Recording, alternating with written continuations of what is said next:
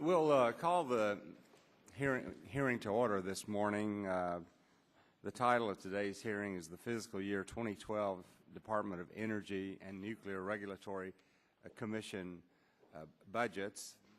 And we certainly extend a warm welcome to Secretary Stephen Chu, Secretary, U.S. Department of Energy. Mr. Secretary, we appreciate your being with us today very much and look forward to your testimony. We also have with us on the second panel the Honorable Gregory Jasko, who's Chairman of the Nuclear Regulatory Commission. Circumstances have certainly changed since we decided to have this hearing, and with the events taking place in Japan, we all want to extend our very best wishes and thoughts to the people of Japan and as a result of this tragedy. And we'll certainly benefit today from the insights of Dr. Chu and Dr. Jasko on this ongoing matter. Obviously, nuclear energy plays a vital role in the energy needs of our country today. It provides roughly 20% of all electricity generated in America. Countries like France and Japan have an even greater percentage of electricity produced from energy. And we recognize the importance, when we talk about energy, also of the safety aspect of that as well.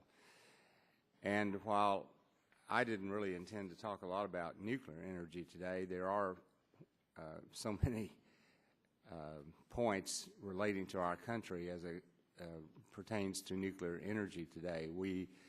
The storage issue, Yucca Mountain, what's happening there, the 104, 106 nuclear plants around the country, and the location on those sites of the waste material instead of going to Yucca Mountain. The permitting period, roughly 10 years to get a plant permitted. In other countries, it's less than that, but as we've learned just in the last few days from what happened in Japan, we can expect unexpected events to occur, and we have to maximize safety. I, for one, do not believe that we can meet our future demands of energy without nuclear playing a vital role in that. So, Mr. Secretary, we are going to look forward to your testimony. I know that there will be a lot of questions for you, and at this time, I would recognize for his opening statement Mr. Rush of Illinois. I want to thank you, Mr. Chairman. I want to thank Mr. Secretary Chu and Mr. Secretary Chu for being here today. I understand we have Chairman Jasko coming in a little later. Before I give my thoughts on the nuclear situation in Japan, as you have, Mr. Chairman, I'd like to bring attention to the drastic cuts that have been proposed by my Republican colleagues under H.R. 1. Section 3001 of H.R. 1 would rescind all unobligated Recovery Act funds without any exceptions. And these cuts would directly impact crucial job-creating renewable energy projects under the Loan Guarantee Program. At least 26 job-creating projects across the country, from California to Illinois, Michigan to New York, and Oregon to Texas, will be affected by these proposed cuts. In all, projects with negotiated term sheets of $12.5 billion in loan guarantees that will create over 28,000 construction jobs and over 5,000 permanent jobs are at stake. The Republican proposal would basically put all of DOE loan guarantee funding into one category, and that category is nuclear energy. And while I am a supporter of nuclear energy, I also believe we must invest in renewable energy projects that will generate power from solar, wind, geothermal, biomass, and cellulosic ethanol, as many of these projects do. Mr. Chairman, my state of Illinois obtains 47% of its electricity from nuclear, one of the highest in the nation. I personally believe that nuclear must be part of any portfolio of renewable energy sources that will move this nation forward. However, as far as events unfolding in Japan are concerned, my advice for the nuclear energy industry, both here and in Japan and elsewhere, would be to be as transparent as possible. Transparency is really the key word. The American people, the people around the world are looking for transparency. They want to believe in the nuclear energy, and I think it is up to us and others to make that happen. We must make sure that we are honest with the American people about exactly what we know and also what we do not know. Mr. Chairman, I look forward to discussing this more in depth during the discussion with Secretary Chu and Chairman Yasko. Thank you, Mr. Chairman, and with that, I want to recognize Mr. Waxman. Yeah, you're back to about some of my time. Mr. Rush, thank you for your comments. I noticed you had about 2 minutes left on your opening statement. I had about 2 minutes left on my opening statement, and I was looking so forward to hear what you said that I neglected to recognize my friend Mr. Shimkus, who's chairman of the Energy and Environment Subcommittee, so I'm going to recognize him for the remaining 2 minutes of my opening statement. So, Mr. Shimkus, you're recognized for 2 minutes. Thank you, Mr. Chairman. Welcome, Ms. Secretary. We always live in interesting times, and this is another one. This is a DOE budget hearing, and of course, budgets are all the rage, size of government spending. Your budget request is $29.5 billion, which is about a 12% increase from fiscal year 2010. So a lot of questions will be, obviously, that's not going to happen. We're going to have to prioritize, and we're going to have to see what works and go through the list and make sure we're funding the priorities. But nowhere in America is anyone expecting us to increase the size of government and federal agencies by 12%. In fact, I would, as I said in another hearing, be prepared for 2008 spending levels or a significantly reduced amount. So that's an issue. Having said that, we want to applaud and the work and want to continue to support, as Mr. Rush said, I'm from Illinois also, the nuclear power industry, make sure it's safe. There are interesting issues going on with your loan guarantees that we want to keep pursuing the 3 facilities that are moving forward. While we still have to address, and my subcommittee has the nuclear waste portfolio, and we've got to get serious about addressing this issue. I'll talk about that more in my questions, but for the President to have a blue ribbon commission that excludes any discussion about Yucca Mountain is a fraud. So, and I think you probably had some writings in the past that also addressed the importance of Yucca Mountain. And we'll continue to push in all the above energy strategies. So with that, my time's expired, Mr. Chairman. So you're back. At this time, I recognize the gentleman from California, the ranking member, for his opening statement.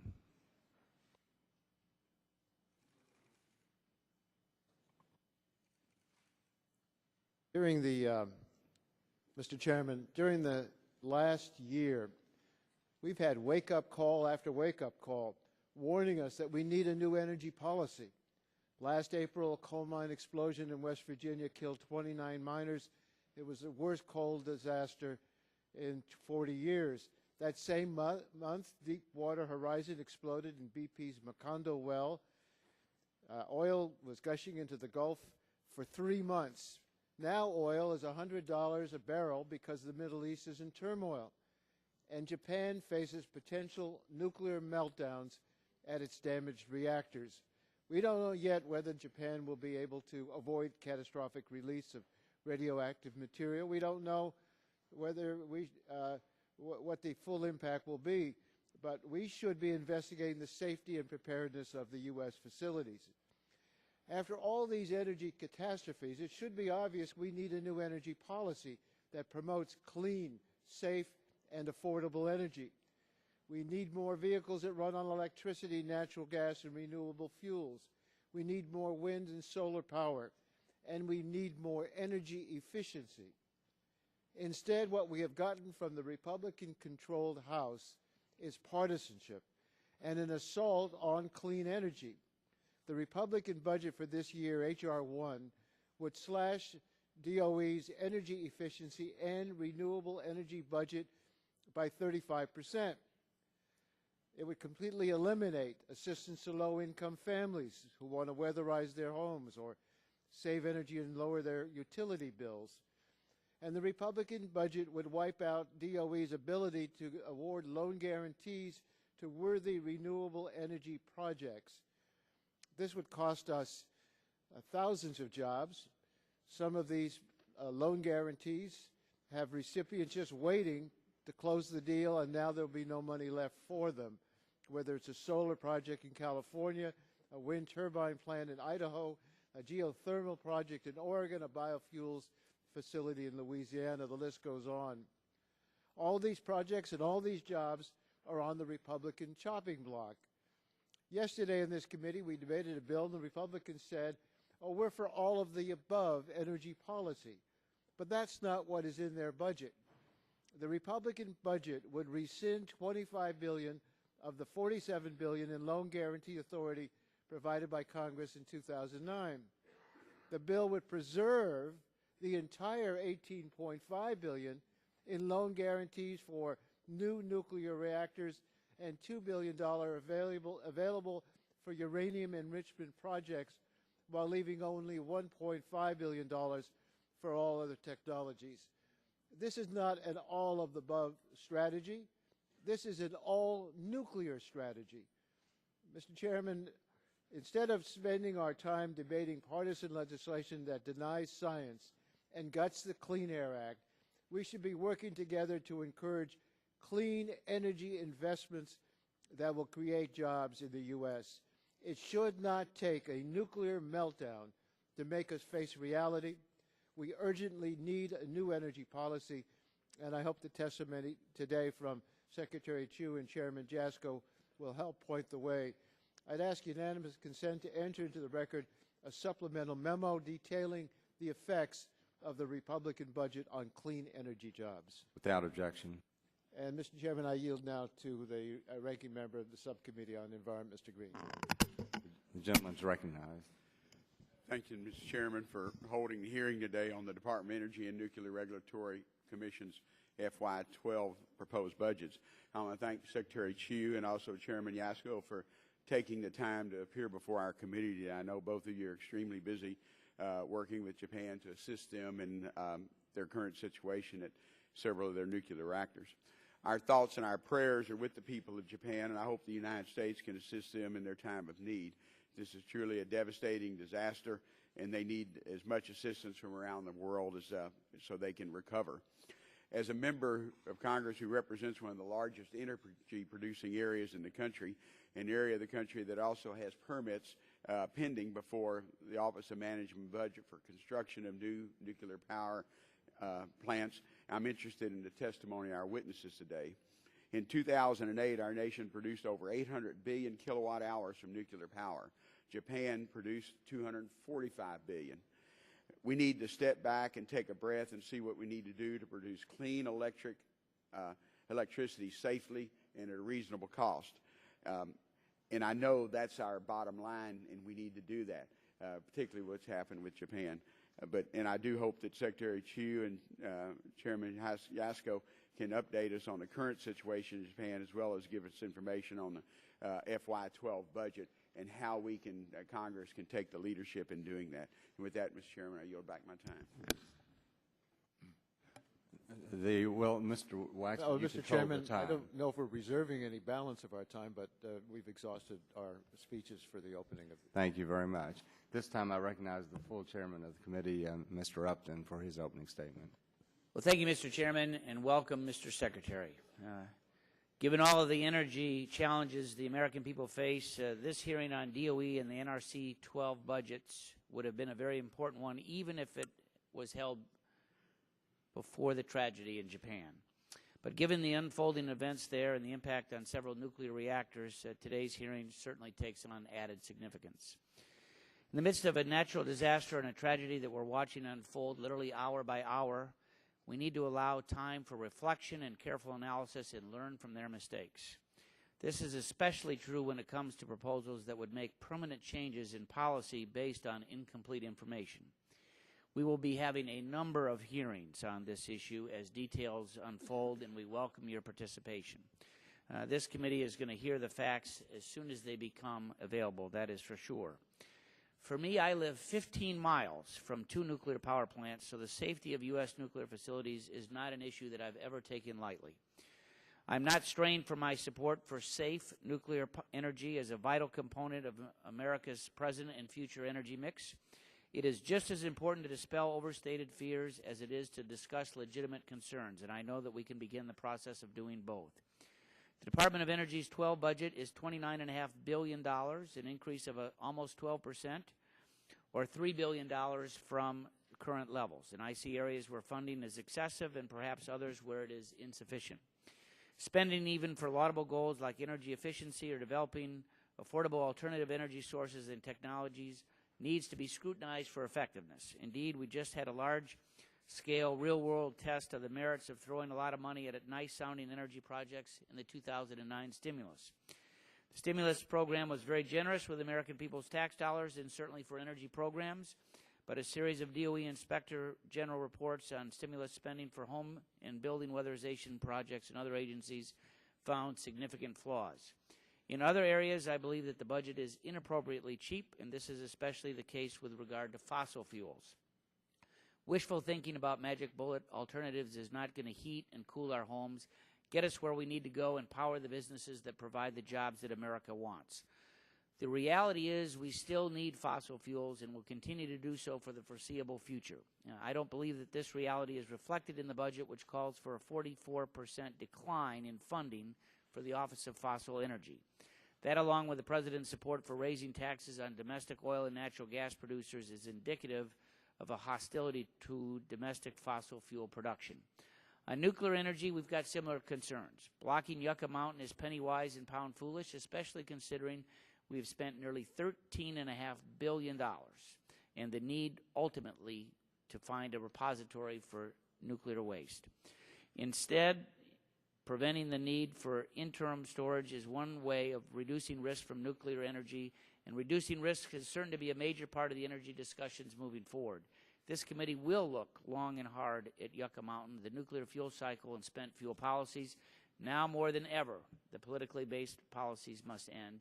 America demands safe, common-sense solutions, and I yield the balance of my time to the Chairman Emeritus, Mr. Barton. Oh, thank you, Mr. Chairman. I concur with your statement. We welcome the distinguished Secretary of Energy and the distinguished Chairman of the Nuclear Regulatory Commission. I think you know that I was a White House Fellow for one of your predecessors, Dr. James B. Edwards, so it's always good to have the Secretary of Energy here. Obviously, we wanted to talk about the budget, and a big part of the budget is going to be the $36 billion loan guarantee program for nuclear energy. But in light of what's happened in Japan, we're obviously going to be interested in your comments about the safety and the NRC Chairman's safety of our existing nuclear reactors and the new reactors that are beginning to be permitted and hopefully be built in our nation. I continue to be a strong supporter of nuclear energy, and I hope that you and the President also continue to do so. I noticed your support for a clean energy standard. I'm not sure, Mr. Secretary, that we need any kind of an energy standard for America, but I think myself and others may be willing to look at it. Obviously, it depends on what the definition of clean is, and I think any definition should include clean coal, nuclear, and natural gas. With that, I yield back to the Chairman, or yield back to the Subcommittee Chairman. Well, thank you very much, Mr. Barton. Because of the fact that Mr. Rush did not use all of his time and had 2 minutes left, I am going to recognize Mr. Rush for an additional 2 minutes. Thank you, Mr. Chairman. Mr. Chairman, I yield 2 minutes to Mr. Markey. Thank you. Thank you, Mr. Rush, very much. Right now, a few dozen brave souls are fighting a nuclear meltdown with water trucks. We send our prayers to those heroes and to the people of Japan. The effects of this disaster have already rippled through the world. China, Venezuela, Germany, Switzerland, and other countries are shutting down older plants and scrapping plans for new ones. We too need a seismic shift in our approach to nuclear reactor safety. I fear that we are not moving fast enough to take these important steps. Just yesterday, the Department of Health and Human Services announced that it would study the distribution of potassium iodide, a radiation emergency pill that is being distributed to Japanese people and to U.S. military personnel in the region. It has been 32 years since the Subcommittee Commission that investigated the 3 Mile Island accident recommended it. It has been 29 years since I held a hearing and called for its use. It has been 10 years since the Nuclear Regulatory Commission began making potassium iodide available within 10 miles of a nuclear reactor. It has been 9 years since this committee passed my law to expand the distribution zone of these pills from 10 miles to 20 miles away from the reactor. It has been 7 years since the National Academy of Sciences endorsed its use, and yet 2 administrations have ignored the law. We don't need to study these pills to death to know that they can prevent cancer. I believe that the Obama administration should immediately implement my law from 7 years ago, having it be distributed within a 20-mile radius. Our economy crumbled because Wall Street took high-risk investments and transformed them into safe-looking bonds. As the underlying subprime loans defaulted en masse, these investments turned into toxic assets that no one wanted. So President Bush created the TOP program so the government could buy them. That's pretty much what we're looking at on nuclear loan guarantees. They're just like a toxic asset, literally and financially guaranteed by the federal taxpayers if something goes wrong. The industry will be okay financially, the taxpayers will be left. We have already known what happens when the taxpayer has to pick up the tab when things go wrong. We should be very careful from this moment on. Thank you, Mr. Markey. At this time, Secretary Chu, we recognize you for your opening statement and look forward to your testimony. Thank you, Chairman Whitfield, and I thank Chairman Upton, Ranking Member Waxman, Mr. Barton, Mr. Dingell, I don't see is here yet, and of course all the members of the committee. Thank you for the opportunity to discuss the President's fiscal year 2012 budget request for the Department of Energy. I want to begin by expressing the administration's support for the people of Japan, as well as American citizens in Japan as they respond to and recover from the tragic events of the past few days. Officials from the Department of Energy, the Nuclear Regulatory Commission, and other agencies have maintained close contact with Japanese officials and provided the Japanese government with expertise in a variety of areas. As part of that effort, the Department of Energy has sent 2 experts to Japan to provide advice and technical assistance. We are positioning consequence management response teams in U.S. consulates and military installations in Japan. These teams have the skills, expertise, and equipment to help assess, survey, monitor, and sample areas. They include smaller groups that could be sent out to gather technical information in the area. We've sent our aerial measurement system capability, including detectors, analytical equipment, used to provide assessments of contamination on the ground. In total, the DOE team includes 39 people with more than 1,700 pounds of equipment.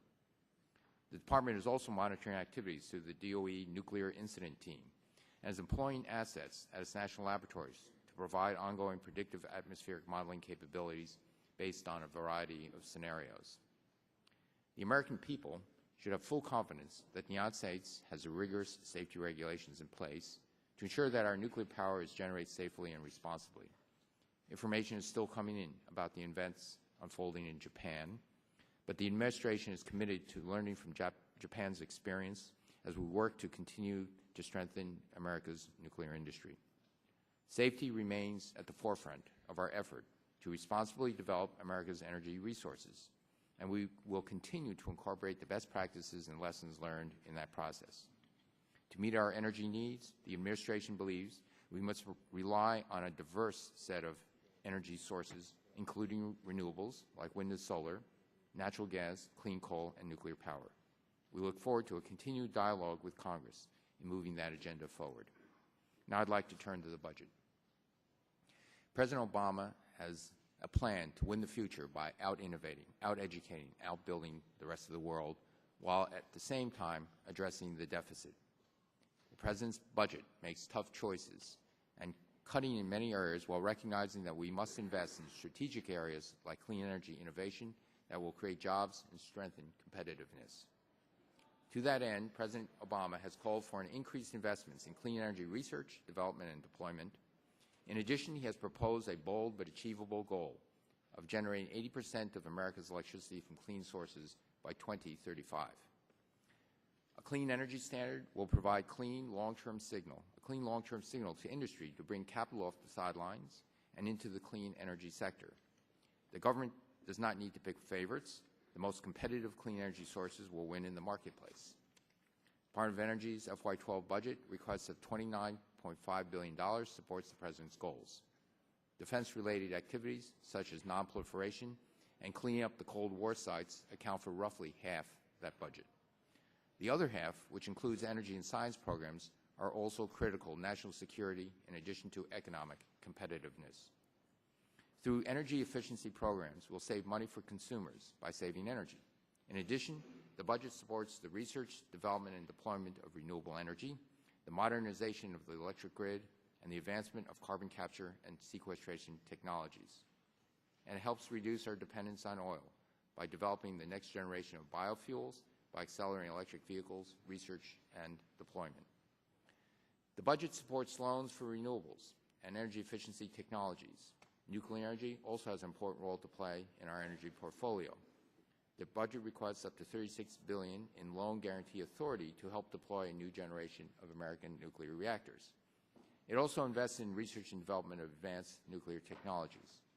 The budget invests in basic and applied research and keeps us on a path to doubling funding for key scientific agencies, including the Office of Science. The budget invests $550 million in Advanced Research Projects Agency, Energy. The administration also seeks an additional $100 million for RPE as part of the President's Wireless Innovation and Infrastructure Initiative. This investment will allow RPE to continue the promising early-stage research projects that aim to deliver game-changing clean energy technologies. Another key piece of our research effort is the Energy Innovation Hubs. The hubs bring together our nation's top scientists and engineers to achieve similar game-changing energy goals, but where a concentrated effort over a longer time horizon is needed to establish innovation leadership. The budget requests $146 million to support 3 existing hubs and to establish 3 new hubs. Finally, the budget supports the Energy Frontier Research Centers, which are mostly university-led teams working to solve specific scientific problems that are blocking clean energy development. To reach our energy goals, we must take a portfolio approach, pursuing several research strategies that have proven to be successful in the past. But this is not a kitchen sink approach. This work is being coordinated and prioritized with a 360-degree view of how the pieces fit together. Together, these initiatives will help America lead in innovation. In addition to strengthening our economy, the budget request also strengthens our security by providing $11.8 billion for the Department's National Nuclear Security Administration.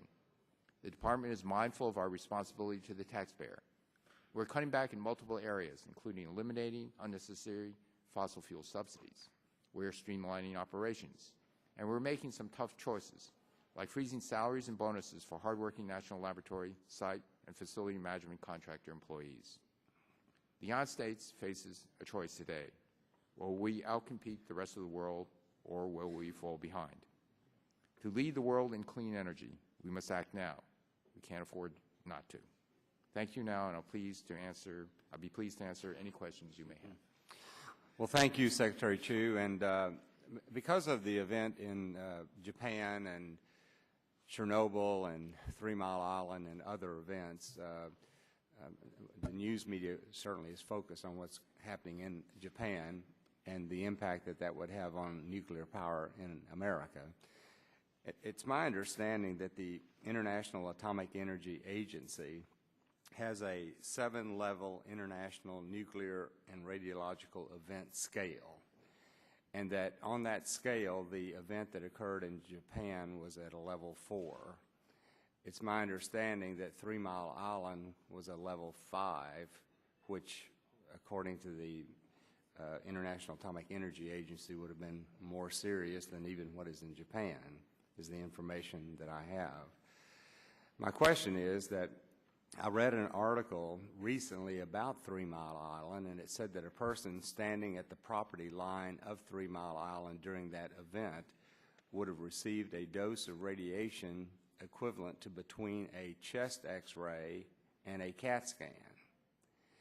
And my question, as a layman, that does not sound like a lot of exposure, and particularly when you consider this would be a level 5. And I was just curious, are you aware of that kind of exposure at 3 Mile Island, or do you have any additional information on that? My knowledge of 3 Mile Island actually comes from an NRC report that was issued, I don't know exactly when, but later after the analysis had been done. And what I remember is within a 20-mile or so radius that the average exposure of those people closest to 3 Mile Island was a very small fraction of background radiation. It could have been of scale 1% or less. Right. That's what I recall. Well, I think that's important that we talk about that, because obviously safety is an important issue. We don't want the American people to be panicked about any of this. And did you have an additional comment? Yes, you were going to? I do. I think the events unfolding in the Japan incidents actually appeared to be more serious than 3 Mile Island. To what extent, we don't really know now. And so as they're unfolding very rapidly on an hour-by-hour, day-by-day basis, and there are conflicting reports, and so we don't really know in detail what's happening. This is one of the reasons why the Department of Energy, the NRC, are there with boots on the ground, with detectors on the ground, not only to help assist Japanese power company and the Japanese government, but also for our own sake to know what is really happening directly through our own instruments. But the U.S. government is offering any and all assistance that has been requested. That is correct. Okay. Now, just to touch on Yucca Mountain for a moment, it's my understanding that the Department of Energy or the U.S. government had entered into contracts with the nuclear power plants in the U.S. to take their waste material from the operation of their reactors. And because Yucca Mountain has not been completed, that lawsuits were eventually filed by the industry against the federal government for violation of that contract. Is that the case? That is the case. And do you know what the total amount of judgments against the U.S. government is as of today? I don't exactly recall. There have been some judgments. They're certainly non-trivial. They're a considerable amount of funds. These are settlements so that the money could be used by the industry to help store the waste on their own sites. Now, I don't know if my information is correct, but I've been told it's in the neighborhood of $10 or $12 billion in judgments already. Does that sound in the neighborhood? I don't know. I do remember it's certainly over a billion. I don't know where my staff is, but we can get you the exact number. We'll get you the exact number. And I'm assuming that this is an ongoing legal action because of Yucca Mountain not being completed. Is that correct? Not specifically Yucca Mountain not being completed. It's a legal action in the sense that we have a responsibility to provide for the storage of the nuclear waste, and as we exceed that, what happens is that, and the NRC has determined that dry cask storage at the site is a safe procedure for at least a half a century, and so, but we would be still obligated to reimburse the companies. Yeah. We just don't have the capability to take care of it, right? Right, exactly, and so that's what we have. My last question, and this would just not be a question, but ask for information. Would your staff be able to provide me information on the dollar value of loans, loan guarantees, and or grants that the Department of Energy may be making for wind and solar projects in the U.S.? Yes, we would be able to, but in the sense of the ones that we've offered conditional commitments for or have closed. Yes. Yes, sir. Thank you. At this time, I recognize the gentleman from Illinois for 5 minutes. Thank you, Mr. Chairman. Mr. Secretary, it's good to see you again here before the committee. I'm going to get my question about Japan asked and over with, the first one, okay? First question I have. As far as security, can you assure the members of this committee, the American public, that what happened in Japan cannot happen here in America at any of our nuclear power points? We are going to be looking very, very closely at the events happening in Japan and take those lessons. And you can be assured that, with the NRC leading, but the Department of Energy providing any assistance to look again at the current existing nuclear power plants and any that are being considered for design, to look very hard and see how one could, if possible, upgrade the security. We don't believe that there is any danger, but in any incidents like this, when there are truly unfortunate events like what we're seeing in Japan, what we do is we look and we learn from that. This is true of all the technology, transportation technologies, energy technologies, you name it. And so we will be looking very carefully and gathering whatever lessons that can be learned from that double disaster of the fourth largest earthquake in recorded history and a huge tsunami. And so we will take those lessons and apply them to all the nuclear facilities we have in the United States, not only earthquakes, but violent storms, everything, anything that could affect them. I've been told, Mr. Secretary, that as far as natural disasters, that it would be fairly difficult to have duplicated and repeated what happened in Japan happened here in America, as far as man-made disasters. And I've also been told that our number one threat to our nuclear facilities is terrorism, and that is really what we should also keep a sharp eye on, the threats of terrorism to our nuclear facilities. Can you expound on what the level of activity at the DOE that you have committed, and what are your plans for countering any terroristic attack that might wind up having the same results or even more different results? Well, all the civilian nuclear facilities are tasked to have very high security measures, and I can certainly vouch for the Department of Energy nuclear facilities. They have extraordinarily high security measures. I would say that rather say whether terrorism or natural disasters is higher or lower, we are, and the NRC are very focused on actually preventing either from happening. Okay, I'm going to shift the direction. Section 1425 of H.R. 1, the Republican proposed continuing resolution plan, will rescind $25 billion of the $47 billion in DOE's loan guarantee programs under Title 17, which includes funding for renewable energy and energy efficiency projects. Can you speak on the impact of cutting funds for renewable sources of energy under the DOE loan guarantee program? How important is it that we invest in renewable sources of energy? Yes, in our budget request for 2012, we asked for those additional funds to help support the 1705 loan guarantees, but also for an expanded authority so we could also invest in energy efficiency technologies as well, because energy not used is money saved, energy saved. If without that additional loan guarantee authority, many of the projects that would also help unleash private capital and bring that off the sidelines, we're afraid would not go forward. And so that would mean that a significant decrease in the job creation going forward. That would mean it would really set back what we're trying to do, both in starting our economy and also, quite frankly, in having a development source that would give a signal to industries in the United States to be developing these new sources. We want to give that signal because it's a competitive world out there, and there's going to be a race in who develops these technologies that will be demanded worldwide. Thank you. You're back, Bill. This time, we recognize the gentleman from Michigan for his questions.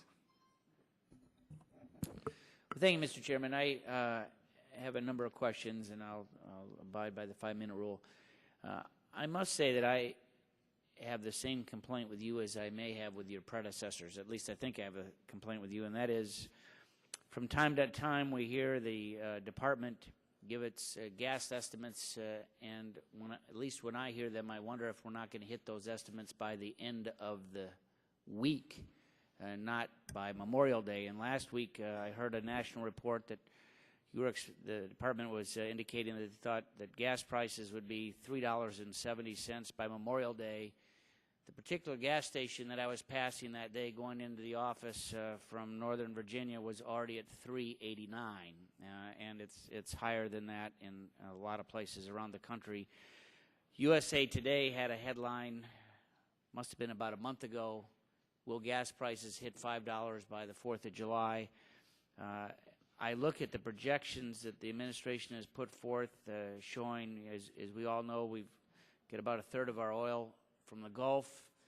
We're 250,000 barrels less per day than we were getting a number of months ago. And when you looked at the time from 2009 to 12, again, the DOE indicates that we're going to get about 450 million barrels less per day in 12 than we got in 2009.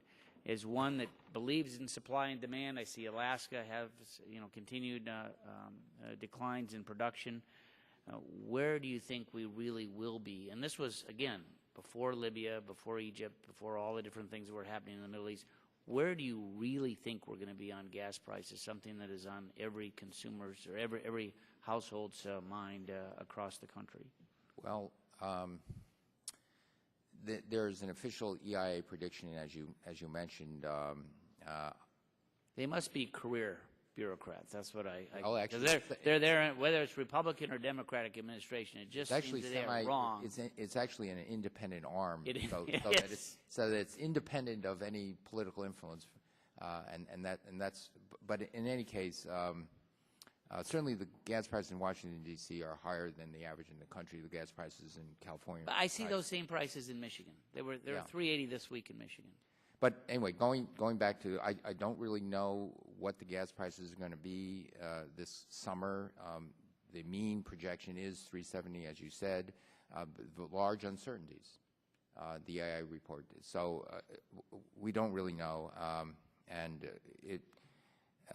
I don't have any better crystal ball than you do on that. In terms of the oil production in the United States. Again, there's first, you were talking about the oil production in the Gulf of Mexico and what's going to be projected, and I believe you were talking about this is what was happening because there was a suspension for a while of the deep water exploration. The oil production in the Gulf has continued.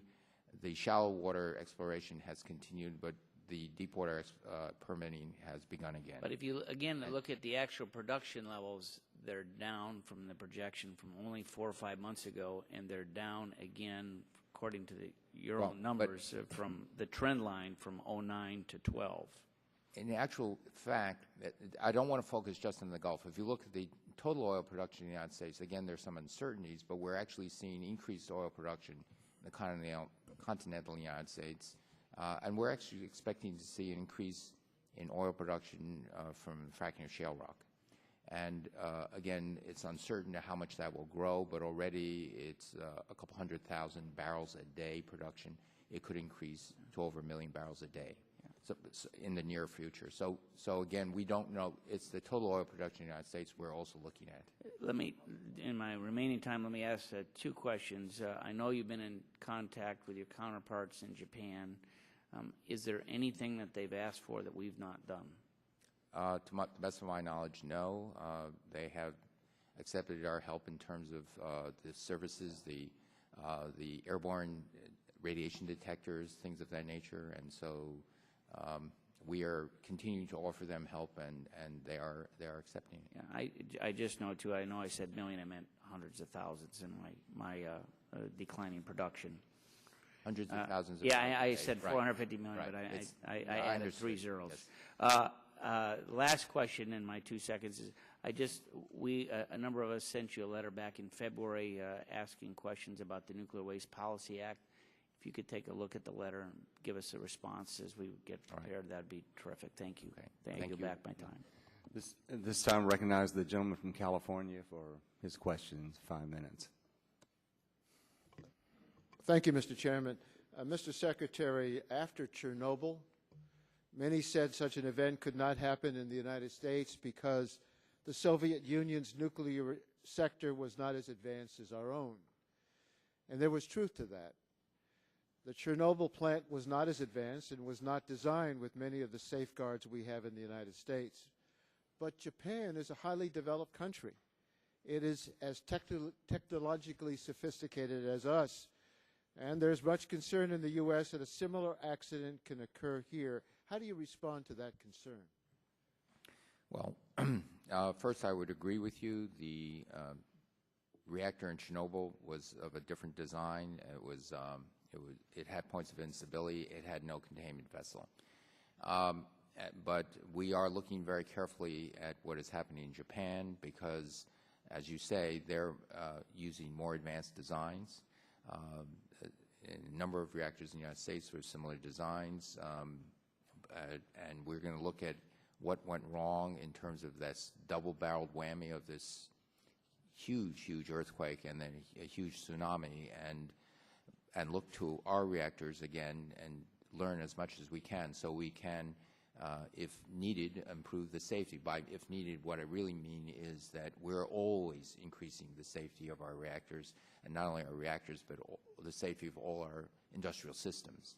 And Mr. Secretary, 2 days ago, a number of us wrote to Chairman Upton, Whitfield, and Stearns requesting that our committee here investigate and hold hearings about the safety and preparedness of nuclear power plants in the United States. Do you think we should investigate the issues to ensure the safety of our nuclear plants? I think that will naturally occur, especially given the events in Japan, that we will look back as we learn what happened and apply those lessons where needed to all of our nuclear power reactors. That will be a natural consequence. Well, a natural consequence for everybody to look at it, but quite frankly, I think we have a responsibility in the Congress, not just you in your position, but we in the Congress for our oversight and investigative purposes since we write the laws. Now, let me ask you about the laws that we're in the middle of writing. We're trying to figure out our energy policy, and the Republican energy policy seems to be depending on coal, oil, and nuclear power. That's what they look to for the future. In fact, it's been the past. And we do have a problem of climate change because of the carbon and other greenhouse gases. We do have a problem now that so much of all of our eggs are in the nuclear basket. When we look at the Republican budget, they are putting in billions of dollars of investment and thousands of construction and permanent jobs are all going to nuclear. But they're rescinding a lot of your budget to deal with other things that are clean and reliable and safe, such as renewable energy and energy efficiency. Just to dramatize this issue, the Republicans on this Republicans would rescind $25 billion of the $47 billion in loan guarantee authority that was provided to you in 2009, but they preserve $20.5 billion in loan guarantees for nuclear energy, while leaving only $1.5 billion for all other technologies. They say that for all of the above strategy. That's an all-nuclear strategy to me. In the time, I'd like to have you explain why it's so important for America to be looking at these other projects as we devise our energy strategy to move us away from dependence on oil and coal and maybe even nuclear for our future? Certainly. If you look at what's going to be happening in this century, we believe, for example, that the prospect of solar power coming down in price, the business community thinks that within this decade, the full-in costs of solar generation of electricity will be cut in half. We have had a number of work groups, and we think it's very possible that by the end of this, not century, but the end of this decade, excuse me, that it perhaps can be cut to 25% of what it is today. They'll be competitive if we make investments in them. It will be very competitive, and realizing that there is a high probability, a reasonable probability that solar energy, other renewable energies, wind, could be competitive with fossil fuel by the end of this decade. But nuclear energy, on the other hand, is not competitive unless the government subsidizes it. The market does not pick nuclear power as a winner if the market works its will by itself. Isn't that correct? At the moment, I think nuclear and renewables do need help, but going forward, we're trying to figure out a plan where none of those will need subsidy. Gentleman's time has expired. This time, recognize the gentleman from Illinois for 5 minutes. Thank you. And again, Mr. Secretary, welcome. I've got a lot of questions short, and I'm going to try to go not disrespectful, but trying to get through my list. But I'll just say to the Chairman Emeritus, that's why coal will still be king, because it does address the market issues, and coal will still have a major issue in our portfolio for years to come. Just an issue, I had a visit by a battery technology guy who said that he was laughed out of their battery office. And my concern is that the DOE may be so big and already have a designed belief on battery technology that if someone comes with something new, that they're not going to get a good hearing. Can we talk about this later on and visit with this? Sure. Because that's not, if we're going to do research, we don't want to have, because we've put billions of dollars into one sector, if a new entry comes in that may offer more, we want to give them a fair hearing. Can you define clean? Well, you can start with what we all recognize are traditional pollutants: sulfur dioxide, nitrogen oxide, mercury, particulate matter. The criteria of pollutants in the Clean Air Act. Yes, but also clean also includes carbon dioxide. Okay, and that's good, because a lot of people will not add that. They'll say clean, but they won't address the CO2 issue. And just a message, Waxman-Markey failed as a national policy through the legislative process because the public decided to not price carbon. We had that argument yesterday. We have a bill moving through the floor of the House that will start addressing the EPA, but we need another approach, and I would say energy security is a better way to bring both sides together than pricing carbon. DOE was established in, what, 1977? Around that time, 75, yes. 76. Our reliance on imported crude oil at that time was what percent? Do you have any idea? 70s, I'm going to take a wild stab, something around 25%. Yeah, I thought maybe 35. I'm not sure. And what is it today? It's about 50, 51%. So can we say that we've really made any great strides by having the DOE here over 25 years? No, in fact, a little while ago, it was close to 60%. Thank you. That is a point. Future Gen 2.0, is that really Bush Gen 1.0? Future Gen 2.0 is, no. This is... Let me explain. I followed Future Gen a lot. Yes. Future Gen was a new coal-fired plant that actually would go to hydrogen technology and a research center. Bush tubed it, said, let's gasify coal in existing plants and use CCS. Isn't that what Future Gen 2.0 is? No. Future Gen, the first Future Gen was a gasification and capture and storage. This is... Using hydrogen turbines, though. New technology. Yes, syngas turbines. Most Okay, so my point is, just for clarity, when we're retrofitting Meridosha with current technology, which is gasification, capturing it, that really was the Bush plan. That is really what Bodman was moving to do. Was that correct? Certainly, the taking of a commercial scale power plant, capturing the carbon dioxide and sequestering it, was a Bush plan. This Future Gen is slightly different because it's burning in an oxygen atmosphere. Thank you. I got the answer that I needed. We want to decrease reliance on imported crude oil. Senator Obama joined Senator Bunning to push coal-to-liquid legislation through the Senate. What's the DOE's position on coal-to-liquid technologies? We think it's something we should look at. There are new coal-to-liquid technologies. I'm not talking about the older ones invented by Germany during World War II, but new ones were more efficient. We have to capture the carbon dioxide, the excess carbon dioxide in those technologies. And indeed, the National Academy of Sciences, America's Energy Future, has issued a report looking at the mixture of coal plus biomass gasification methods to then create liquids with carbon capture and storage. And it's my understanding the carbon footprint is actually lower than crude oil refineries in that design. Significantly lower, and once you exceed 30% of biomass, it actually becomes negative. We want to be helpful in that. The last question is, one of the risks in Japan is that one of the decommissioned or offline nuclear power plants had a storage pool that went dry. Is that correct? We don't know. At least that's the industry reports are. There are so many conflicting reports. Because let me just make this point and I'll be done. There are 11 pools within 40 miles of downtown Chicago. Wouldn't it make sense to have one center location for storage of high-level nuclear waste, like you identified in your report when you were the lab director, when you said licensing of Yucca Mountain Repository as a long-range resource was one of the findings?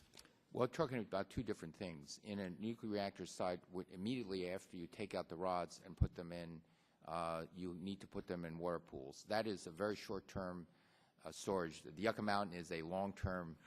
The folks who are holding the nuclear waste in pools think it's pretty long-term right now. Gentleman's time has expired. Recognize the gentleman from Texas for 5 minutes. Mr. Secretary, in the line of questioning, we had a lot of questions of you members talking about solar and wind. Does either solar or wind have the potential in the next 10 years of ever becoming a stabilized base load, like coal or nuclear or even natural gas? It depends on the development of energy storage technologies along with that. You know that they're variable, and when the sun stops shining, the wind stops blowing, they're no longer generating electricity. So it would have to depend on that. But before that happens, I think it can certainly go to a reasonable fraction of our electricity use. Island countries like Ireland are now 20% wind coupled with fossil fuel. Okay. Is there any country in the world, I know Denmark has led, what is the percentage of wind, for example, in Denmark? It's about a little over 25%, but there it's coupled into a massive grid, and so Ireland's actually a better example because they have to be self-sufficient in themselves. According with our grids, we have it much more difficult in our own country because Texas is our own, and of course the east and west coast. Let me ask another question, though. The administration has proposed repealing numerous subsidies or tax preferences on fossil fuels, one of which has been part of the U.S. Code since 1926, another created to help U.S. manufacturers maintain and create U.S. jobs. I'm concerned about this because increasing costs for domestic energy industry would jeopardize both some small business jobs but also increase our reliance on foreign sources of energy. Would you agree that increasing costs for domestic production may also impact our ability to address climate change because we fail to provide natural gas, which is cleaner burning, is a bridge, whatever we have, whether it's nuclear or solar or whatever, that would to meet our short-term carbon reduction goals that we hope to have while providing affordable and reliable supplies for energy for American consumers? Well, I would say based on what's been happening in shale gas and the lower gas prices and the anticipation that for the next decade, possibly 2 decades, natural gas prices will be low, there will be a natural move towards gas. But I would also say that I think the utility companies, the power generators are very aware of this, that you still want a diverse set of energy sources. Well, and I know what could hurt us on our natural gas success in our country. We pay actually less per MCF than anywhere else in the world almost for natural gas because of our success. But either tax increases or limitation on hydrofracking could eliminate that 100 years of natural gas that we have. So I would caution you. To jumpstart the domestic nuclear energy industry, your budget requests $36 billion in loan guarantees and authority for FY 2012. How many projects do you think we would be able to support with that, even with the tragedy that's happened in the last few days? Do you still think we ought to go forward after taking a breath, for example, and saying, okay, what do we need to do different? Do you still think we need to go forward in expansion of nuclear power in our country? Well, first, I agree with you. I think based on the events in Japan, we need to look hard at these projects and guarantee that they can go forward in a safe way. The specific question of the $36 billion, we believe, should be able to fund something like 6 to 8 projects. The loan guarantees could get 6 to 8 projects going, and then we believe if they can proceed and be built on time, on schedule, there would be enough confidence that the private sector should be able to pick that up. Okay. In the President's State of the Union address, he had a goal of clean energy sources account for 80% of American electricity by 2035. If we shut down our expansion of nuclear power like we did after 3 Mile Island, Chernobyl, is there any possibility we could even get anywhere near 80% from clean burning fuels? It would certainly make it harder. Right now, we are 40% clean by this rough definition where you account for natural gas, combined cycle natural gas being giving half credit. But I think we'll need certainly a large increase in wind and solar. We will need clean coal. And I believe we will need to have some fraction coming from nuclear. Okay. I was surprised, and I know the Energy Information Institute, Mr. Chairman, I was surprised at the billions of kilowatt hours that our country generates even compared to what Japan does. Of course, Japan is blessed with a great deal of hydropower that, for example, in my area in Houston, we're flat. We don't have the option for hydropower like the West Coast can or other areas of the world. So we have to look at natural gas and nuclear and coal. Mr. Chairman, thank you for your patience. Yes. At this time, I recognize the gentleman from Texas, Mr. Barton, for 5 minutes. Thank you, Mr. Chairman. Again, thank you, Mr. Secretary, for being here. In light of what's happened in Japan, I would like to hear what you believe President Obama's position is now on nuclear power generally in the United States. Does he still support a rebirth of nuclear power and construction of new plants? Could you just give us your best estimate of what his position is? Well, I think the President and the administration believes that we have to be looking very, very closely at the events in Japan. As I said before, we have to apply whatever lessons that can be and will be learned from what has happened and is happening in Japan.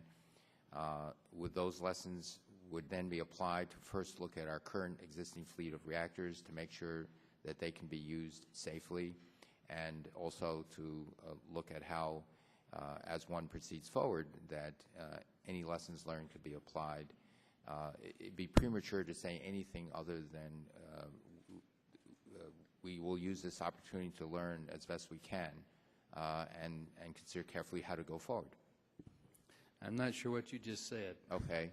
Does the President support new nuclear power plant construction in the United States?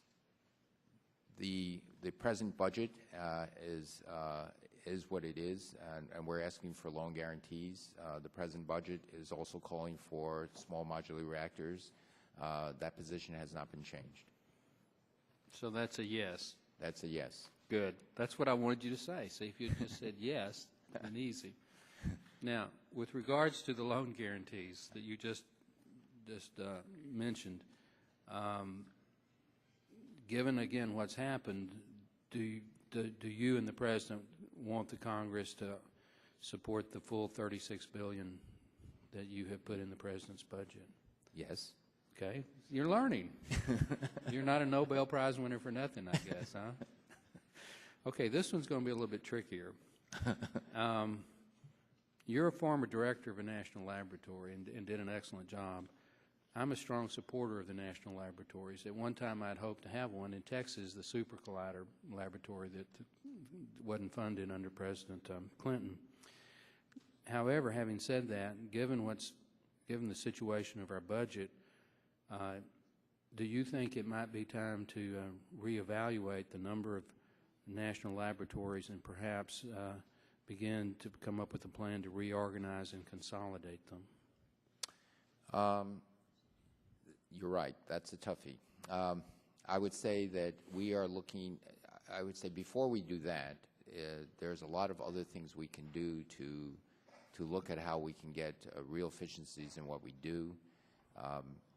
Even though the President and I firmly believe that the Department of Energy will play a critical role in guaranteeing the future prosperity of the United States in its research and development, we do also recognize that we have to look to gain efficiencies wherever we can and to streamline what we do, knowing that ultimately the money that we give to universities, to national laboratories, and help research and businesses, that's our real job, and the other structures are there to ensure that we do this in the most intelligent way possible and most responsible way possible. So we are going to be working very hard to look at how we can increase in those efficiencies. Well, I support the national laboratories, but I do think we ought to begin to reevaluate them in the light of the budget and also the fact that perhaps some of their missions are not quite what they were when they were originally established. My last question, Mr. Secretary, is again something that's of a sensitive nature. We have had repeated security violations at the Sandia National Laboratory in Los Alamos. There have been a number of investigations, a number of special task forces trying to get control of the security situation in terms of our national secrets in those institutions. Can you elaborate and tell the committee what the status is of trying to make sure that those two laboratories are secure in terms of the secrets that we have out there? I think the Department of Energy takes the security very seriously, not only Los Alamos, Sandia, but also Livermore, the NSA laboratories. There are other laboratories that carry out classified information, and we take those very, very seriously. And I can give you the details. I have a slightly different view than you on the number of security violations, but every one of them we take seriously, and we'd be glad to brief you and your staff on that. I appreciate that. Thank you, Mr. Chairman, for the courtesy of giving me the time to ask some questions. This time, recognize the gentlelady from California, Ms. Capps, for 5 minutes. Thank you, Mr. Secretary, for your timely testimony. I recently toured the University of California, Santa Barbara's Institute for Energy Efficiency, which was named a Frontier Research Center by your department. And I was pleased that you mentioned your support for this program in your testimony. As you know, this center is researching energy savings in photovoltaics and solid-state lighting. I'm so impressed by the work of the professors and the students, especially their commitments to the commercialization of new technologies like LEDs. So would you talk for a minute or two about how budget request will support, your budget request will support the administration's effort to get projects from the laboratory and the marketplace with a direct impact on the economy? Certainly. I think the budget request in the Office of Science that is funding the group you're speaking about is precisely the kind of research we will need to ensure that America stays at the forefront in these developing technologies. It is a very competitive world out there. Currently, the United States does make the best LEDs, but we can easily lose that lead. Korea, China, Japan, Europe wants to take this away. In the meantime, we're actually trying to recapture the lead in things we have lost. For example, advanced battery technology, and what we see coming out of universities and national labs are the next generation of new batteries where I think we can recapture that lead.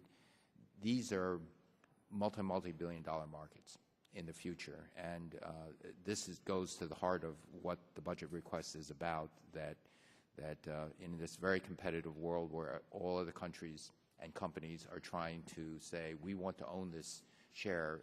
This is what's going to be at risk. Thank you. I also want to ask you about the state energy program. Decreased support for these programs will limit efficiency aid to small businesses and families, as well as to our local governments. As you mentioned earlier, efficiencies will produce major energy and cost savings. That's been clearly demonstrated over time. I've been told that the state energy program has produced cost savings of $300 million annually. It also leverages $10 in private money for every dollar of government money spent. So would you describe now about how the cuts in the state energy program, particularly those proposed in H.R. 1 by the Republican majority, will affect local clean energy initiatives? Would you anticipate job losses from these cuts? And how would these cuts affect small businesses trying to reduce their energy bills, not to mention homeowners and others? Right. Well, they certainly will have the impacts you talked about, and this is one of these areas where we have to make some tough choices. We had a very good state energy program in the Recovery Act and also the ECBG, and we will have to work with Congress going forward in whatever budgets they do give us and how to apportion what money between research and development and things like the state energy program. Finally, I want to ask you about the innovative approaches to generating electricity from marine renewables. And I have a particular company in mind. Right now, the department has planned funding for 9 companies with active projects, including a company based in my congressional district called EcoMerit. First, can you please talk to us about the promise of marine renewables, maybe the steps the department is taking to avoid or mitigate environmental impacts in coastal areas? And second, are you concerned that cuts to clean energy programs like this one might slow down the development of development and deployment of marine renewables? Well, again, the cuts would definitely affect the research we can fund in and by marine renewables. I think you're referring to kinetic energy type extraction techniques. There are at least a dozen companies that I know of that are looking into this, both here in the United States and abroad. It's something that is a research project, and so we don't really know whether it's going to see wide deployment, but it's certainly one of those areas. There's tremendous energy in ocean waves and in ocean currents, and so that's why these companies and also researchers at universities, national labs are looking at this. And the other piece is the steps that your department is taking to mitigate environmental impacts on coastal areas. Well, this is all part of the package, because we all know that whatever form of energy production we use, they could easily have environmental impacts.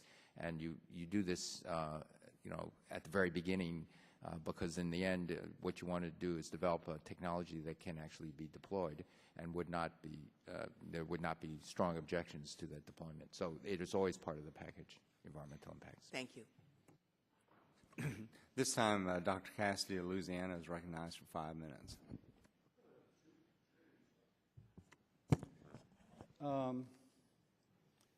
Now, I'm struck that you mentioned the subsidies, the heightened or continued subsidies for wind and solar and other renewables. I'm looking at something from, I think this is from EIA, Energy Information Administration, and it says as of 2007, which I gather is the latest it's available, the subsidy and support per unit of production of solar is $24.34 per megawatt hour. For wind, it's $23. For coal, it's 44 cents. And for natural gas and petroleum liquids, it is 25 cents.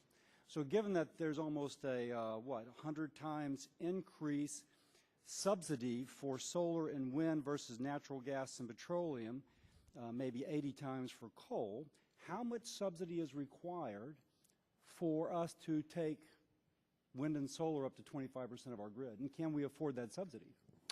Well, there are two ways of calculating subsidies. One is by absolute dollar amount, and another is by fraction of energy produced. I think you referred to fraction of energy produced. And doesn't it seem a more reasonable way? Because obviously if something is 50%, coal is 50% of our energy production, to take the absolute number is a little misleading versus that as a percentage of the energy it actually produces. Well, it really depends, because if you look at the subsidy of oil and gas beginning in the beginning of the 20th century. If we can just stay on, just because I have limited time, I don't mean to interrupt, and don't mean to be rude, but just to take right now electricity, because there is a kind of, if you will, lingua franca, which is the megawatt hour and the subsidies per. So it's $25 roughly for solar and wind, 25 cents for natural gas per megawatt hour. How long can we subsidize solar and wind, and can we afford it if we're going to increase it to 25% of our electrical use? Well, I certainly think that wind and solar should not have any longer subsidies than oil and gas, which is about 80 or 90 years. So will it take 80 to 90 years? My concern is, because obviously others have attempted to do this, so there's a industry, renewable energy magazine, Renewable Power News, which is kind of an advocacy group for renewable power. Spain has clearly attempted this high subsidy market. I'm struck, I'm quoting from an article they wrote, Spain will cut renewable energy subsidies. These have grown exponentially, their use of renewable energy, but it's been associated with an astronomical rise in energy prices, which has equally resulted in heightening inflation and decreasing levels of competitiveness, which is an alarming threat to a feeble economy. So not to put words in your mouth, but are you committing to 80 years of us to follow the path of Spain? Absolutely not. As I said, we are developing plans of what we can do in order to bring the cost of renewables like solar and wind down to the cost of fossil fuel. And we're talking about a decade, maybe 2 decades maximum. And so we're an accelerated plan because the world is racing ahead. The development and the drop in price of these renewables will be very fast. Now, my concern, though, is that we're racing ahead, but there's certain laws of physics. Who am I to tell you about laws of physics, huh? But the battery capability to store huge numbers, millions of electrons, if you will, doesn't really seem that it's ready for commercial use in the next decade. Now, that said, I'm from Louisiana. Our hydropower ability is limited. Clearly, the reason that wind works in Denmark is that they have lots of hydropower, so if the base load goes down from wind, they can ramp up with hydropower. In my state, the peaking plant will be coal or natural gas. You still get carbon emissions, but you get the higher cost of the renewables. This works in hydropower. What do we do elsewhere? Well, Denmark has access to other grids. Denmark itself, I don't believe, has hydropower. But never mind. Sweden's hydropower is what I was referring to. Yeah, the point is that they have access to other sources of energy outside their own borders. In terms of batteries, what we are seeing, we're pretty certain within the next couple of years, the battery storage technology that begins to go to utility scale will be dropping perhaps by 50%. But will it be adequate to, say, power Washington, D.C. if we have windmills turning and the wind stops to blow, or the night comes or the cloudy is day? Will it have sufficient capacity to power Washington, D.C.? I think it's going to be taking several decades to transition to renewables at the extent, but to get to 10, 20, 30% renewables, you can get to 20% renewables, possibly even 30 without energy storage, but energy storage will be an increasingly important part as you go higher than that. I think we're a little circular because obviously the peaking plants will still be necessary, in which case you still have your emissions. I yield back. Yeah. Thank you. At this time, recognize the gentleman from Washington, Mr. Inslee, for 5 minutes. Thank you. Mr. Secretary, I was excited about your comments about prospective gains in solar. I just read the other day that Kleiner Perkins, the folks who started Google, just made a big investment in a group that could, I think, obtain, I think they said 30% efficiency from solar cells. Could you tell us, sort of in layman terms to the extent you can, why you think we can get these big advances in solar? And what do you think realistic projections for those advances are in the decade? The realistic projections within a decade are somewhere between a 50% drop and a 70% drop in the cost, full in cost. That not only is the module, but it also includes the installation costs, the electronics costs, the full costs. We actually don't know which of the photovoltaic technologies will work because silicon continues to make dramatic strides, and we're especially looking at dramatically changing the cost of the manufacturing of silicon cells. There's some wonderful ideas out there that are being pursued by companies and by researchers. There's also a number of thin film technologies. But if you look at these various, and all the companies are looking at each other, we also need to increase the efficiency. Silicon is now in the low 20% efficiency. We expect it to make climbs in efficiency. The thin film technologies are also beginning to make significant increases. And so there is a great deal of excitement. When I talk to the photovoltaic manufacturers, they're pretty certain this drop in effect will occur in this decade. But we think it can even be better, and that's what we're focused on. Well, shoot for that. The Republican budget has proposed a 35% cut from last year in the efficiency and renewable energy portfolio, and about half of that degree of cut for nuclear. That just doesn't make any sense to me. We obviously, it would seem to me, want to have a balanced portfolio. We have great strides available in efficiency and renewable. Would you want to comment on that?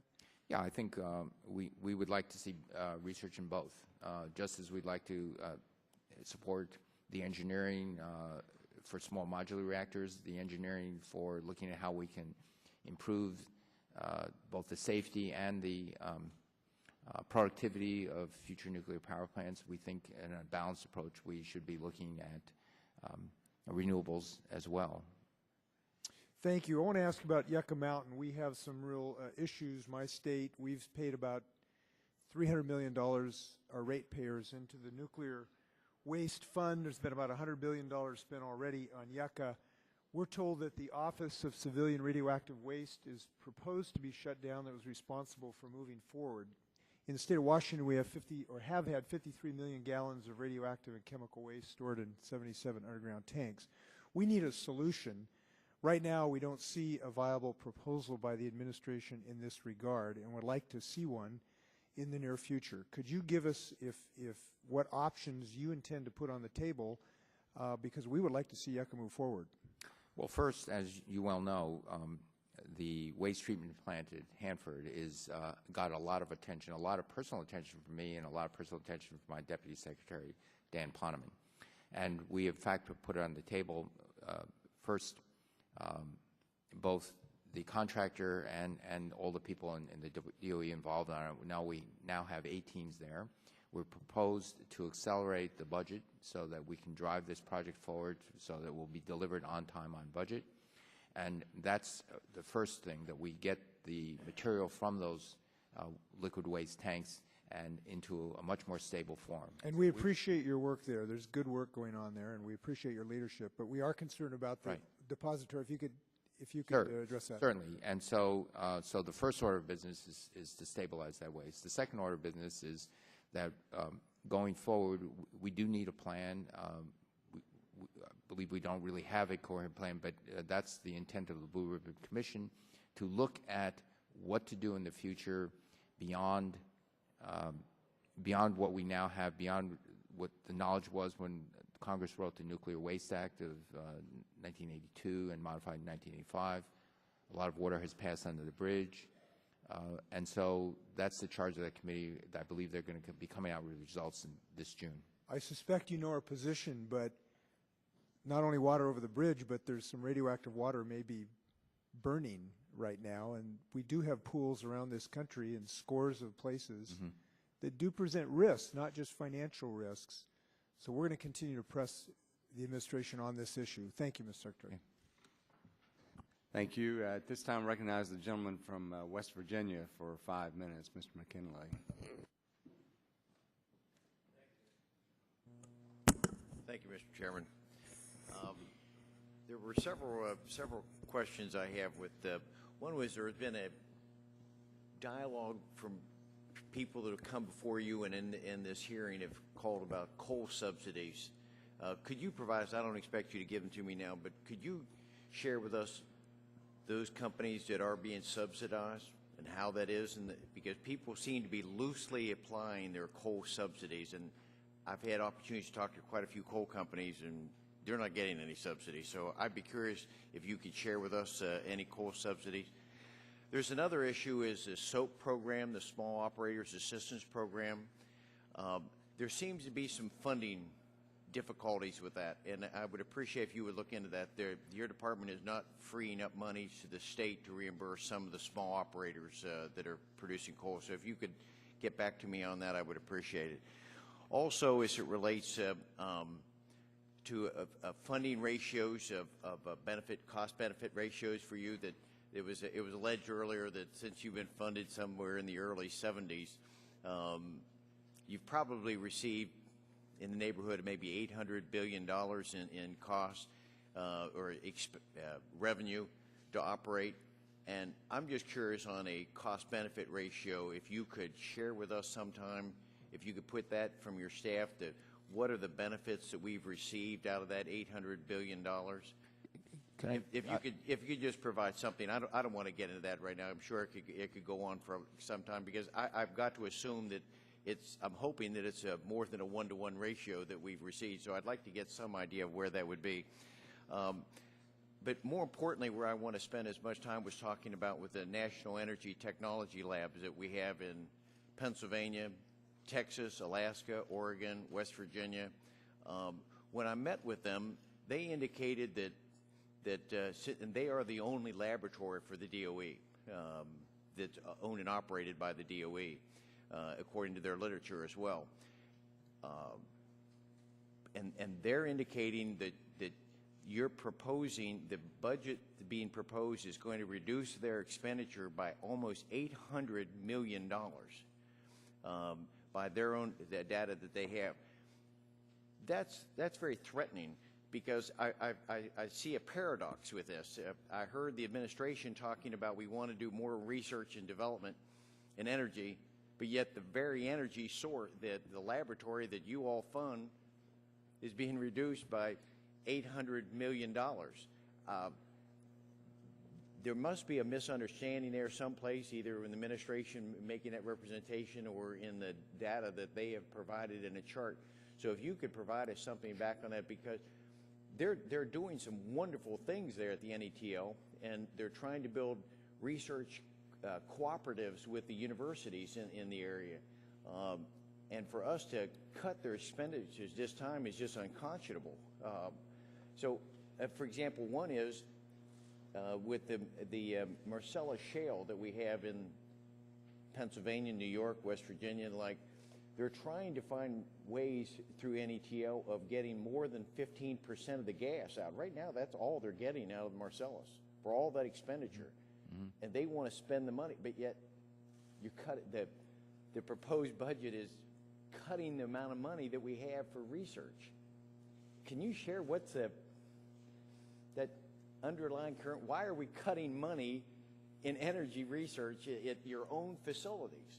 I'll get back to you on that. I certainly know the NETL Labs, and we have now an excellent laboratory director that I'm very positive about, and they're made certainly, and I know what they're doing in terms of increased interactions with the university that I'm very positive about. I'm supportive. I will get back to you on the details of that, because there may be a misunderstanding on certainly the research that NETL does and does in universities.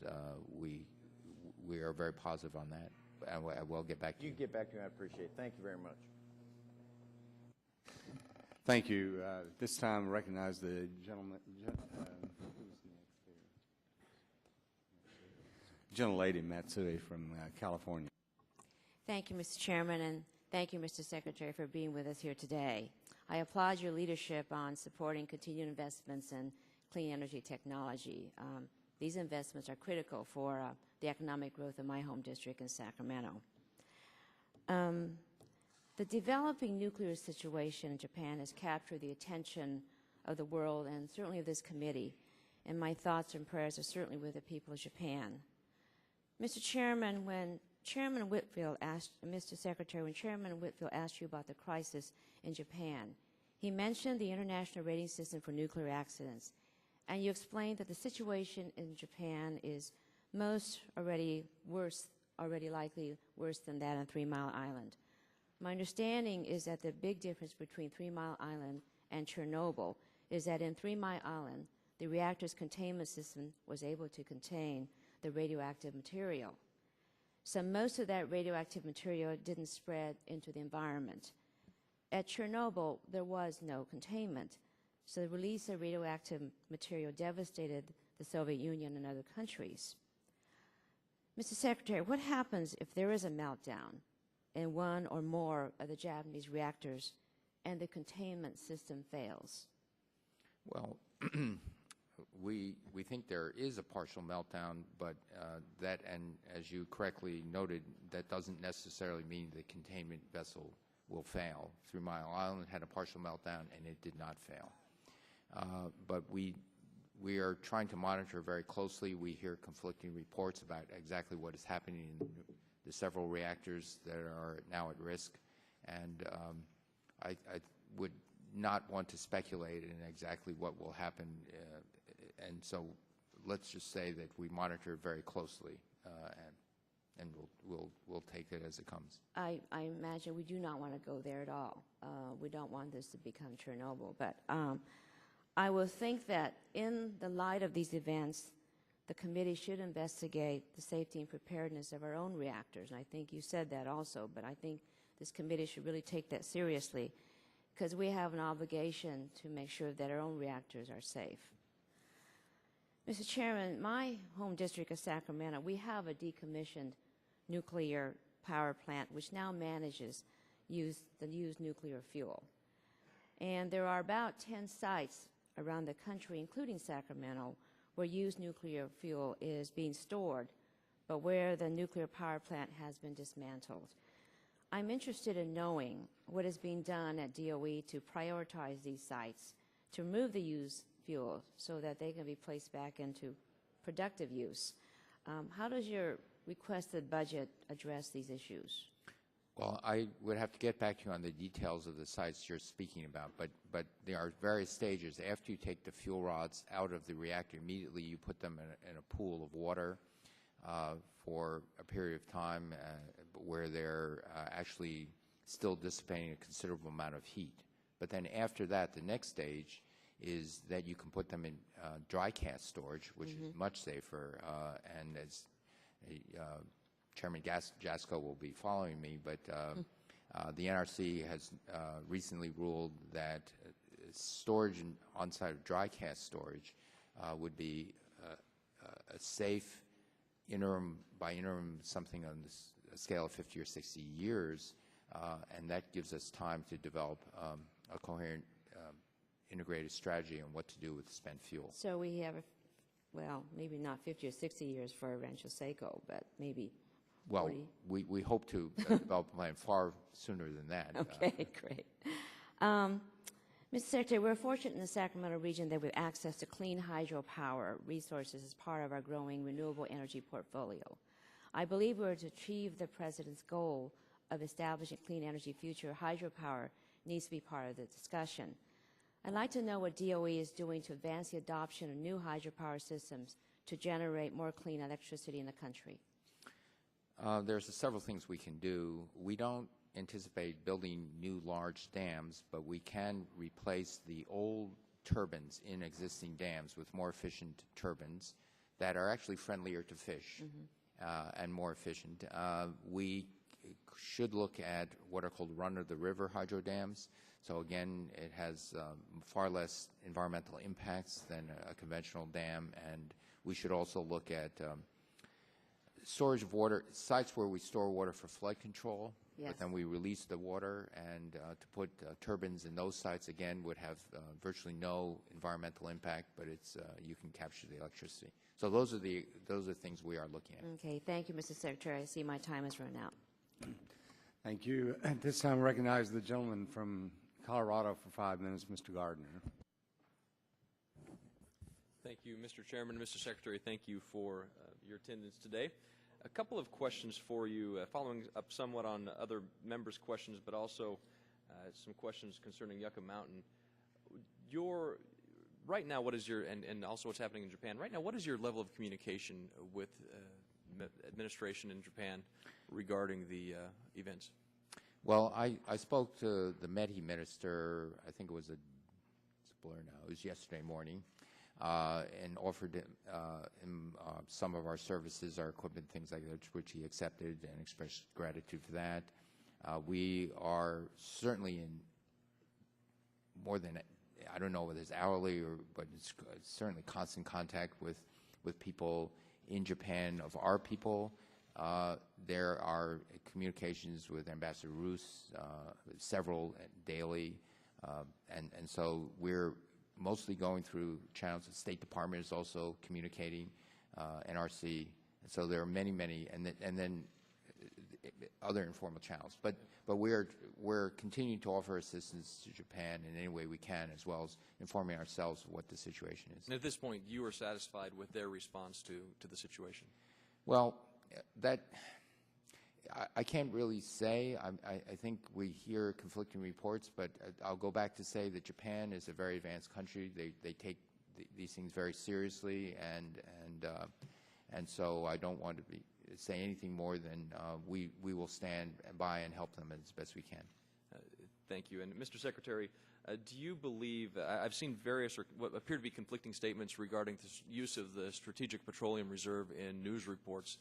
Do you or do you not support at this point access of the Strategic Petroleum Reserve? Well, if by access you mean that regarding the Strategic Petroleum Reserve as one of several options that we can hold in our arsenal, it is designed for severe disruptions in supply. The President has made it very clear that that is an option that he can consider, and there are other things that are happening right now. I think the other oil-producing countries in the world are stepping up their production. What about production here? Have you talked to Secretary Salazar or perhaps the Department of Agriculture about stepping up production within our own resources? I think that's right. Secretary Salazar is, as I understand it, is now 2 deepwater leases have been recently issued. There have been a number of shallow water leases that have been issued. There is an increase in production in the continental United States, as I mentioned before, because of the shale gas actually has shale oil in it as well, and people are beginning to, we see an increase in recovery of that, and that's going to be a significant asset going forward. Are you encouraging domestic production to help lower the price of gasoline in this country? I think domestic production should be part of a coherent plan going forward and what we need to do with our transportation fuel. What is the President's plan right now to lower gas prices by the summer? Well,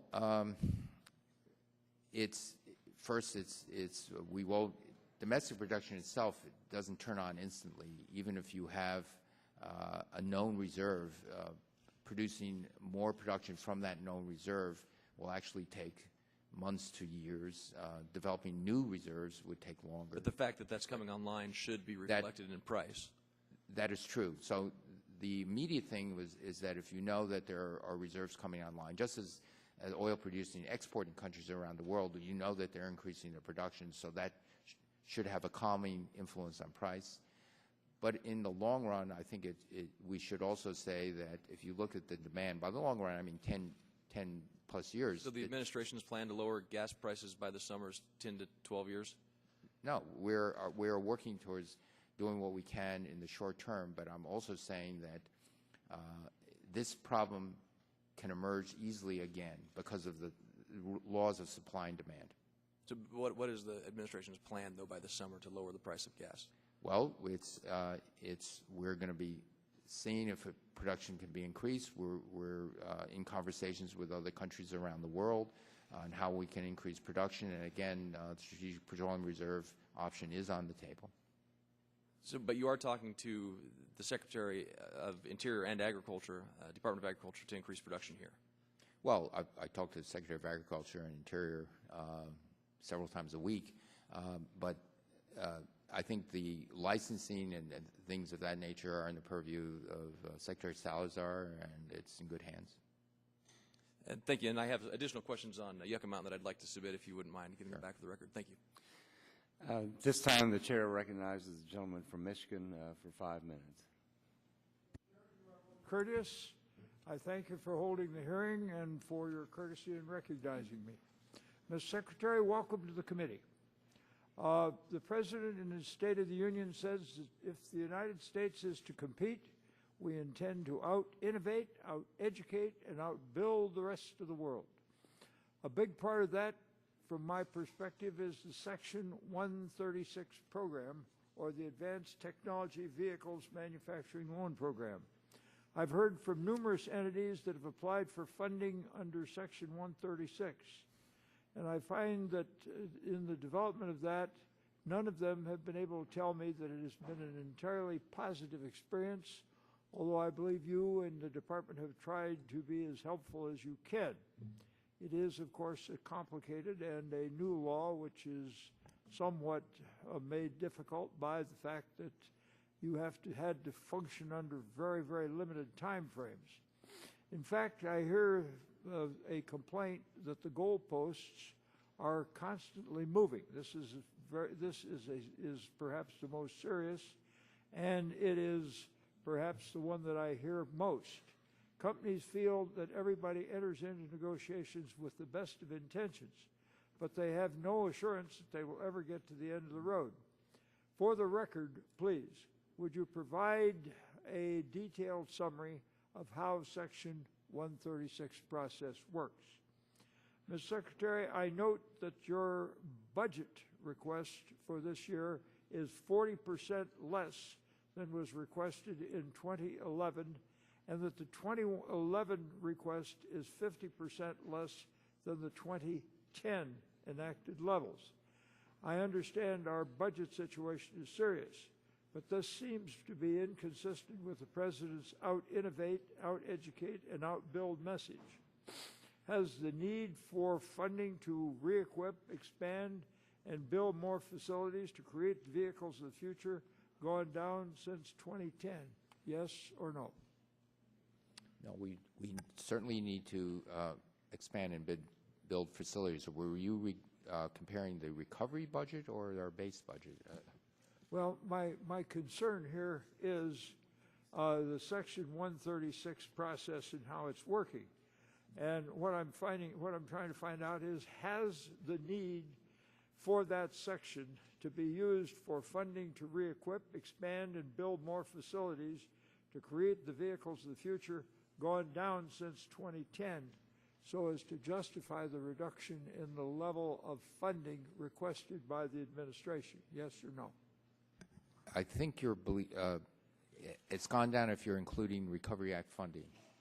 Say again? I said if you're referring to the ATVM loans and including the Recovery Act funding for 2010, and that's if you do that, if you include that, our funding request has gone down. Well, I think it would be helpful to both of us if you were to submit the answers to the record.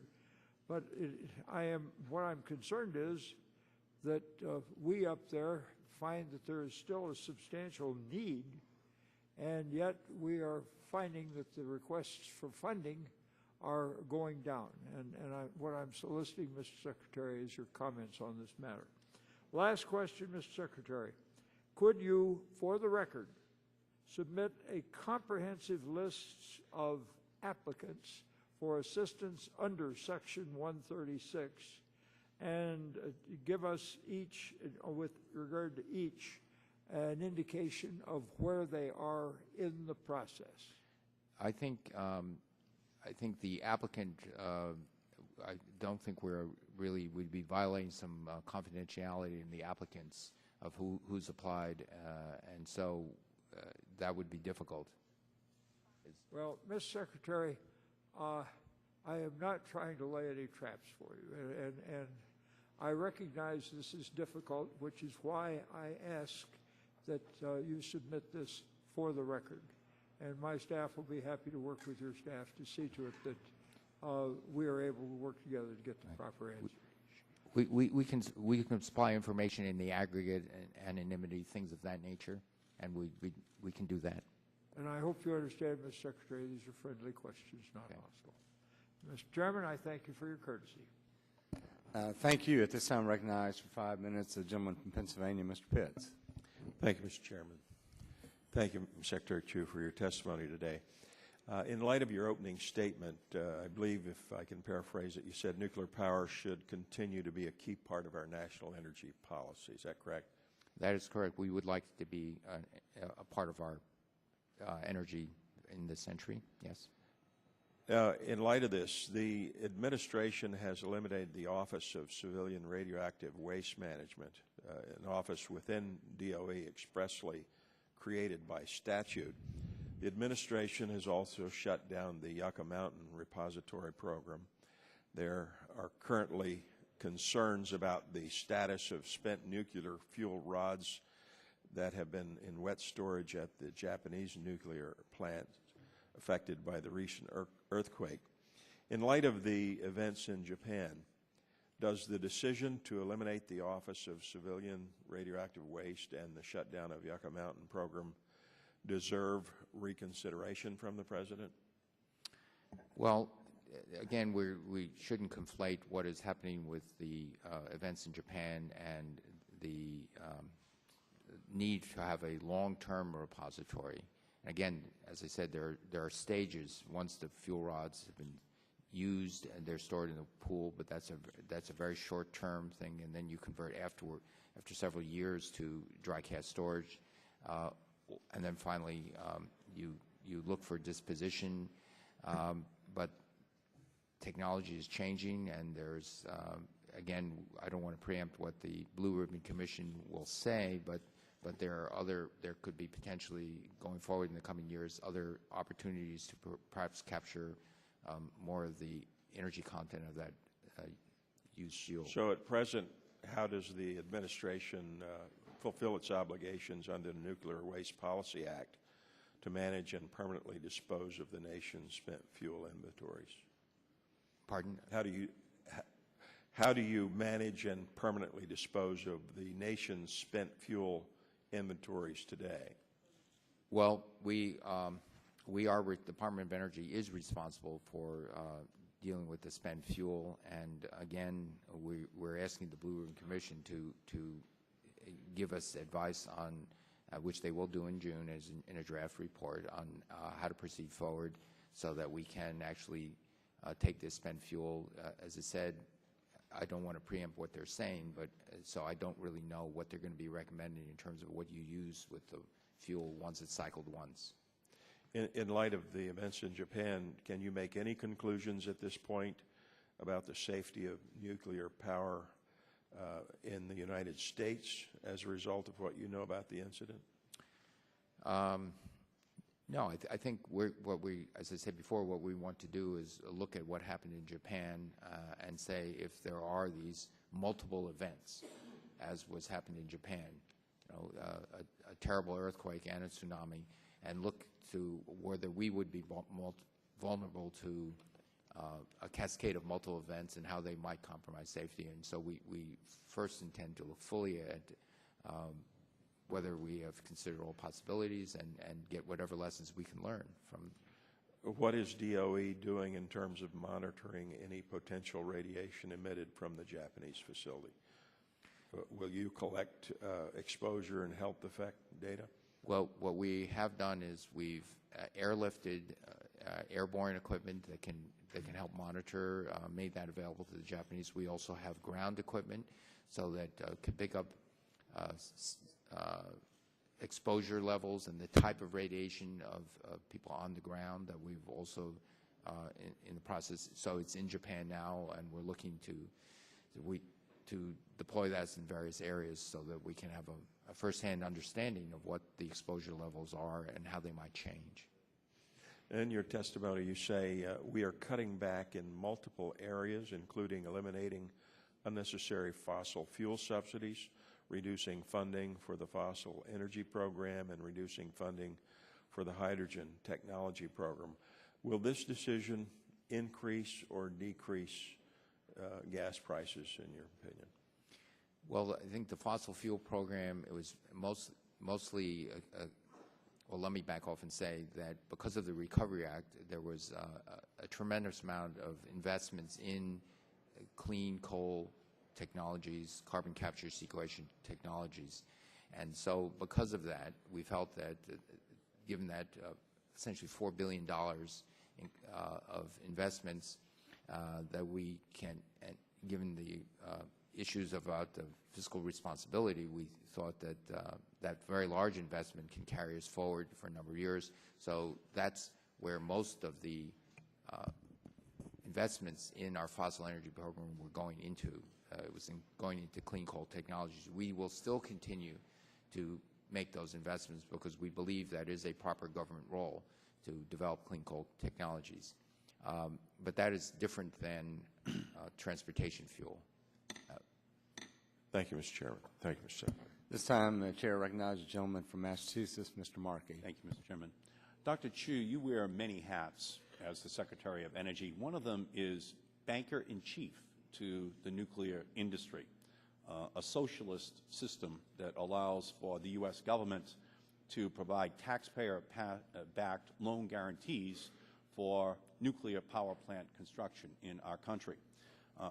I want to know, from a purely financial risk perspective, do you think that the events in Japan will probably make it less likely for Wall Street investors or utility executives to want to assume the financial risks associated with ordering a new nuclear power plant? I can't really predict what Wall Street will do, but certainly the events in Japan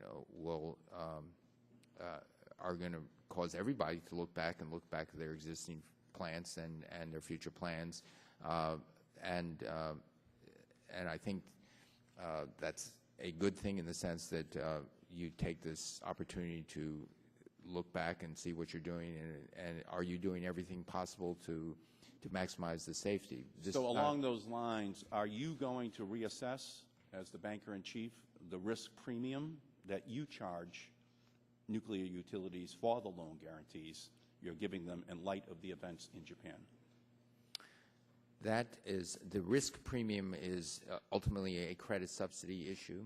Are you going to re-examine it in light of what happened in Japan? Well, I think all factors get folded into a nuclear loan. So you are going to re-examine it? Yeah, but ultimately, as you know, the OMB is the part of the government responsible for the determination of that credit risk. Should OMB re-examine the risk premium?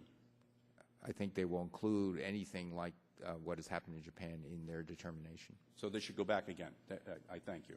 The Department has awarded an $8.3 billion loan guarantee to the Southern Company, conditional upon the certification of the brand new design, the AP1000 reactor, by the Nuclear Regulatory Commission. 3 days before the Japanese earthquake, I sent a letter to the NRC because I learned that one of its most senior scientists, Dr. John Ma, has said that the design of that plant may be too brittle to withstand a strong earthquake, and that it will, quote, shatter like a glass cup under strong impact. He even said that Westinghouse modeled the resiliency of the reactor using a totally unrealistic earthquake simulation. Don't you think it's too risky to issue conditional loan guarantees backed by the federal taxpayer for reactors like the AP1000 that have not been fully approved by the NRC in final form after public notice and comment, particularly when one of the NRC's own top technical people has raised serious concerns about its safety? One of the conditions of a loan is that the NRC has to grant approval of the license, and that is still pending before the NRC. And so the Southern Company and its collaborators do not get federal money until the NRC approves their construction. Don't you think that we should hold off on licensing new reactors or new reactor designs or approving new loan guarantees until we are sure that these new reactors are safe and we've learned the lessons of Fukushima? I think we will, no matter what happens going forward, try to take the lessons of Fukushima and apply them to our existing fleet and any future reactors that we will be building. Now, in the case of the conditional loan guarantee you gave the Southern Company for the two new AP1000 nuclear reactors at Vogtle, that $8.3 billion taxpayer loan guarantee will then allow the Southern Company to get an $8.3 billion loan directly from the federal financing bank at the Department of Treasury, again, U.S. taxpayers. So the taxpayers are fully on the hook for $8.3 billion out of the $14 billion project. If there is a default on this Vogel plan, and the first 2 units that they have already built in past years there were 11 times over budget. So if there's a default on the Vogel loan, what would happen?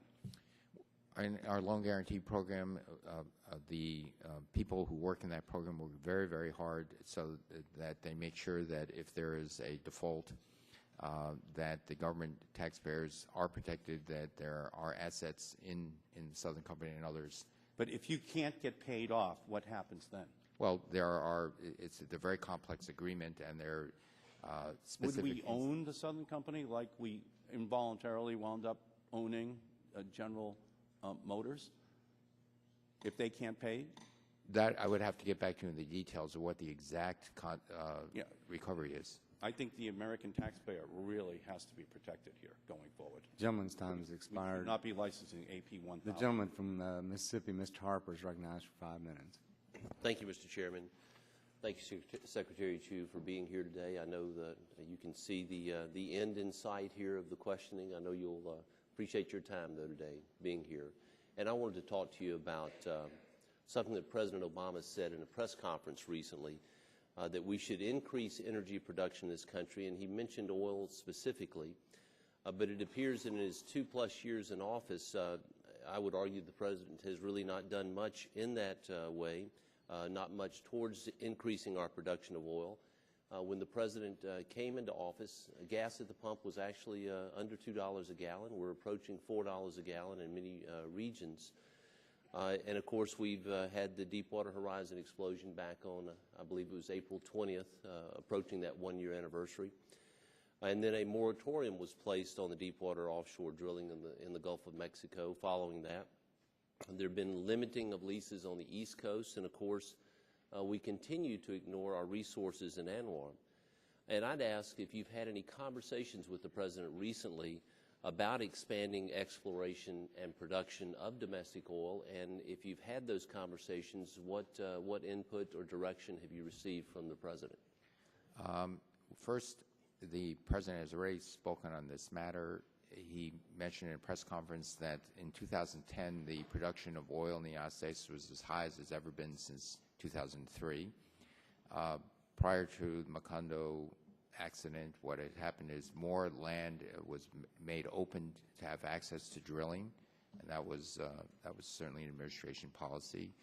The oil companies are sitting on a lot of on leases still for not fully utilized, and the President has said that they would ask if those companies are just sitting on those leases and not actually using them, that we can explore mechanisms to find other lessees who would then explore those. So the President is, as part of a comprehensive transportation strategy going forward, that's one of the things in order to deal with what we're now facing. When we say, or when the President says, or the White House says that production is as high as it's been since 2003, is that high enough in light of what's going on around the world, first with the concerns in Egypt and then Libya and now what's happened in Japan?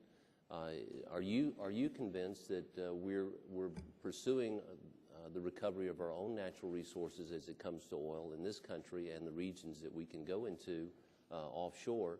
Do you believe we're doing a sufficient amount at this level? I think we're going to have to do many things. Increased oil production is only part of the solution. As the President said, we now have 2% of the known oil reserves in the world, and yet we consume 25% of the oil. And so we can increase production in the United States, but it clearly can't be the full solution. That's why we're focused on improving still further energy efficiency in automobiles, biofuels, advanced biofuels especially, and finally electrification. Secretary Chu, have you had any conversations with the Department of Interior about the slowness in the permits being approved for the Gulf of Mexico? No, I haven't. Okay. Do you intend to have any about the slowness of the permit process? Well, I believe that this has gotten started again, and the the shallow water permits were continuing, and now we have 2 deep water permits, and I anticipate that will be accelerating. And what is your position on drilling in ANWR? Right now, there are many other sites open for drilling, and so we need not tap there and the President is also exploring other sites in Alaska, both on and offshore. And so at the present time, there are many sites open for drilling that are not being used. And so I think we first look to those sites and try to get the oil companies interested. Would you look to those sites being used first before you tap into the Strategic Petroleum Reserve? Well, the Strategic Petroleum Reserve, again, is something which was meant to have continued oil supplies in case of significant disruption, and that's a strategic reserve. I mean, oil is very essential for our country, and so that's the original intent.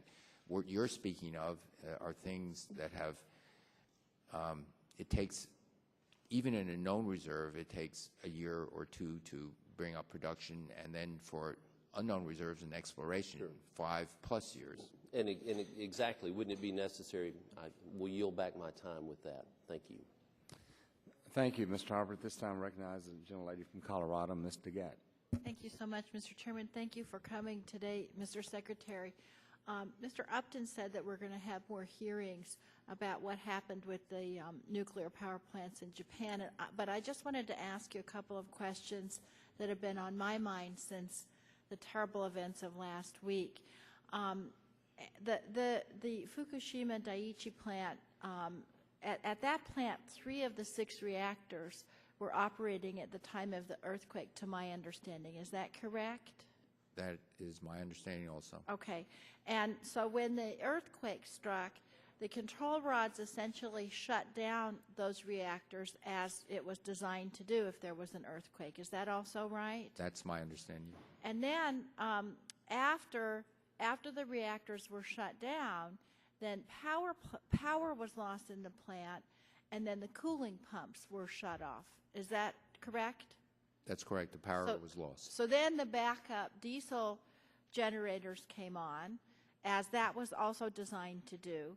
And then those generators quit functioning because they went under the floodwaters from the tsunami. Is that right, to your best of your knowledge? The generators came on, then later I've been informed that some of them then shut off. It had more. This is where I couldn't give assurances because you hear conflicting reports, but the story I heard was that the cooling for the generators was at risk, and they tripped off for that reason. Right. Okay. So then now what they're trying to do is pump the seawater in to keep these rods from melting down, right? That's correct. They're using now fire trucks. So and other pumps. This is the concern I've got, and I imagine you share this concern, is that there were numerous fail-safe systems here with this plant. It was a pretty, I mean, it's 40 years old, but it's a pretty technologically advanced plant, and there were numerous fail-safe methods, correct? Yes.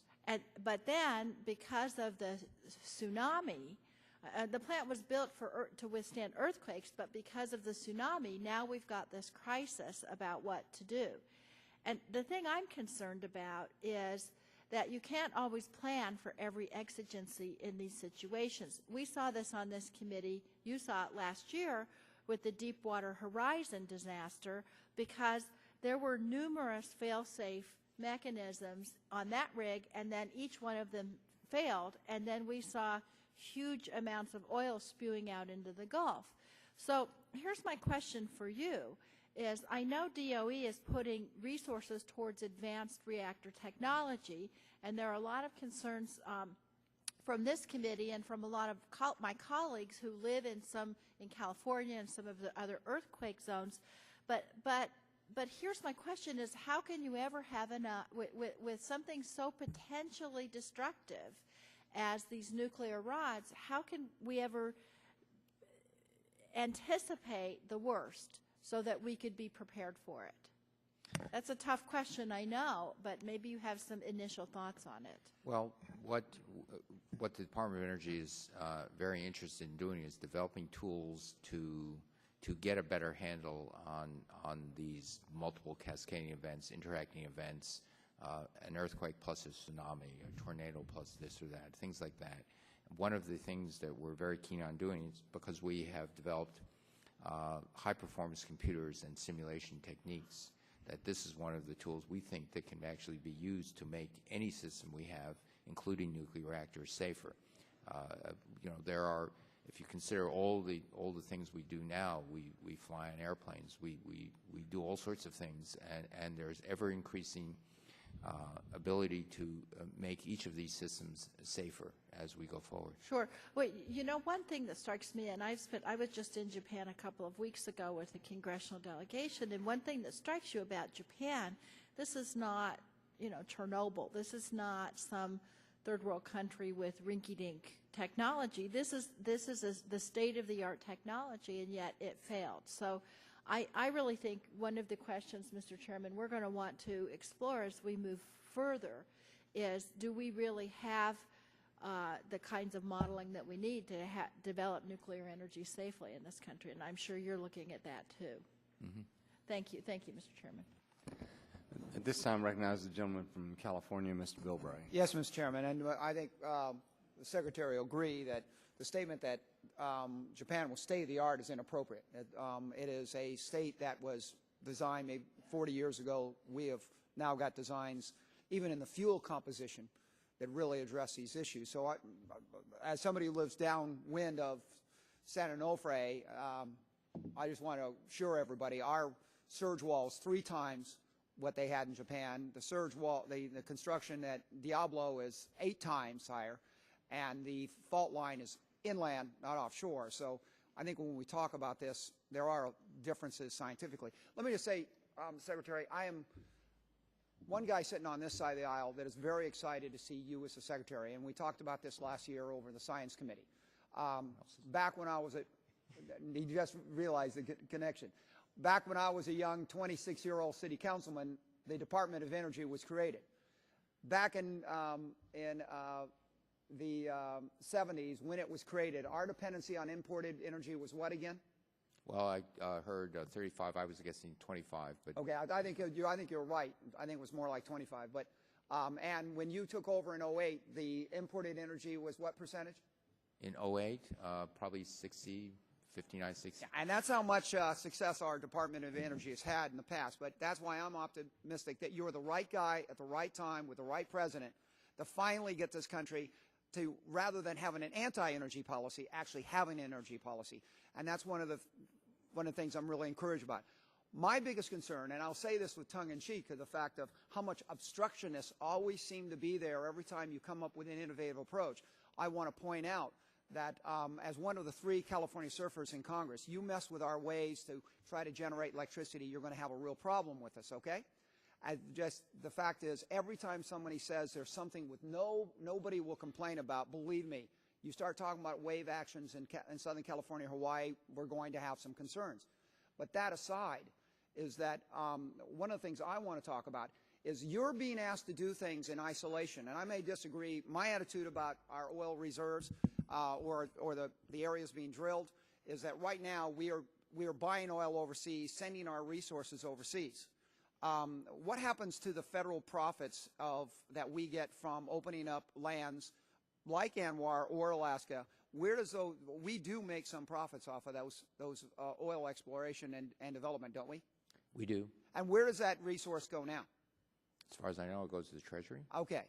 Don't you think that we may want to at least discuss the possibility of opening up lands and committing those profits to next generation green fuel so that we have a built-in resource like the transportation components, the freeway interstate system, have a built-in source for you to use to be able to pay for that bridge to a greener future? I would love the Department of Energy to have a built-in source that we can do the research that will lead to technology the private sector will pick up. Okay, let's talk about obstructionists. We talk about going to electrical generation. We talk about energy development. Isn't it true that the technology we use for efficient electric motors and the efficient generation of wind power depends on permanent magnet technology because it's so much more efficient than the AC technology that it replaced? The permanent magnet technology is more efficient, and we're also looking at other, because these permanent magnets and their rare earth magnets. This is where we come down. The rare earth. At the same time we're talking about electrification, nobody in this town is talking to the Department of Interior about opening up public lands to allow the mining of rare earth, 70 pounds in every Prius, where in 30 years that we have gone with this energy department, the Department of Interior has created an environment where instead of 98% of the rare earth being produced in the United States, it's now in China. Don't you agree that we need in this committee, if we want to create efficient electrical generation and use, we've got to be brave enough to ask our colleagues over at the Department of Interior and the Resource Committee to start looking at opening up public lands within our country so these essential rare earths can be developed if we're going to go to electrification. I agree with you that having China control 99% of the rare earths of the world is not a good situation, and we are looking, I believe Molycorp Corporation in California will be, or I think it's in California, will be. My point, Mr. Not sure, actually. Mr. Doctor, is that you understand the barriers. My frustration is the barriers is more government obstructionism. We write checks quick, but we're not willing to change regs. We talk about we need a Manhattan Project for energy independence. The fact is today the Manhattan Project would not be legal to perform under federal and state regulations. And we've got to be willing to not just tell other people how they have to change their operation, the way they do business. Those of us in government have to change the way we do business too. Wouldn't you agree? I think we're going to be looking at many things that in order to, but certainly NEPA requirements are something we also have to take seriously, and I'd be glad to talk to you about that in private. This time, I recognize the gentleman from Pennsylvania, Mr. Doyle. Thank you, Mr. Chairman. Mr. Secretary, welcome. It's a pleasure to have you here before our committee today.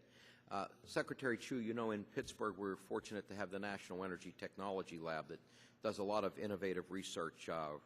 And I was hoping I could ask you a few questions concerning some of the cuts in the administration's upcoming budget proposal. I see that you've terminated all of the natural gas and oil programs run out of the NETL. Don't you view these research programs as being particularly relevant today, since it funds environmental protection projects that are related to drilling, hydraulic fracturing, oil and gas production, as well as the development of advanced technologies that will allow increased recovery from our domestic unconventional oil and gas resources? Well, I think the Department of Energy played a very important role in the developing of natural gas recovery in the late 70s, early 80s to 1992. It was actually the agency that funded the research that led to the fracking of natural gas, but the private sector has picked it up and is doing quite well. There has been a transfer of funds from federal FE, fossil energy, to the Office of Science for doing research in methane hydrate recovery, because commercial entities are not that interested in it so far, but the bulk of our funding in FE, as you know, is for carbon capture and sequestration. Mm-hmm. But and I understand the larger companies have the ability to pick up some of that slack, but you know, this program, at least in my view, is really not subsidizing the bigger companies. In the United States, we have 5,000 small independent producers. They do 90% of the wells, and 60% of the domestic oil and 80% of the natural gas comes from these small companies that employ an average of 12 people or less. And they don't have the resources to invest in the R&D, and this is where DOD has really fulfilled a critical need for technology advancements through partnerships with companies like these and university researchers and technology. I do want to ask also to follow up, because you just mentioned this, the administration's proposed that the gas hydrate research program in fossil energy is being terminated and transferred responsibility for future research over to the Department's Office of Science. Now, the program has been well managed. It's made significant progress, and it concerns me that you're going to kill a program that's on the verge of making production from gas hydrate a practical reality after decades of research and millions of dollars spent by DOE and other agencies to bring this to this point. that you're going to start up a new program in the Office of Science that I think would have little bearing on anything. And when you look at the language just in the most recent Senate Energy and Water Senate report, we contain language about this that the committee recommended includes $22 million, and of this amount, $15 million is provided for methane hydrate activities. The committee actually restored this hydrates technology program to the account, and they don't support funding this within the Office of Science. Their intention was that this was to be funded out of fossil energy. So I'm curious why you're deciding to defund this program and transfer it over to the Office of Science. Well, I know the program very well, and will certainly abide by, and I do think highly of it. We hope the Office of Science will look to the people doing that research, but we'll abide by Congress's wishes. Thank you. One more question, too. As the co-chair of the House Hydrogen and Fuel Cell Caucus, I'm also concerned about the department's eliminating, basically zeroing out funding for the fuel cell energy program within the Office of Fossil Energy. I understand that one of the projects managed by DOE won an R&D 100 award in 2010 for improving the service life of solid oxide fuel cell stack materials. I'm curious, why would you eliminate this very successful fossil energy program that's developing fuel cell technology required for large-scale power generation applications to produce affordable, efficient, and environmentally friendly electricity from coal? Well, we actually have several fuel cell programs within the Department of Energy, and we were consolidating them. We are continuing to fund fuel cell development in stationary fuel cells, and so it was moved out of fossil energy. See, my understanding is that you're continuing to fund transportation fuel cells, but that you've zeroed out the stationary fuel cells. I think Are you saying that's not accurate? It's my understanding that we're mostly concentrating on stationary fuel cells. Huh. We do have some on transporting, but it's concentrating on that. Thank you. I see my time's expired. Thank you, Mr. Secretary. At this time, then, the chair recognizes the gentleman from Virginia, Mr. Griffith. Thank you, Mr. Chairman. Continuing talking about coal a little bit, I'm concerned that new regulations will slow growth and send jobs to China. Both you and the President are supporters of China's energy policy. We hear time and time again from the administration that China has a strong commitment to wind and solar energy, and that we need to catch up or we will lose the future. But you would agree and are aware that China gets 70% of its total energy and 80% of its electricity from coal. Wouldn't you agree with that? I've heard numbers like that, yes. Yes, sir.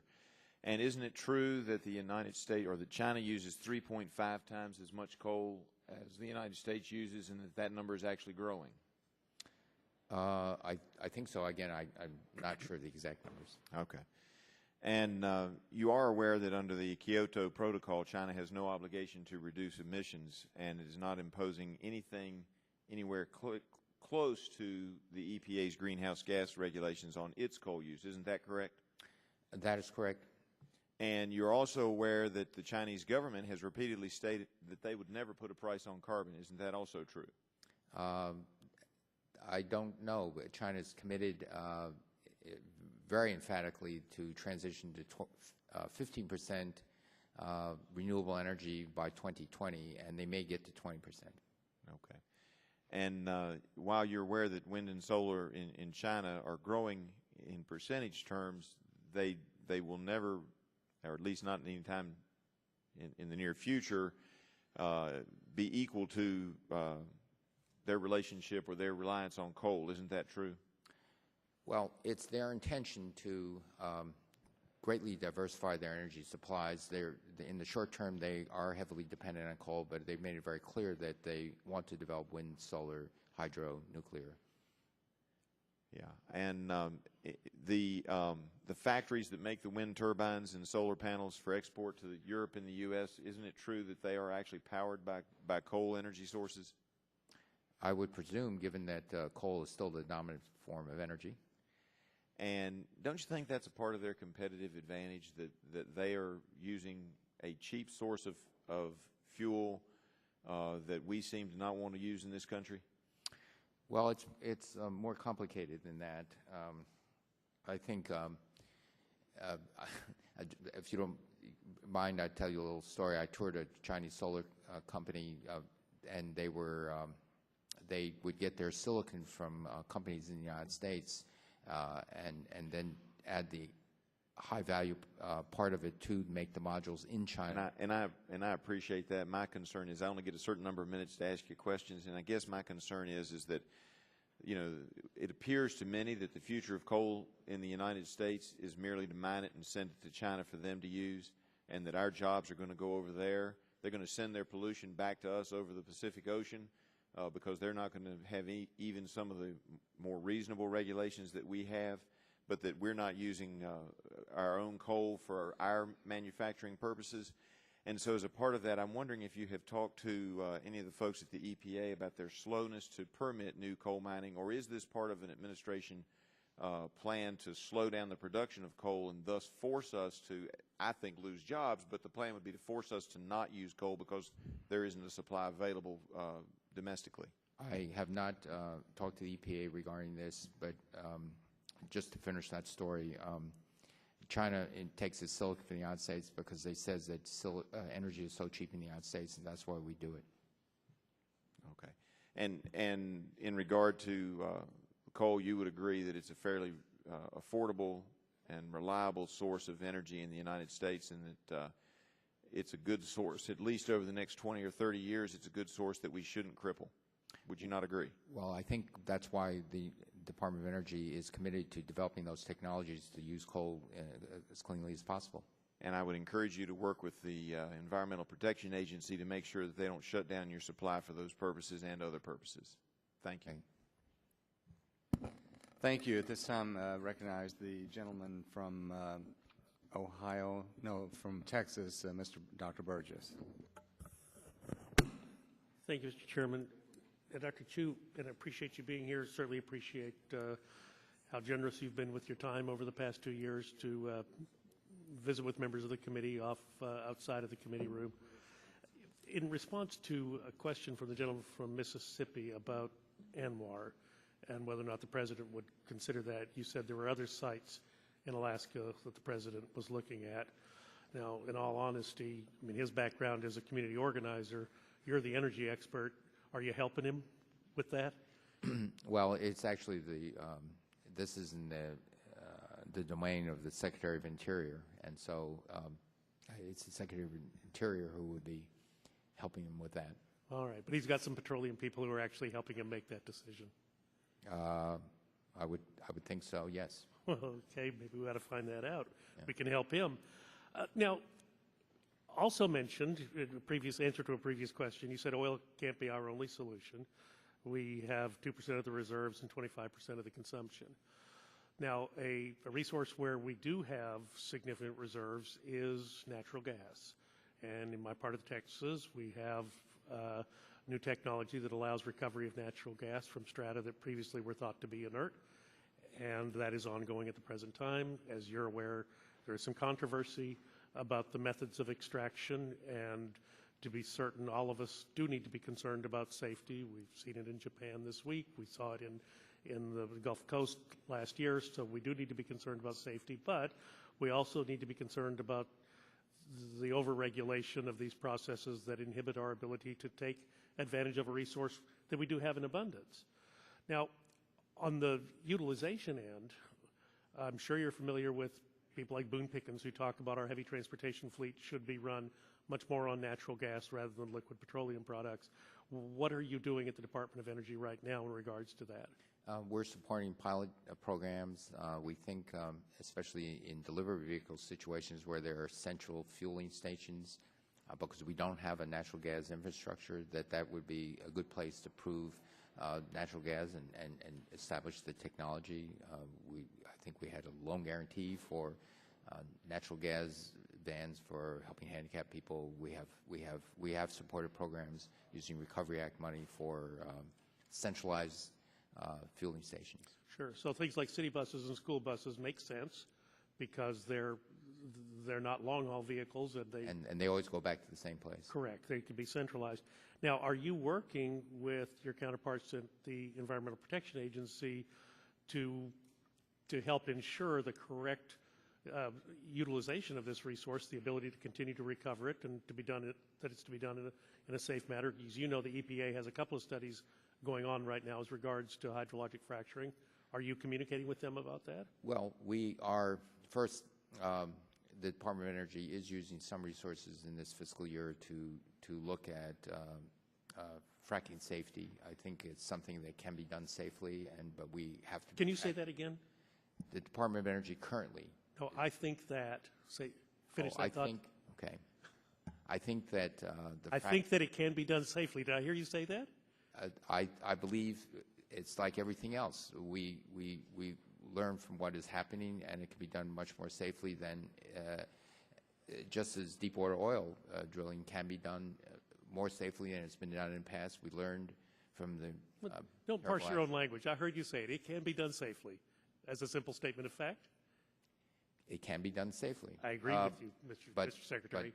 But you also have to be on guard. One can't be 100% certain of these things, and you have to take that responsibility very seriously. Absolutely, and I will tell you, in my home area right now, the public doesn't get the sense that its safety is being protected. That's why I urge you to work with your counterparts at the Environmental Protection Agency.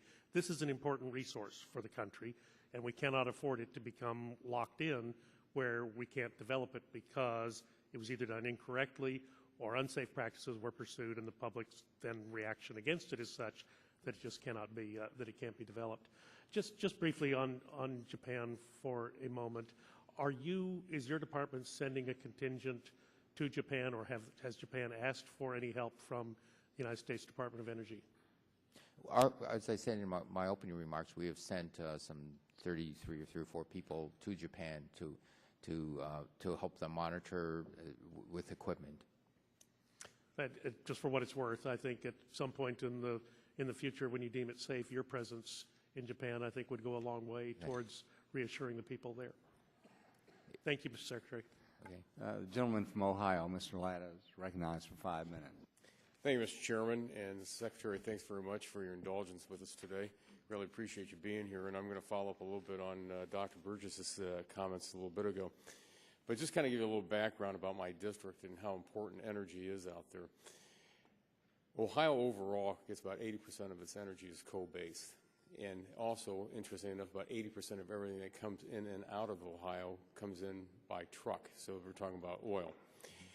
The 5th Congressional District, according to the National Manufacturers, is the 20th largest manufacturing district in Congress. It's also, interestingly enough, the largest ag district in the state of Ohio.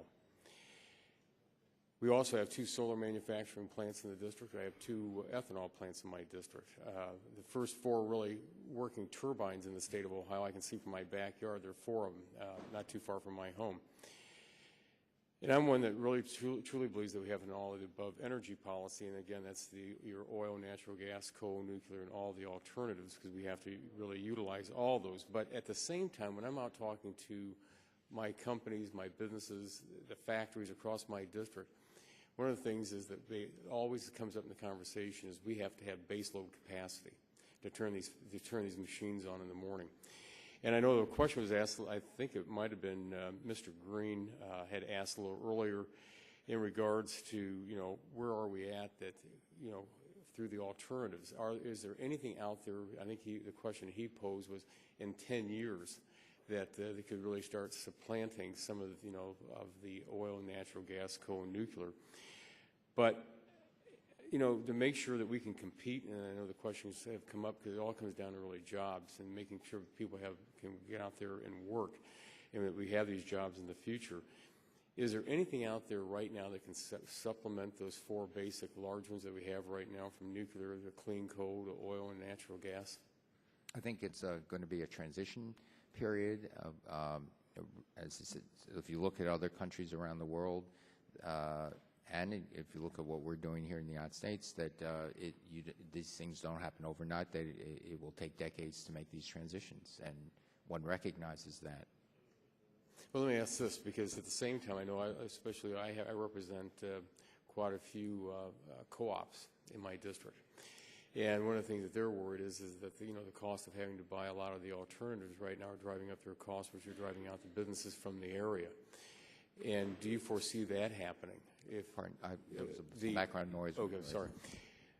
I have a lot of co-ops in my district, and one of the questions that they always bring up to me is that they're fearful that if they have to buy too much on the alternative side, and I know this is being, that we all want to see alternative, but they see it that they're not going to be able to supply power cheaply enough to be able to maintain the businesses that they service right now. And do you see that as a problem? Well, we have to be very sensitive to that, and that's why the Department of Energy is so focused on looking exactly at where we think the trajectory will be and what are the time scales that would be needed in order to bring down the price of renewables so that they are absolutely competitive without subsidy with fossil generation of energy. In your testimony, you also on page 8, under where the cuts are occurring under the Office of Fossil Energy, how do you define unconventional fossil energy? Unconventional fossil energy, I would think methane hydrates would be an example of that. This is natural gas trapped in crystalline structures of ice. Well, and just kind of following along in the lines that Dr. Birch was talking, especially in the fracturing question. We now have in Ohio and Pennsylvania and New York the Utica reserves that are being found. They're saying that probably Ohio, they'll be able to get to that maybe first. And again, just making sure, because I know that there's been talk around the Hill by some individuals that fracturing shouldn't be done. And I'm one who has looked at the EPA reports that they've put out from several years back that said that fracturing can be done. And I know that Dr. Birch has asked that question of you that, I believe it can be done safely. And, will the Department of Energy also make sure that that can be done and that these people out there aren't going to be impeded to get this energy that we need in this country? I think, yes, when I said it can be done safely, let me reiterate, can be done is different than is being done safely. I think industry can take the steps needed to extract these resources safely, and that's why I think it is important that we continue taking those steps to improve the methods. Well, I guess, finally is that as we look at everything that's out there, I think that hopefully the Department of Energy always is looking at all of these alternatives that people are coming up with. And I know in my area I have individuals working on clean coal technology and trying to make sure that, that we can utilize high sulfur coal that comes from like our region of the country and put it to use, since the United States does have such large reserves when it comes to coal. And with that, I appreciate you being here today, and Mr. Chairman, I yield back. This time, recognize the gentleman from Iowa, Mr. Terry. Or Nebraska. Or Nebraska. Yeah. Corn states. It confuses tobacco state people. At least I got your name. Yeah, coal right? state. You got your name right. It is progress, Mr. Chairman. Sorry, Dr. Wu. I really appreciate you being here, and I think we all have great respect for you and your talents that you're lending to the nation right now. Harping on the fracturing, let me ask you a simple question. You mentioned earlier that discussions that you're in discussions with Interior and EPA all the time. Have there been any discussions about limiting fracturing now? I haven't been part of those discussions. I have not been. Okay. Because there's a lot of discussion or rumors that Interior is going to shut down all fracturing within Interior lands. And there's rumors that EPA is going to come down on current fracking techniques. Have you heard any of that within the administration discussions? No. The only thing I heard about the EPA is request that monitoring be done. And certainly there have been reports of possible contamination, things of that nature. So the ones I've heard have said that we should monitor what is being discharged. For example, the fluids, the water being used and the fluids being used in fracking as they go into, let's say, sewage treatment plants, that the EPA has, I believe, asked for the monitoring and the discharge of those sewage plants. Very good, and I appreciate that you said to Dr. Burgess that fracking can be done safely. Without that technique, we aren't going to have the level of natural gas that we're going to count on. The Bakken shale up in North Dakota, their production would go down greatly. We want to do it safely and cleanly, but we don't want an overreaction and just start shutting it down either. So we need to do it safely. I appreciate. Are you engaged in any activities right now to set out what techniques or changes to make it safe or safer? Right now, we do have a small program. It's located in universities to look at what are the issues in terms of the safety and fracking fluids. The Department of Energy does have expertise in how fluids move around in rock because of both carbon capture and sequestration, also because of the underground repository work that we need to do. And so those same technologies can be brought to bear on fracking. I got one more question in my minute 45. So I'm going to interrupt with this one. Will you? I want to know if there's any reports due or their findings, and I'll send you a written question as fairly common at the conclusion of hearings that we'll send written questions to you. I would expect that one from me. It would be nice to know when you'll get that information in so we could look at it too and maybe have you back. But in regard to natural gas, you have a lot of proponents of natural gas, known only in electrical generation, but moving it more towards a transportation fuel. I see in your budget that there's $200 million $200 in the competitive program to encourage communities to invest in electric vehicle infrastructure.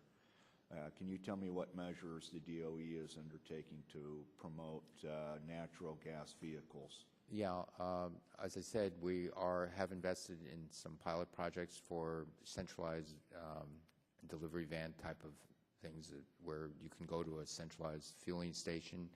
I can get back to you on the full details of what we're doing in natural gas. Would appreciate it, and I think the focus, if I could be so bold, is probably in large fleets with on-premises fueling stations. That's correct. And so in regard to providing us information, if you could do that on any of the programs that would help implement or build on-site stations for large fleets, I think that would be helpful. Thank you.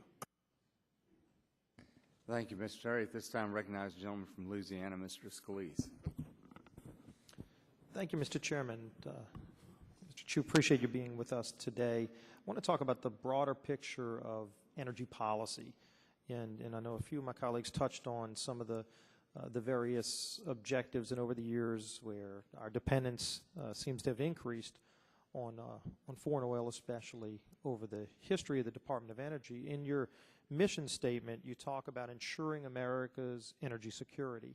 And I think one of the concerns I have is when you look at what the current policies are from this administration, it seems like despite the current levels of production, which are the result of years of exploration in the past, it seems like this administration has shifted policies away from energy exploration in America.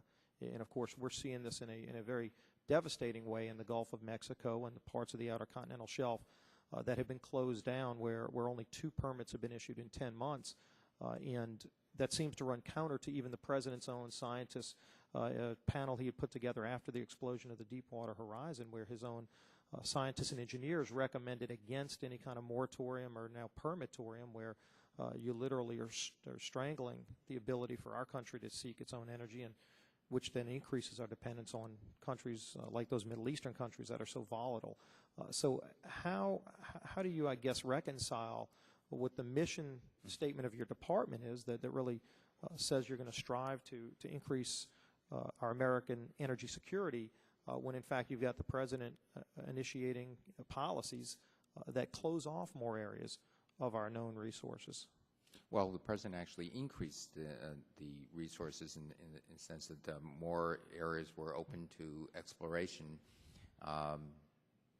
with not such great timing, a couple weeks before the Macondo disaster.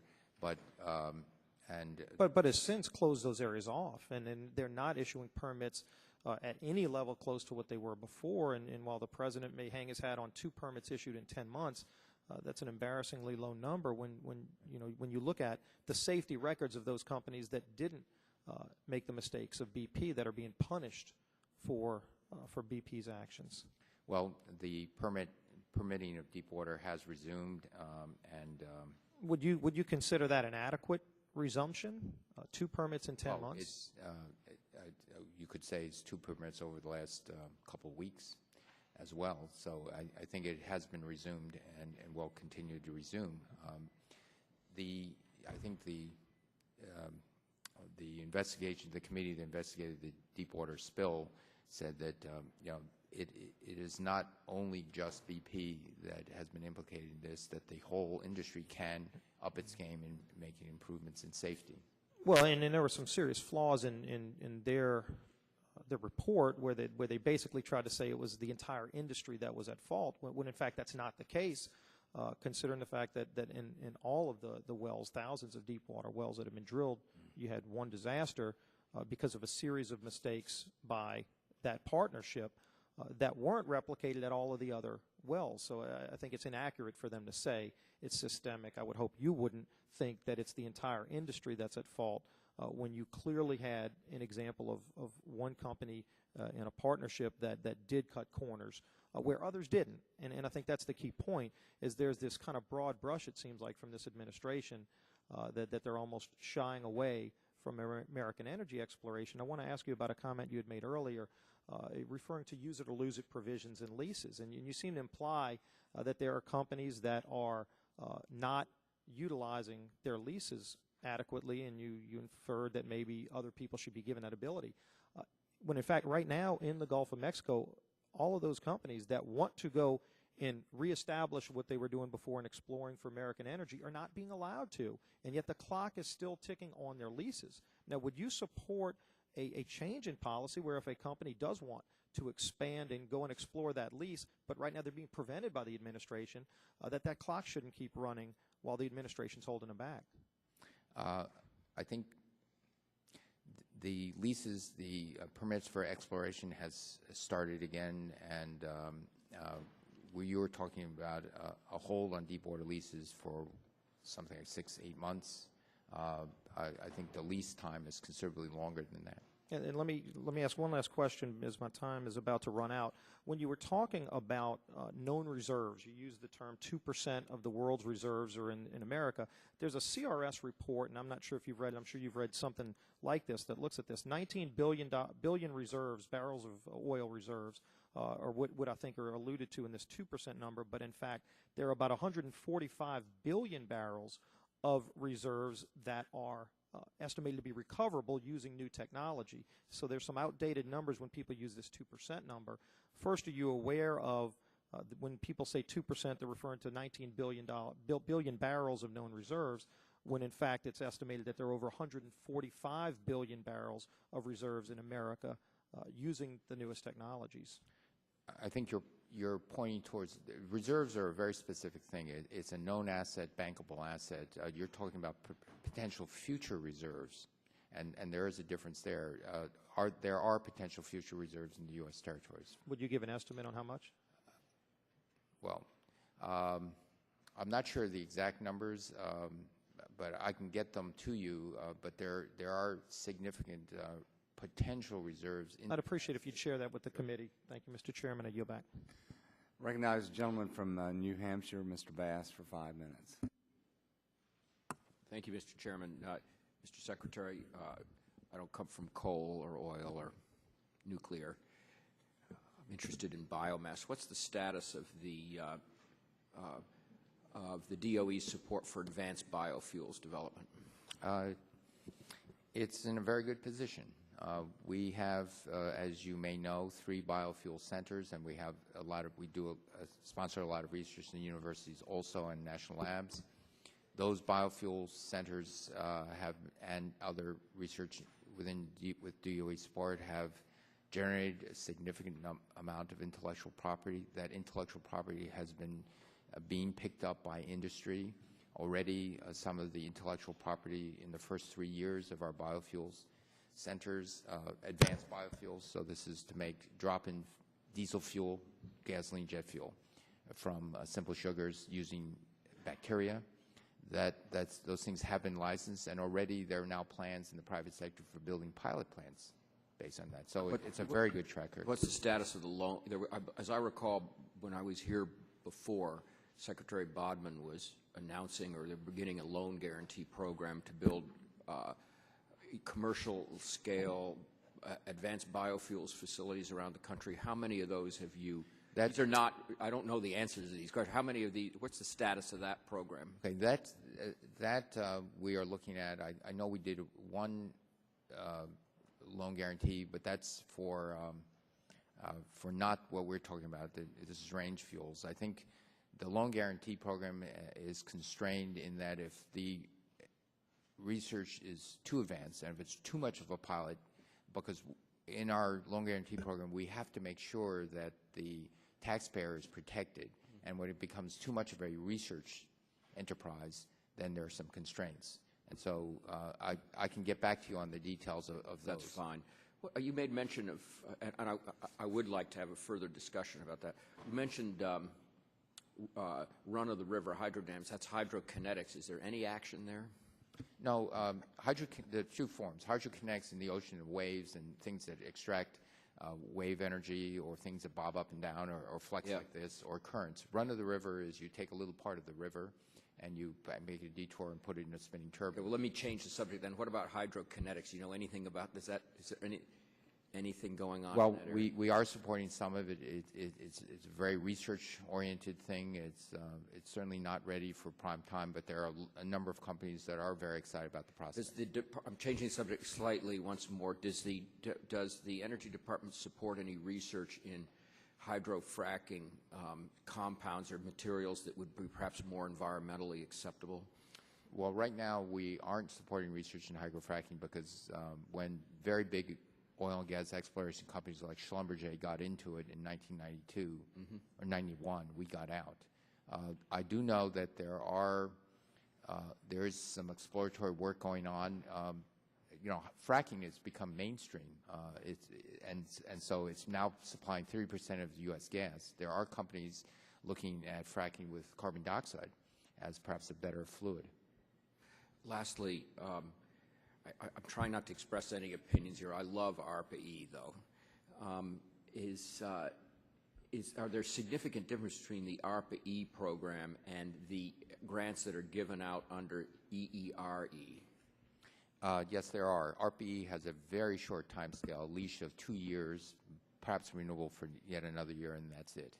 And so it's a very short program that tries to identify, it mostly goes to companies, and it also tries to identify what we call radical breakthrough technology. So in doing that, it also knows full well that some of these grants may turn out not to yield anything. But on the other hand, what it's looking for are really dramatic advances that completely change the landscape of our choices. And so it's a more venture capital approach, if you will, to grant. Are there any notable successes there, A, and B, what is the EERE grant program? How does it differ? Okay. First, there are some notable successes in the sense that in about half a dozen of our grants, we've given companies money to do some research. They've done that research, and in less than a year, they were able to go out and raise 5 times, 4 times that amount in the private sector, because the private sector says, okay, this is great.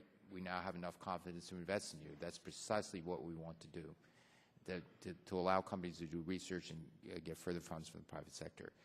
We are looking in EERE.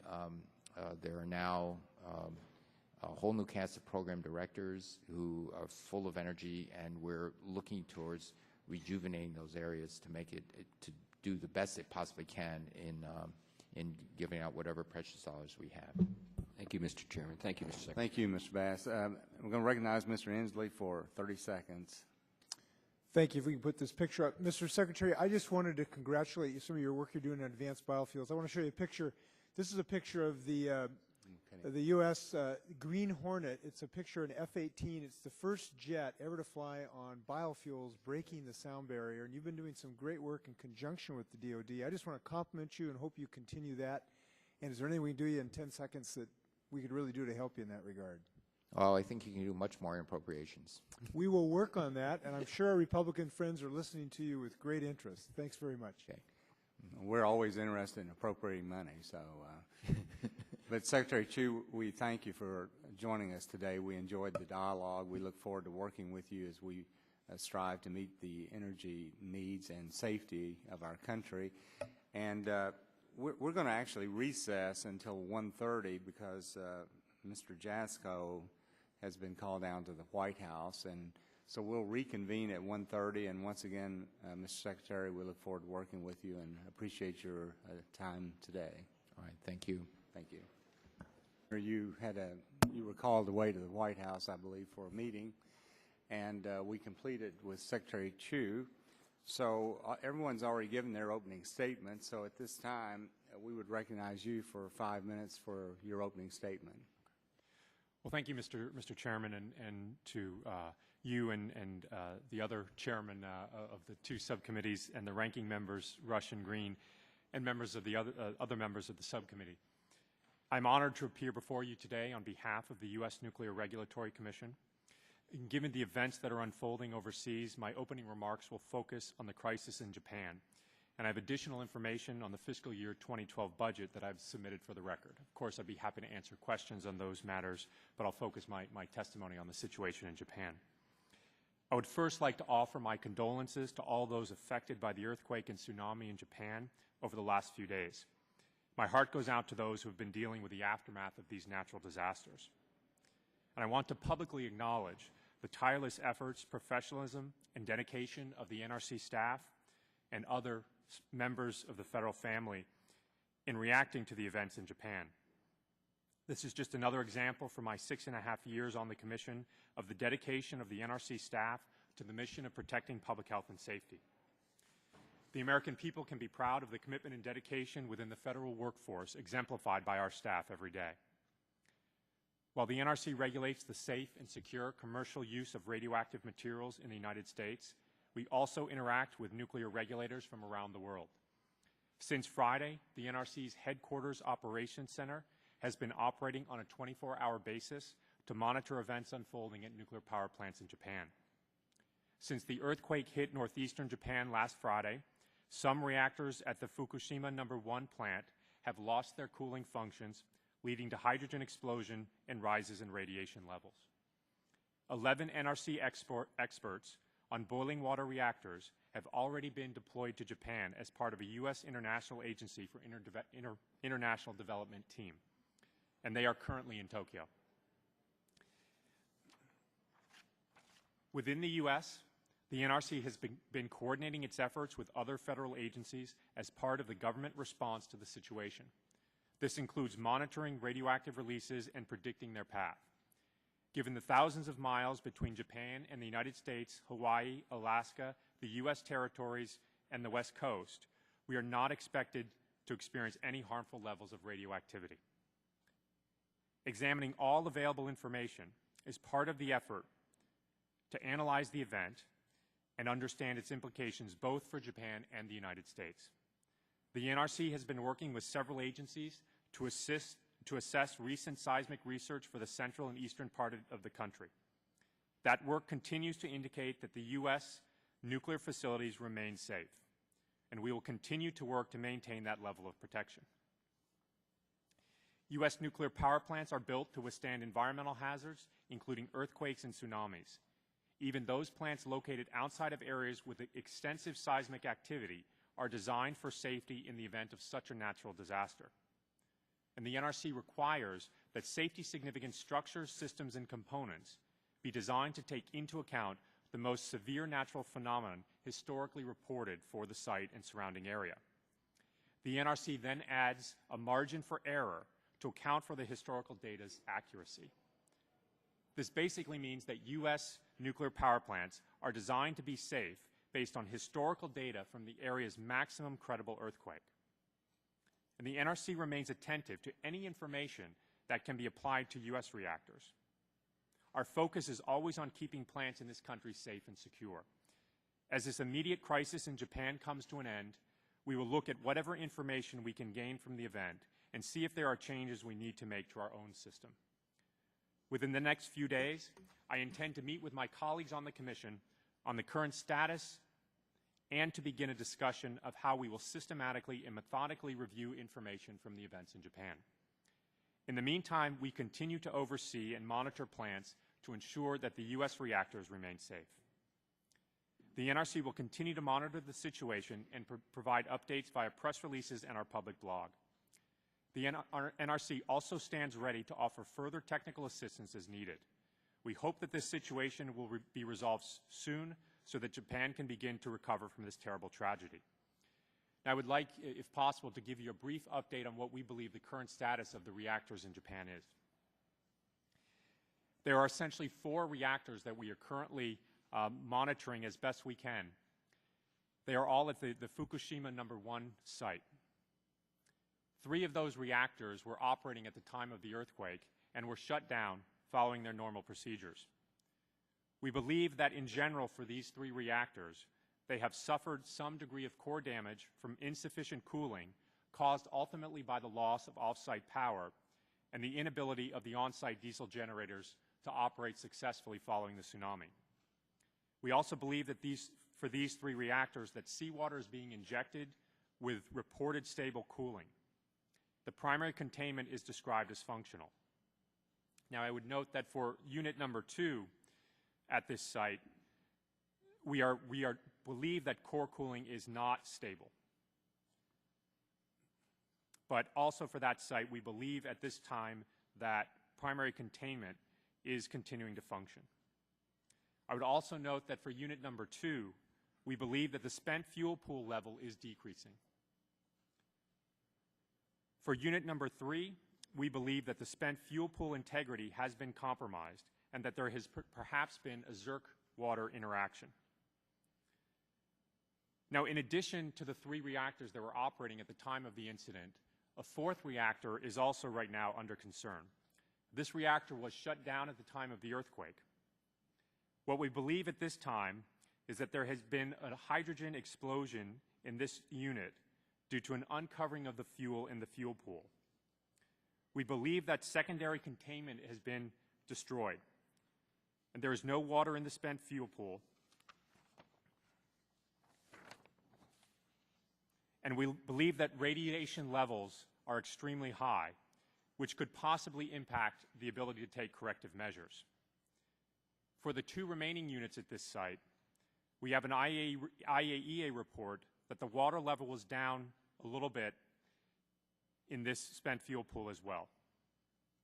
And for the final reactor, we don't have any significant information at this time. Recently, the NRC made a recommendation that based on the available information that we have, that for a comparable situation in the United States, we would recommend an evacuation to a much larger radius than has currently been provided in Japan. As a result of this recommendation, the ambassador in Japan has issued a statement to American citizens that we believe it is appropriate to evacuate to a larger distance, up to approximately 50 miles. The NRC, as part of a larger effort, continues to provide assistance to Japan as requested, and we will continue our efforts to monitor the situation with the limited data that we have available. So that provides a general summary of where the incident stands. With that, I would end my testimony and be happy to answer questions you may have. Thank you. Well, Commissioner, thank you. We appreciate your being with us this afternoon. In the earlier question and answer period with Secretary Chu, the gentleman from Massachusetts, Mr. Markey, had referred to a finding by Mr. John Ma, I believe is his last name, M.A., relating to the AP1000 design.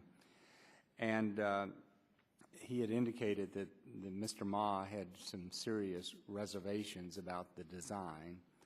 And I was just curious, have you all had the opportunity to review his concerns, and have you come to any conclusions about that? We have done a very thorough review of the AP1000 design relative to a large number of safety issues. As part of that review process, we have had a vibrant discussion among the members of the NRC staff. We have thoroughly reviewed, as part of that discussion, the concerns by one of our staff members that you indicated. And we believe, based on a thorough analysis, that that design going forward can be acceptable. Okay. It is right now in a process of additional review. It is right now out for public comment. Essentially, we do our designs almost like a regulation, so we allow them to be commented on by the public, and so we're at that stage in the process of that review. But the concerns, while we believe would certainly enhance the safety of the design, we don't believe at this time that they're necessary to meet our strict regulations. Right. Well, thank you for that comment. I just wanted to follow up on that. Of course, as a result of what's happened in Japan, the focus is on safety as it relates to nuclear. And I believe this is a safe industry. Historically, it's been a safe industry. And I know that in France and Japan, many other countries, a large percentage of their electricity comes from generation by nuclear. In the U.S., it takes, and you can correct me if I'm wrong, because I may be, but it takes roughly 10 years or so to obtain permitting for a nuclear plant. Is that, am I in the ballpark when I say 10 years or not? Well, I think right now the process has taken, I would say, closer to about 5 years right now to go through the permitting. Now, of course, we're not finished, but we are getting nearer to the end of our reviews. And I like to think about this in a way like when I went to college. You know, everybody goes to college with, people who go to college with the intent to graduate in 4 years. But as you go through that process, you take your classes. If you do well, you have a chance to get done in 4, sometimes a little bit sooner. Some people take a little bit longer time depending on how things go. So as we continue to work with the licensees or the applicants, we've I think improved our understanding of how to make the process work effectively and efficiently. So right now, this has been the first of a kind effort, and something we haven't done in a long time, and it involves a new process. So I would say at this time, I think we're moving at a relatively effective pace, but again, keeping our focus first and foremost on safety.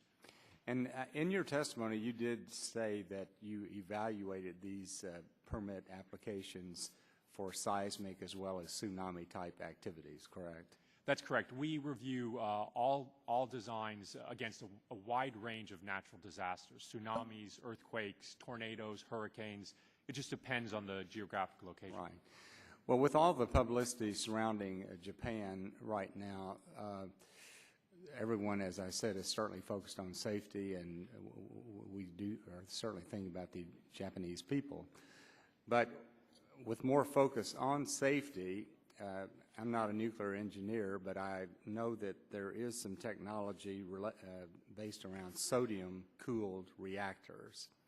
And I've been told that sodium-cooled reactors, that there is not a possibility of a meltdown, and that these are smaller type plants, maybe 50 to 100 megawatt plants. And I was wondering if you would mind commenting on that technology of sodium-cooled technology. Well, we don't currently have any specific applications in front of us for a sodium-cooled design. I would say it's a different type of technology than what we currently have operating in this country, and as a result, it presents its own challenges when it comes to safe operation.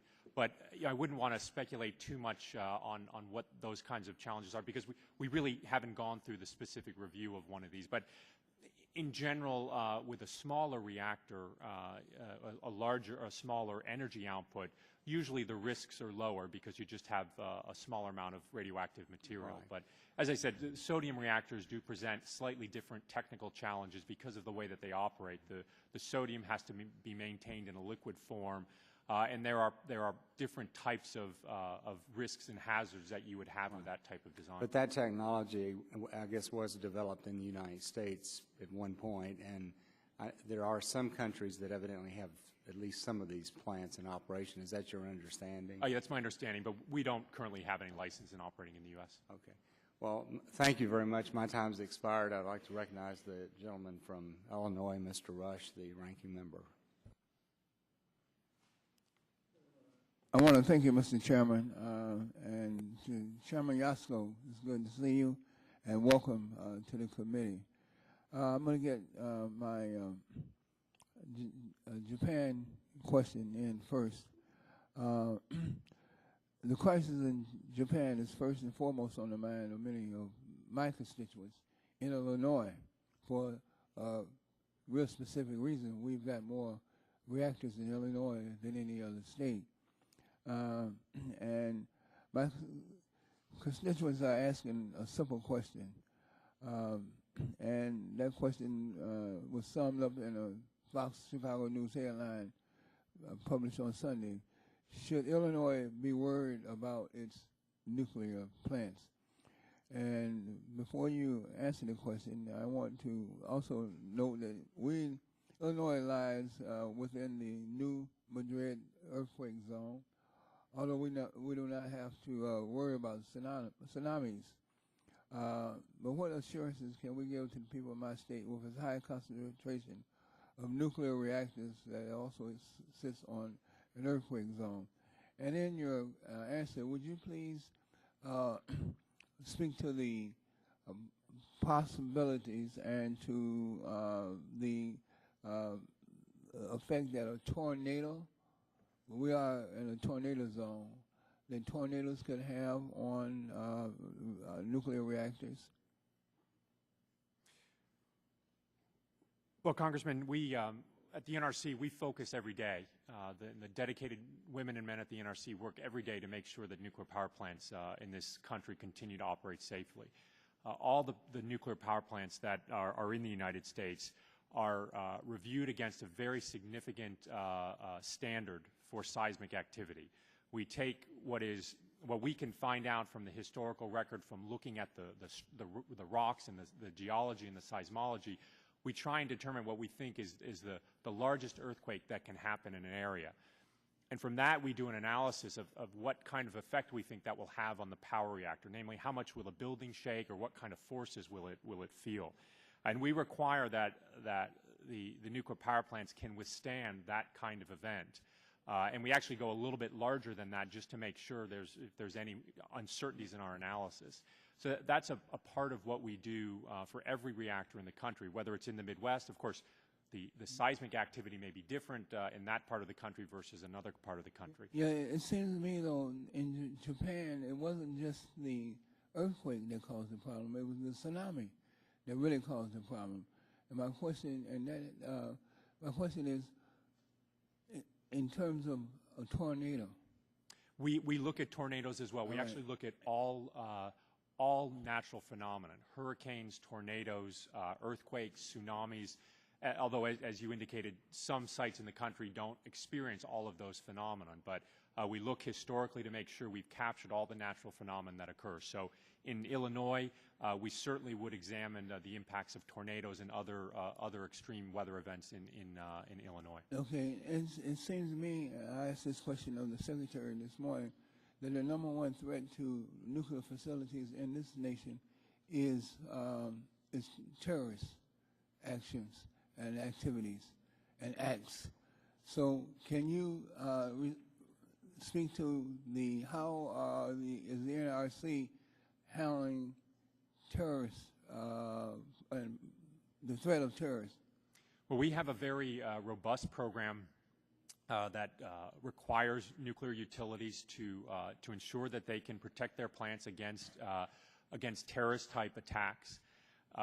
That includes a very strong program to do exercises once every 3 years to actually participate in a mock terrorist attack on the facility. And we observe that and oversee that and ultimately use that as a way to ensure. Once every 3 years? Once every 3 years. In addition to that, we do conduct our normal inspections at the facilities to make sure that all the security systems are in place and operating effectively.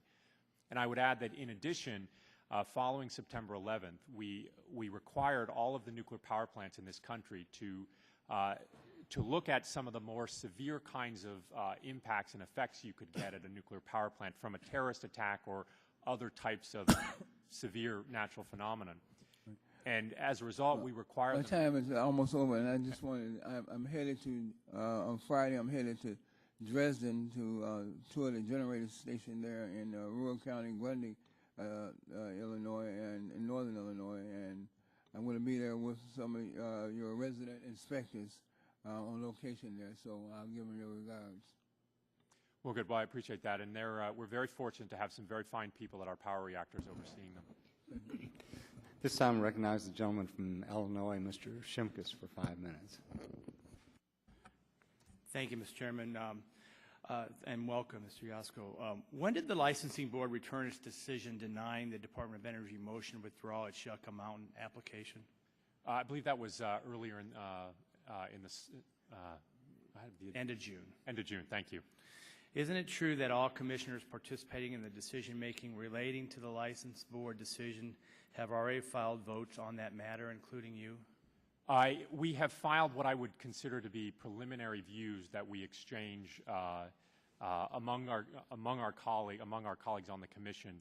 Those are views that we use then to inform our final decision making. So you're saying you have not filed votes? We have not come to a final decision at this point.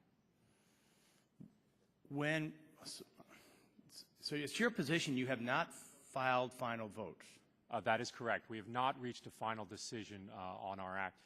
Unlike perhaps here, your familiarity with voting, I would consider votes to be more akin almost to prepared statements and remarks of members of the commission.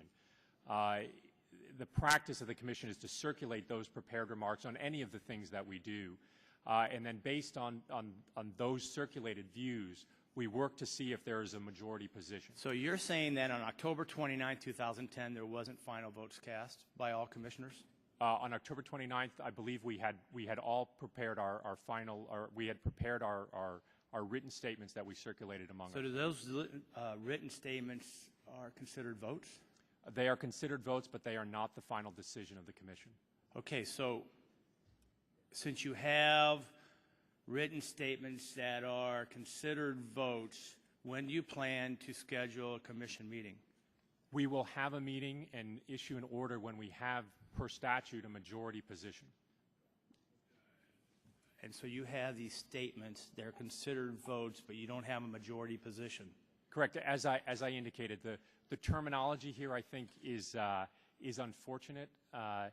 These votes are not, as I said, the final statement of the commission. In an adjudicatory matter, which is what this is, a formal hearing that we issue, the final statement of... Is there a minority decision already rendered? There is no decision commissioners? by the commission at this point. By the chairman? There is no decision by the commission. Was the NRC decision to close out Yucca review and hearing activities yours alone, or one made by the full commission?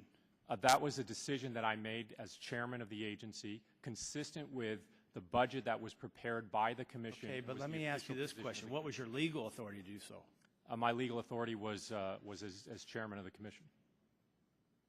And it was fully, the decision was fully consistent with appropriate law. No, I think your position is that the budget zeroed it out, but I would beg to differ that you had the legal authority to do that.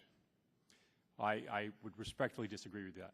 Well, I think we will review that and follow up.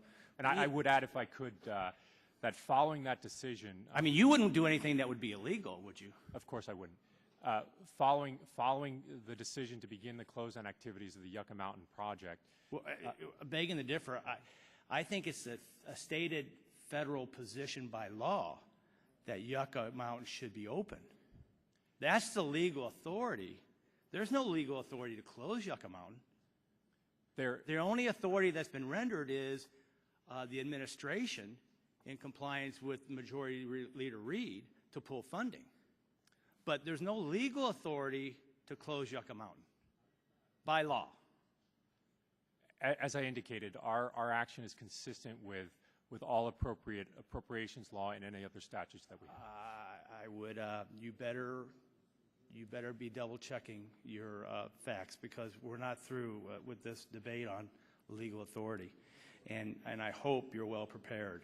We have been told that the courts may not rule on whether or not the Commission's position is legally defensible until the full Commission takes a position. But you seem to be preventing that vote from occurring. If the court runs out of patience and does rule, will you abide by the court's decision and act promptly to carry it out? The agency will act according to any legal decision by the courts or any act of Congress. Thank you, Mr. Chairman. I yield back. This time, I recognize the gentleman from California for Mr. Green for 5 minutes. Thank you, Mr. Chairman. Welcome, Mr. Hosko, and I know you're busy, and I appreciate you coming back to our committee. And I know last week you and I talked about the President's budget and the proposals to go back to FY2008 for your funding, and we both expressed concerns about the layoff of hundreds of workers, and particularly what happened in Japan. Obviously, this is not the time to go after our Nuclear Regulatory Commission. So I share that, and hopefully that message will get to other folks. Let me talk about a local issue, because I think all politics is local, and what's happened in Japan. Texas has one proposed nuclear plant that's pending at the OMB, and they're receiving their funding from CPS Energy, NRG, and Tokyo Electric Power Company, which presents part of the problem. One of the sites experienced problems. They own one of the sites that's experiencing the problems in Japan. And so knowing what may happen with their potential investment, CPS Energy and NRG have announced they have trouble finding new investors.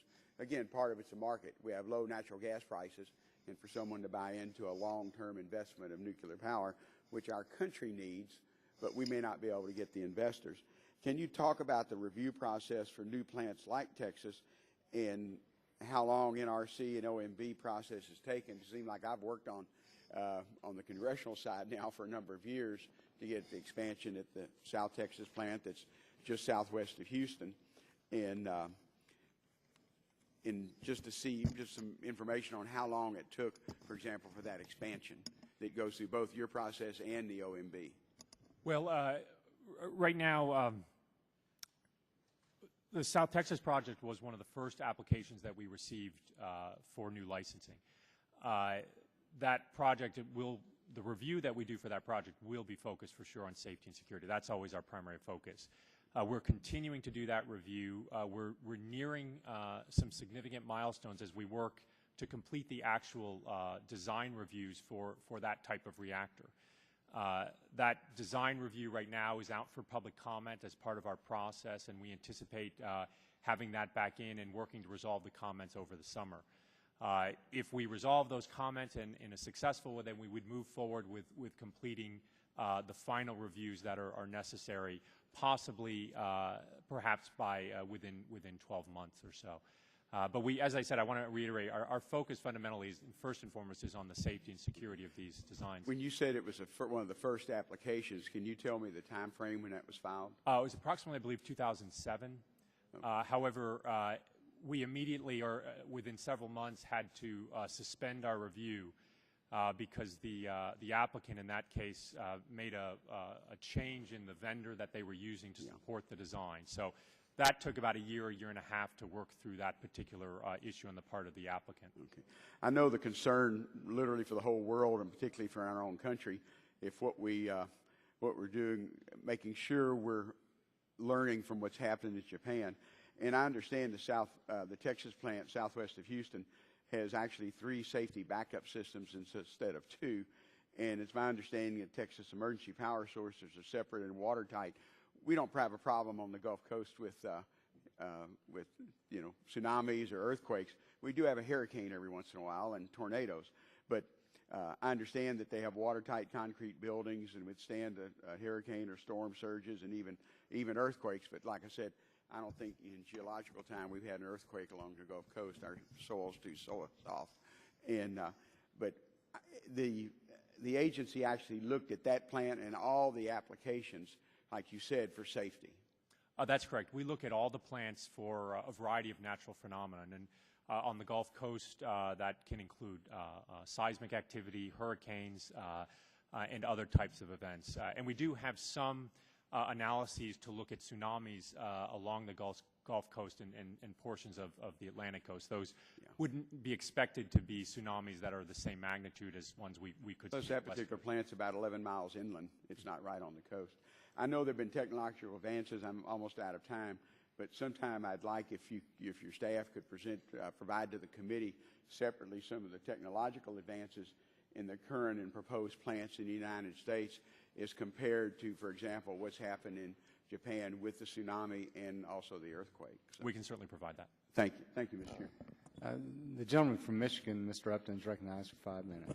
Thank you, Mr. Chairman. And again, Mr. Chairman, we welcome you here today. And I just want to say a couple things at the beginning. First of all, I certainly did appreciate our meeting that we had several weeks ago.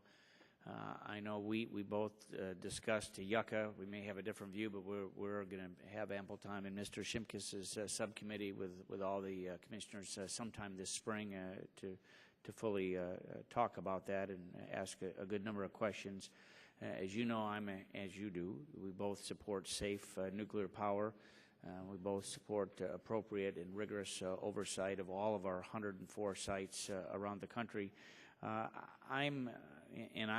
too appreciated the visit that I paid to the NRC several years ago and viewed firsthand the NRC Operations Center and looked in terms of your day-to-day activities to make sure that things are safe.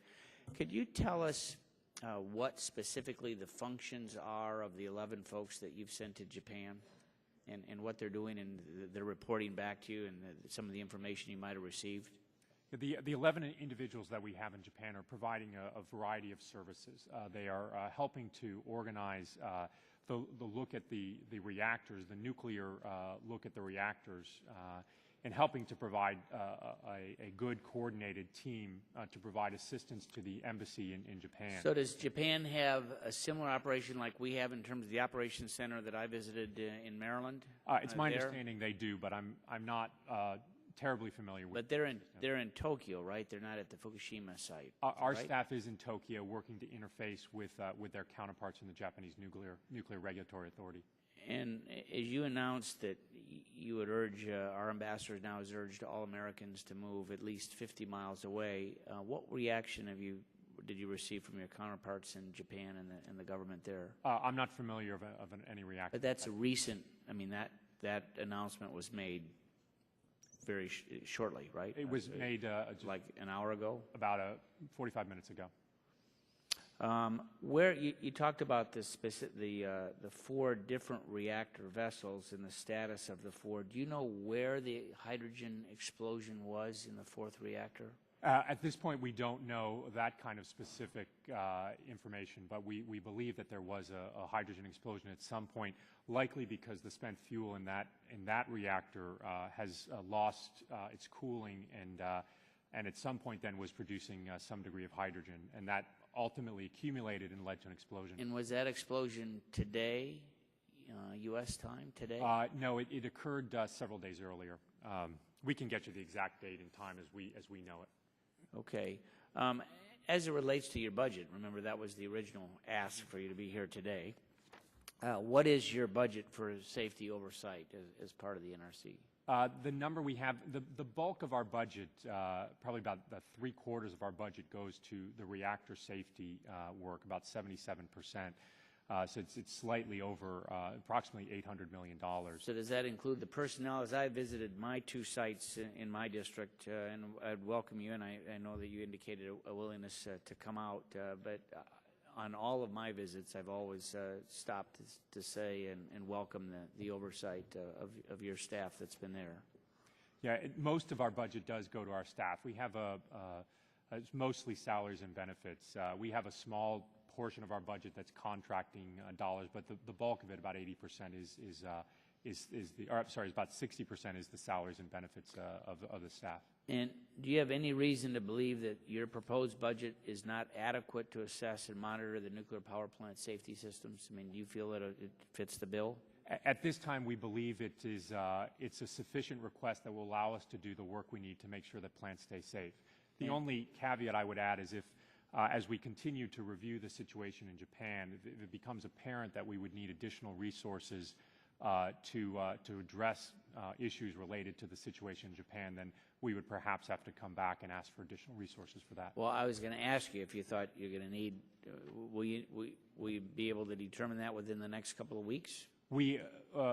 I intend to meet with the Commission within the next several days and begin looking at the kinds of questions we have to answer, and I think that will be one of the first. But first we want to kind of systematically figure out what it is that we need to look at and what are the important sources of information. But you don't really have a reserve cushion today to do that, is that right, for fiscal year 2011?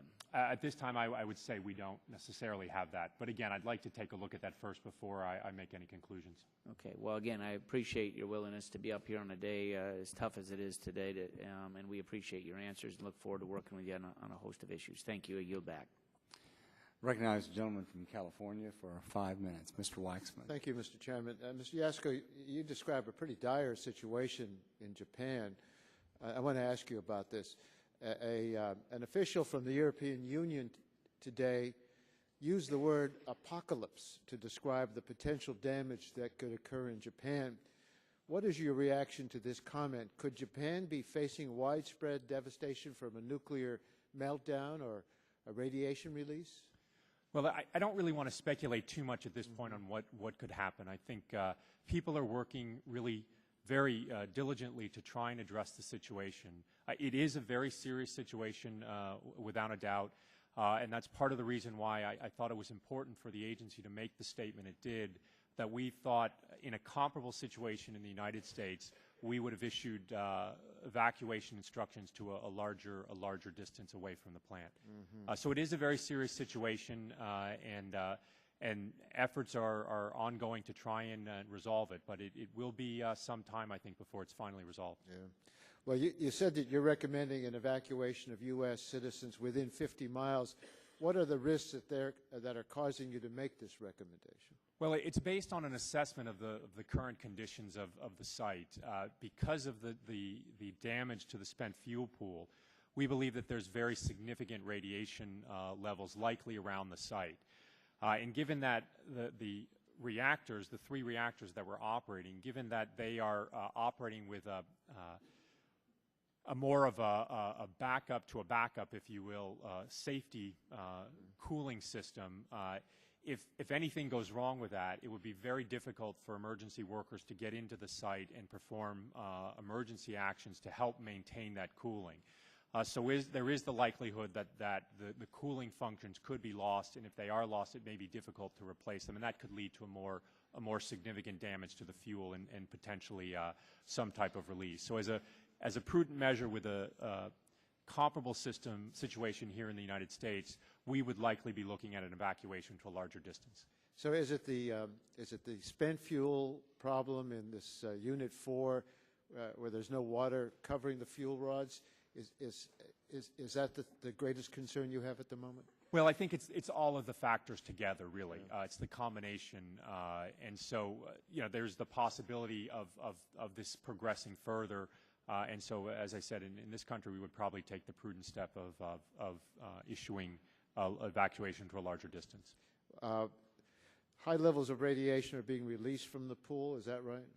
We believe that around the reactor site that there are high levels of radiation. Again, we have very limited data, so I don't want to speculate. And what would be the significance of that? The significance would, first and foremost, it would mean it would be very difficult for emergency workers to get near to the reactors. The doses that they could experience would potentially be lethal doses in a very short period of time. So that is a very significant development, and largely is what prompted the agency to make the statement that it did. And if the emergency workers cannot get in there because of the danger to themselves, what would be the possibility then to deal with this problem of the spent fuels? Well, again, I don't want to speculate too much because, again, we don't have direct information about the conditions on the ground, but it's certainly a difficult situation and one that needs to be addressed. Well, you describe serious risks at these facilities. Can you describe what you think are the highest risks and why? At the sites in Japan? Yeah. I think right now, as I think has been the situation from the beginning, the efforts are to continue to keep the reactors cool. the 3 reactors that were operating at the time of the earthquake. And that is right now being done with a variety of different systems, and again in a more of a non-traditional way, because they have lost a lot of their electrical power and their off-site power capabilities. In addition, the other risk is really to the spent fuel that may be in the spent fuel pools for possibly up to six of the reactors at the site. So keeping those pools filled with water and keeping that fuel cooled is also then the primary concerns. And what's the significance of the report of a crack in the unit itself, in the containment unit? I want to be clear. Certainly, the indication that I was referring to was a crack, possibly in the spent fuel pool on one of the other units. And the significance of that would be if there is a crack, then there's the possibility of water draining from that pool, and perhaps an inability to maintain the appropriate level of water in the pool, which could lead to damage of the fuel in that pool. What would you say is the best case now for Japan, and what do you think might be the worst case? Well, I think certainly the efforts are to continue to provide cooling of the reactors and to do everything possible to provide cooling to the spent fuel pools. Again, I don't want to speculate on what could happen, because it is a very dynamic situation, and there are certainly a lot of efforts that are being undertaken with efforts of the U.S. government in particular. I want to emphasize that this is really a U.S. government response. The NRC is playing one small part, but other assets have been located from other parts of the U.S. government and are being provided to help provide this cooling and do what we can. Thank you very much. The gentleman from Texas, Mr. Barton, is recognized 5 minutes. Thank you, Mr. Chairman, and thank you, Chairman, for being here on what's obviously a very difficult day for you. You may have answered some of these questions before, or you may have even commented on them in your opening statement, so I apologize if I asked something that has already been addressed. My understanding is that the safety systems at the power plants or the reactors in Japan are an older technology that requires an active backup, and that the licenses that you're reviewing now have a different system that is a passive backup, i.e., if something happens catastrophic, the system automatically shuts itself down, and the cooling system can perpetuate itself without outside power. Is that correct? Well, I wouldn't necessarily want to comment too much on the Japanese sites, because I'm not.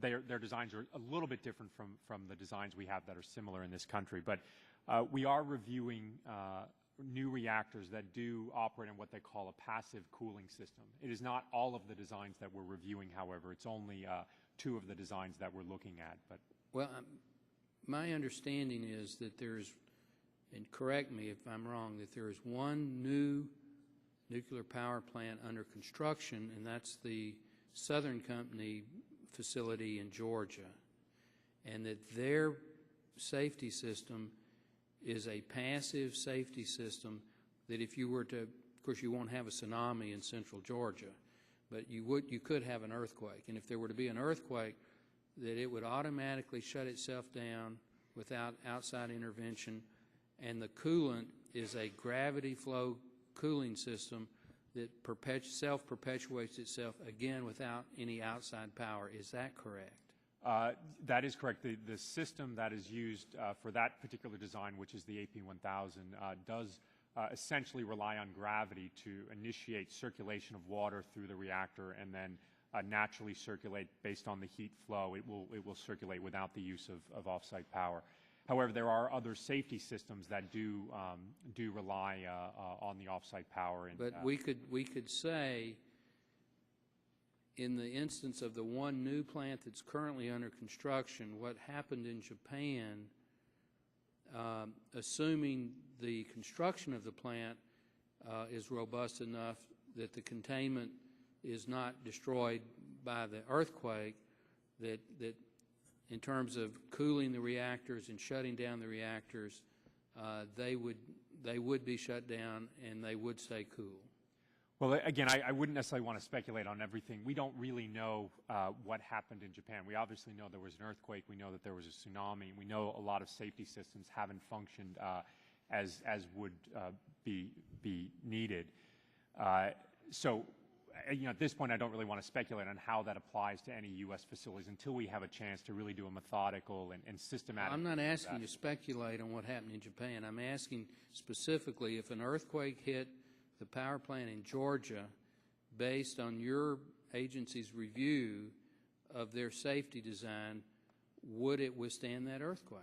All of the plants that we've licensed and all of the plants that we are currently reviewing will meet strict safety standards for earthquakes and other natural phenomena. So certainly for the existing plants, we believe absolutely that they can withstand an earthquake and they can meet the high standards that we've put in place. And the new plants, we're still continuing our review. We haven't completed our review, so I don't want to prejudge the outcome of that by making any final determinations.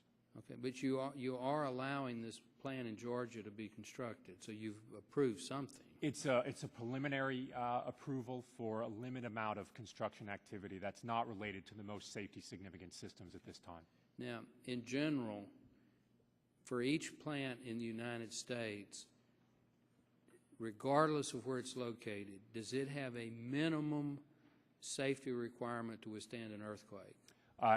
That's true. All the plants have a requirement to be designed to deal with the kinds of earthquakes we would expect in about a 200-mile radius from that nuclear power plant. Now, obviously, if a plant is in an area that's more prone to earthquakes, it might have a higher requirement than a plant that's in a location that's never had an earthquake in 500 years, but they all have to withstand some base case earthquake design criteria. That's correct. They all have to withstand what we think is the maximum expected earthquake from the historical record within about 200 miles of that site. Now, I'm told that the earthquake that hit Japan is order of magnitude the 5th most powerful ever recorded anywhere in the world. So that's obviously a very powerful earthquake. In the United States, is the design criteria currently for that level of an earthquake, or is it for an earthquake that would be, say, the standard that the earthquake that hit San Francisco in 1906? Would you like me to answer? I would like you to answer. I think it's important. I want to try and give a demonstration. I think we talk a lot about the magnitude of the earthquake, and that's not really what the NRC looks at. If you look at the cup of water that I have over here and you think of that as the nuclear reactor, the earthquake would be, probably should fill up the water glass. Do that. This is going to make TV, so do it right. I practiced it before I started. So if you think of this as the nuclear power plant, the earthquake, and when you talk about the magnitude of the earthquake, it would be like me hitting the table with my fist. So something like that. And you'll see that it makes the glass over here vibrate. That's what we actually measure and we design our nuclear power plants around is that shaking of the power plant. So the actual impact depends upon where I hit in relation to the glass. So you have a large earthquake like this that's very far away may not have the same impact on a site as an earthquake that's maybe a little bit less but much closer, so something like that. So we actually worry more about, we look at all of the different earthquakes that could happen in this region, and we look at what that shaking is, and we make sure that that shaking can handle what we think are the maximum historical earthquakes in that region. Now, go ahead. Sorry. Summarize. In addition to that, we know that we don't always know everything. So we've done a lot of studies over the years to look at earthquakes and phenomena beyond that kind of design earthquake. And we've had the plants go back and look and see if there are things that they could do to ensure that they would be able to better withstand some possible earthquake that nobody's thought of or seen at this point. And so we have what we call severe accident programs that all of the utilities have, where they have procedures and they have ability to mitigate that kind of more severe event that may not ever have occurred in a particular region. So it's a multi-layered system of defense. And if I could just briefly summarize one other point, in addition to that, following September 11th, we required all of the nuclear reactors in this country to pre-stage equipment that can perform this emergency last kind of ditch effort cooling to the reactor and the spent fuel. And that's a variety of procedures and different types of equipment that are required to be at the reactor sites, and we've inspected the reactors to make sure that they have that. So, that gives you another level of defense beyond really just what the design of the reactor is. Thank you, and thanks you for the chair's courtesy in letting him answer that question. Gentlelady from California is recognized for 5 minutes. And Mr. Chairman, if you wouldn't mind granting me a little consideration, I represent Diablo Canyon Nuclear Facility, and I have 3 packed questions, but something was stated earlier that I believe needs to be clarified just for the record. If I could ask the chairman, in addition to thanking him for his testimony, did you say that Unit 4 in Japan, in the incident there, that there was no water in Unit 4 surrounding the spent fuel, and that Unit 3 was in danger of losing the water source? We believe at this point that Unit 4 may have lost a significant inventory, if not lost all of its water. And that Unit 3 is in danger?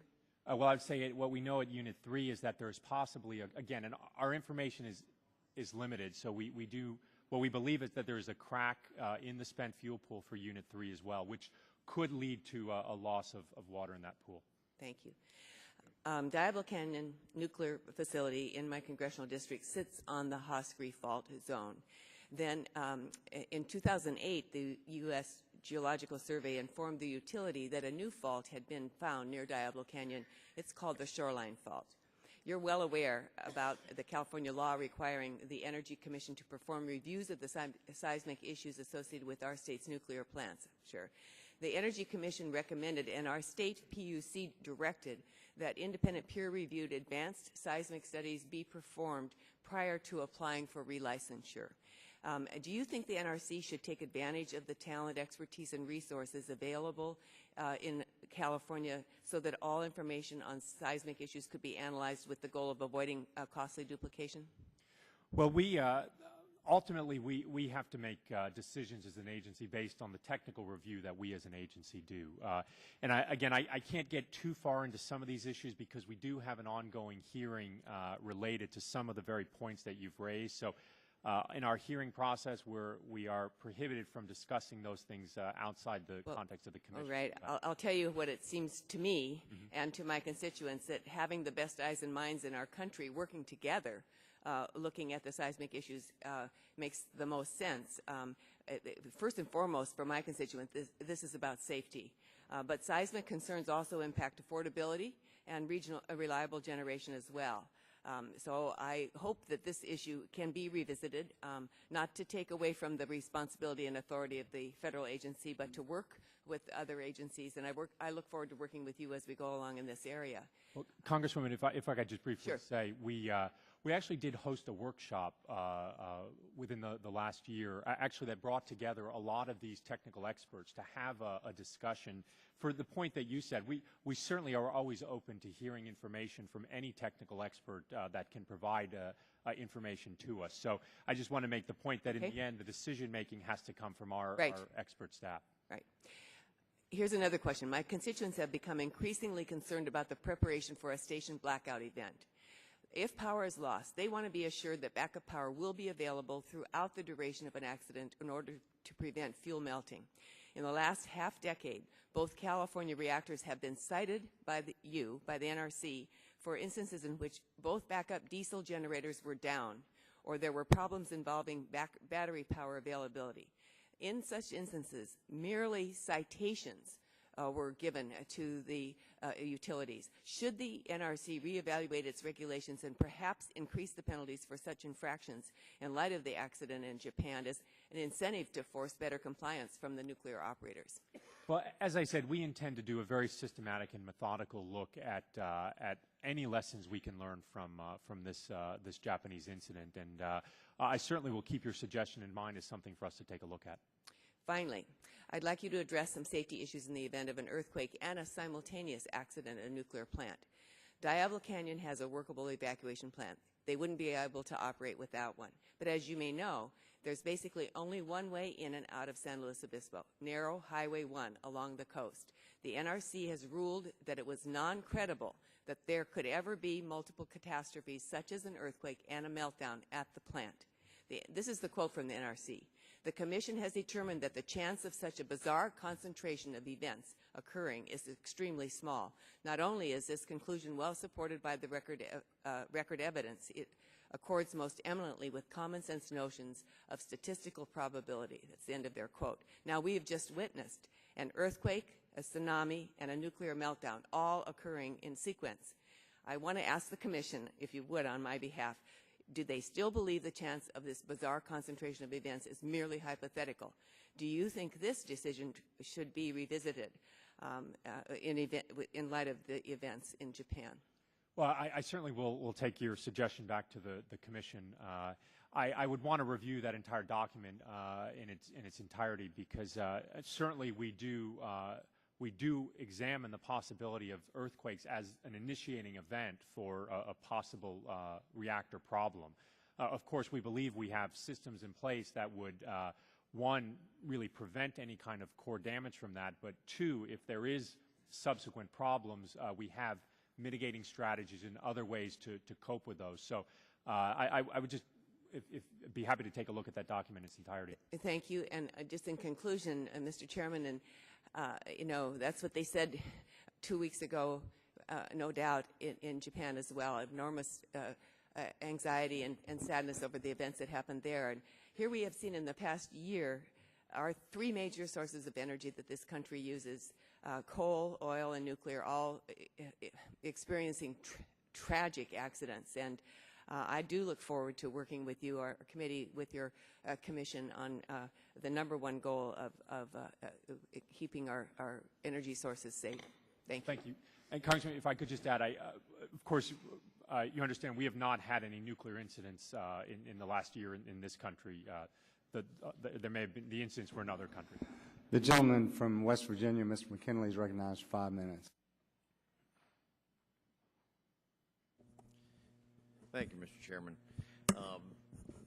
Does the NRC still have the authority, given the light of what's happened in Japan? I assume you still have the authority to grant the permits for continuing the design implementation of nuclear facilities? Certainly, the agency is an independent regulatory agency. Given, is there any delay, or are you hearing anything that would set up? I would expect some extension might be necessary, but what would you suggest is a reasonable time frame for someone making an application? Well, as I said, I think the process of reviewing an application for a nuclear power plant is a very complicated process, and this is the first time we're doing this, the first time we've done it in a long time. So I think there's going to be some lessons that we learn, both the applicant and the agency. So I don't want to get into kind of speculating how long or surmising how long I think it should happen. I would just say that, you know, we will do the thorough job we need to do to ensure safety of. Do you have, given that this also is for budgeting, I haven't seen. Do you have some R&D money allocated for researching alternate uses for spent fuel rods?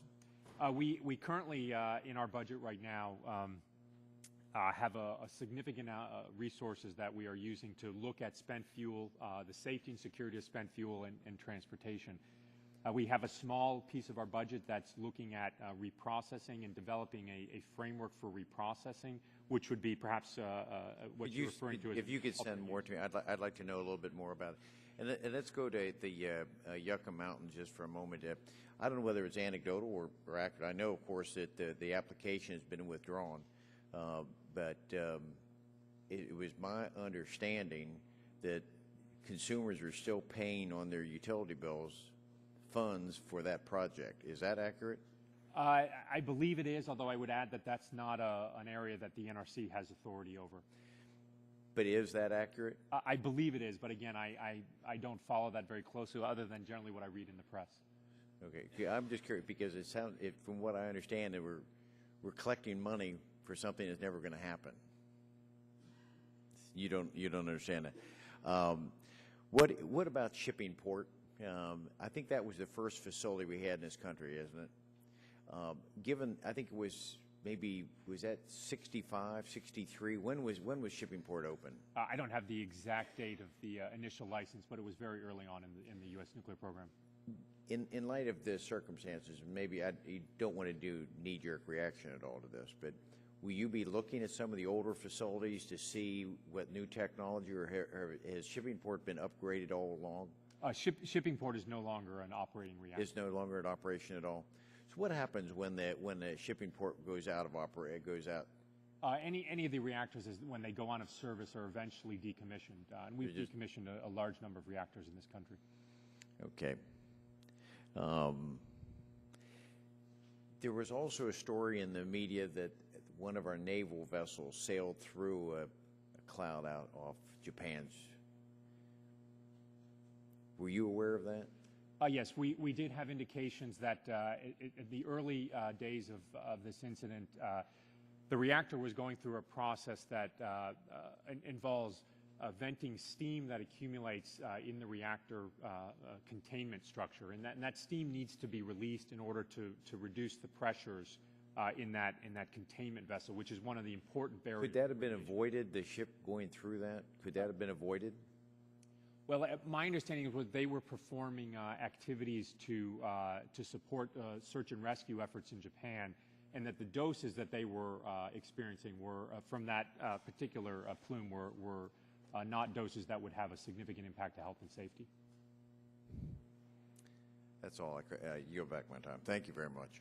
Thank you. This time, recognize the gentleman from Massachusetts, Mr. Markey, for 5 minutes. Thank you, Mr. Chairman. Welcome. What interim safety measures are you going to require while you study the issue? In Germany, they're taking interim steps right now, as well as Switzerland, China, Venezuela. Are there any steps you would like to announce that you are going to take in order to ensure that the plants in our country are safe? Well, Congressman, we continue every day to make sure that the plants are safe, and at this time we don't have any specific actions that we think are necessary to add to the safety of the facilities that beyond what we do. Are there any interim advisories that you are going to send out? After 9/11, the NRC sent out some interim advisories. After Fukushima, are you planning on doing that? We do intend to send out what we refer to as a regulatory information summary that will generally characterize the event in Japan. Again, at this point, we don't have detailed information, but that will remind licensees of course, their obligations under their existing license, but as well as these additional measures that I talked about to these severe accident types of strategies, as well as the efforts that we implemented after 9/11 to put in place these systems and procedures to ensure that they could provide emergency cooling to the reactor if necessary. Going back to the question which Chairman Whitfield asked you about Dr. Ma and his concern about the AP1000 design, you said in with your vote that while it is clear that the use of ductile material in all areas of the shield building would provide an additional enhancement to safety, that I am not convinced that such a design requirement exists. After what's going on in Japan right now, would you reconsider that in order to perhaps consider adding that ductile material as part of the process of the construction of AP1000 plants? As I said, I think we'll do a very thorough review of the information from Japan, and we don't anticipate getting to a final decision on that design for at least until the end of the summer. So I think there'll be plenty of information from our review at that time to inform that decision. Yeah. As you know, I authored legislation in 2002 that required the distribution of potassium iodide to residents living within a 20-mile radius of nuclear power plants based upon a Sandia study, because we learned after Chernobyl that this cheap medication can prevent cancers caused by radioactive iodine. The Bush White House ignored my language and blocked an effort by HHS to implement it. In fact, they even took away HHS's power to complete its KI distribution guidelines. The Obama administration has not implemented it, even though the Surgeon General has just said yesterday that she thought it was worthwhile precaution for West Coast residents. Don't you think the distribution of potassium iodide to residents within 20 miles of nuclear power plants is a common sense measure that should be implemented? Well, the particular protective actions that would be issued for any nuclear power plant incident are ultimately the responsibilities of the state and local governments. They have that primary on-the-ground responsibility to decide how to deal with an accident. But the plants are licensed by the Nuclear Regulatory Commission, right, by the states. You're the agency of expertise in terms of the spread of nuclear materials, not state officials. Do you believe that it is advisable to look at a 20-mile radius for distribution of the current policy of the Commission is that potassium iodide would be one of the protective action that could be considered within what we call our emergency. The Bush guideline was that for 10 to 20 miles, people should just stop running or ducking under their bed. Do you think there is no other medicine? So is there a recommendation from you that they should look at potassium iodide for the 10 to 20-mile radius? Again, I would really, in many ways, defer to state and local governments as they believe that that's appropriate. I think there certainly are many protective actions that could be taken. I just don't think that they have the expertise looking at the probabilistic risk assessment of the likelihood of an accident in terms of having KI there. Now, the San Onofre reactor is also rated to withstand a 7.0 earthquake. Should we be retrofitting those reactors to ensure that they can withstand much stronger earthquakes? The IAEA warned Japan 2 years ago that their nuclear power plants were not designed well enough to withstand a strong earthquake, and they were only able to withstand a 7.0 earthquake. That's what San Onofre is designed to withstand. Should we be looking at retrofitting of the San Onofre plant and plants like that? Well, as I said, the plants are actually designed to the ground motion and the shaking that you would get at any facility, and that's based on what we think are the most, what are really what's the maximum earthquake that's occurred in any particular area. So it doesn't directly necessarily mean a 7.0 earthquake. It's what we think is the maximum credible earthquake, and I continue to believe that that's the appropriate standard for the agency. But again, we will take a look at all the information we have from Japan as that comes in, and if we have to make modifications to our requirements, we will. I would just hope that maximum credible earthquake would be re-examined after what's happened in Chile, New Zealand, and Japan. We'd be in the other part of that earthquake zone that is yet to have an earthquake, so that we do have the proper protections. The gentleman from Louisiana, Mr. Cassidy, is recognized for 5 minutes. Thank you, sir. Are y'all just, I'm a physician, so I'm going to speak about it and sound like a physician. In effect, there's going to be a post-mortem done on that accident, and folks are going to go in there and see what went wrong and learn from it to ideally keep it from occurring again. Now, are there going to be people from industry invited to that party, if you will, or to that post-mortem, or only be academia and government? It seems all three need to be there, and so I don't think I've heard you mention having industry there to kind of, what do we do? Thoughts? Well, we haven't yet decided how we'll go about our review, but I want it to be systematic and methodical. Those are the two words that I think are most important right now. And in our normal practice as an agency, we always reach out to stakeholders, not just industry, but public interest groups and other members of the public. So I would expect that whatever we do as part of this process will have a significant public involvement. Now, let me ask, because when I toured the nuclear power plant near my home, I'm from Louisiana, so it's the River Bend nuclear power plant. As I recall, they were coming up with a fail-safe mechanism to keep the generators running even if there was something dire that happened to the plant.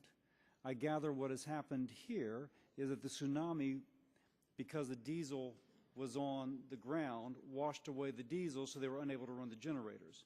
So just for the reassurance of folks here, frankly my city, if you will, it seems that we've been proactive on that particular issue so that there is a backup to the backup to the backup to keep the generators running to pump the water in case. You see where I'm going with that.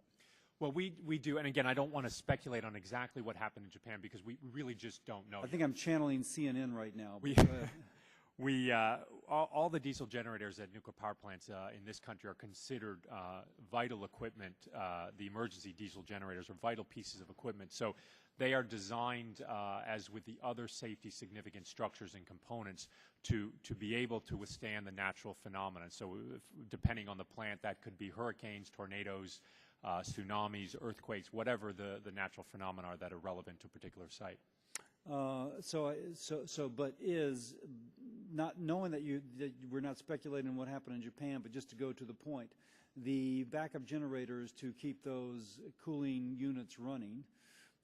We have proactively addressed this in this country, and there is a way if a Hurricane Katrina comes through and hits my state, that and one system goes out, there's another system to keep it running. Is that my understanding? That's correct. Each reactor has at least 2 diesel generators. In the event that one of them can't perform its function, there will be an additional. In addition to that, many sites have what we call a station blackout diesel or some other type of electrical power supply that can function in the event that those primary emergency diesel generators are not operating. And then, of course, in addition to that, as I've referred to, all of the plants in this country have been required to look at pre-staging other additional emergency equipment that could deal with this kind of situation. You mentioned that. In some cases, that would be electrical power supplies or portable generators and things like that. Got you. You may have answered this next question. I'm sorry I was out of the room for a bit. Clearly, we're talking not just natural disasters, but man-made. Do I understand that new nuclear power plants, or do I not understand correctly, that they have to be built so that if there is a terrorist attack and a plane is driven into them, that somehow it is still protected?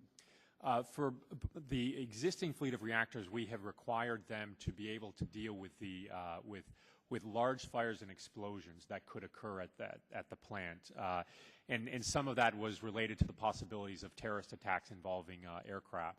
For new plants, what we've required them, the new designs are required to be able to withstand an aircraft type impact at the site. Now, the containment structure, again, you may have said this, I apologize. The containment structure, though, even if there is a meltdown, how effectively can that containment structure keep it contained?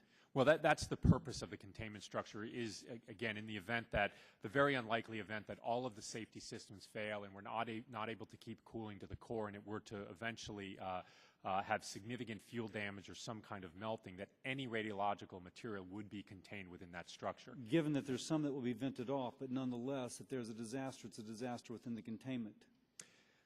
That's the design goal and the expectation. And of course, if that were to fail, we have very robust programs in place to do emergency evacuation. So this is the 1970s circa plant, so I presume since it dates from the 70s, since we have even more robust protections.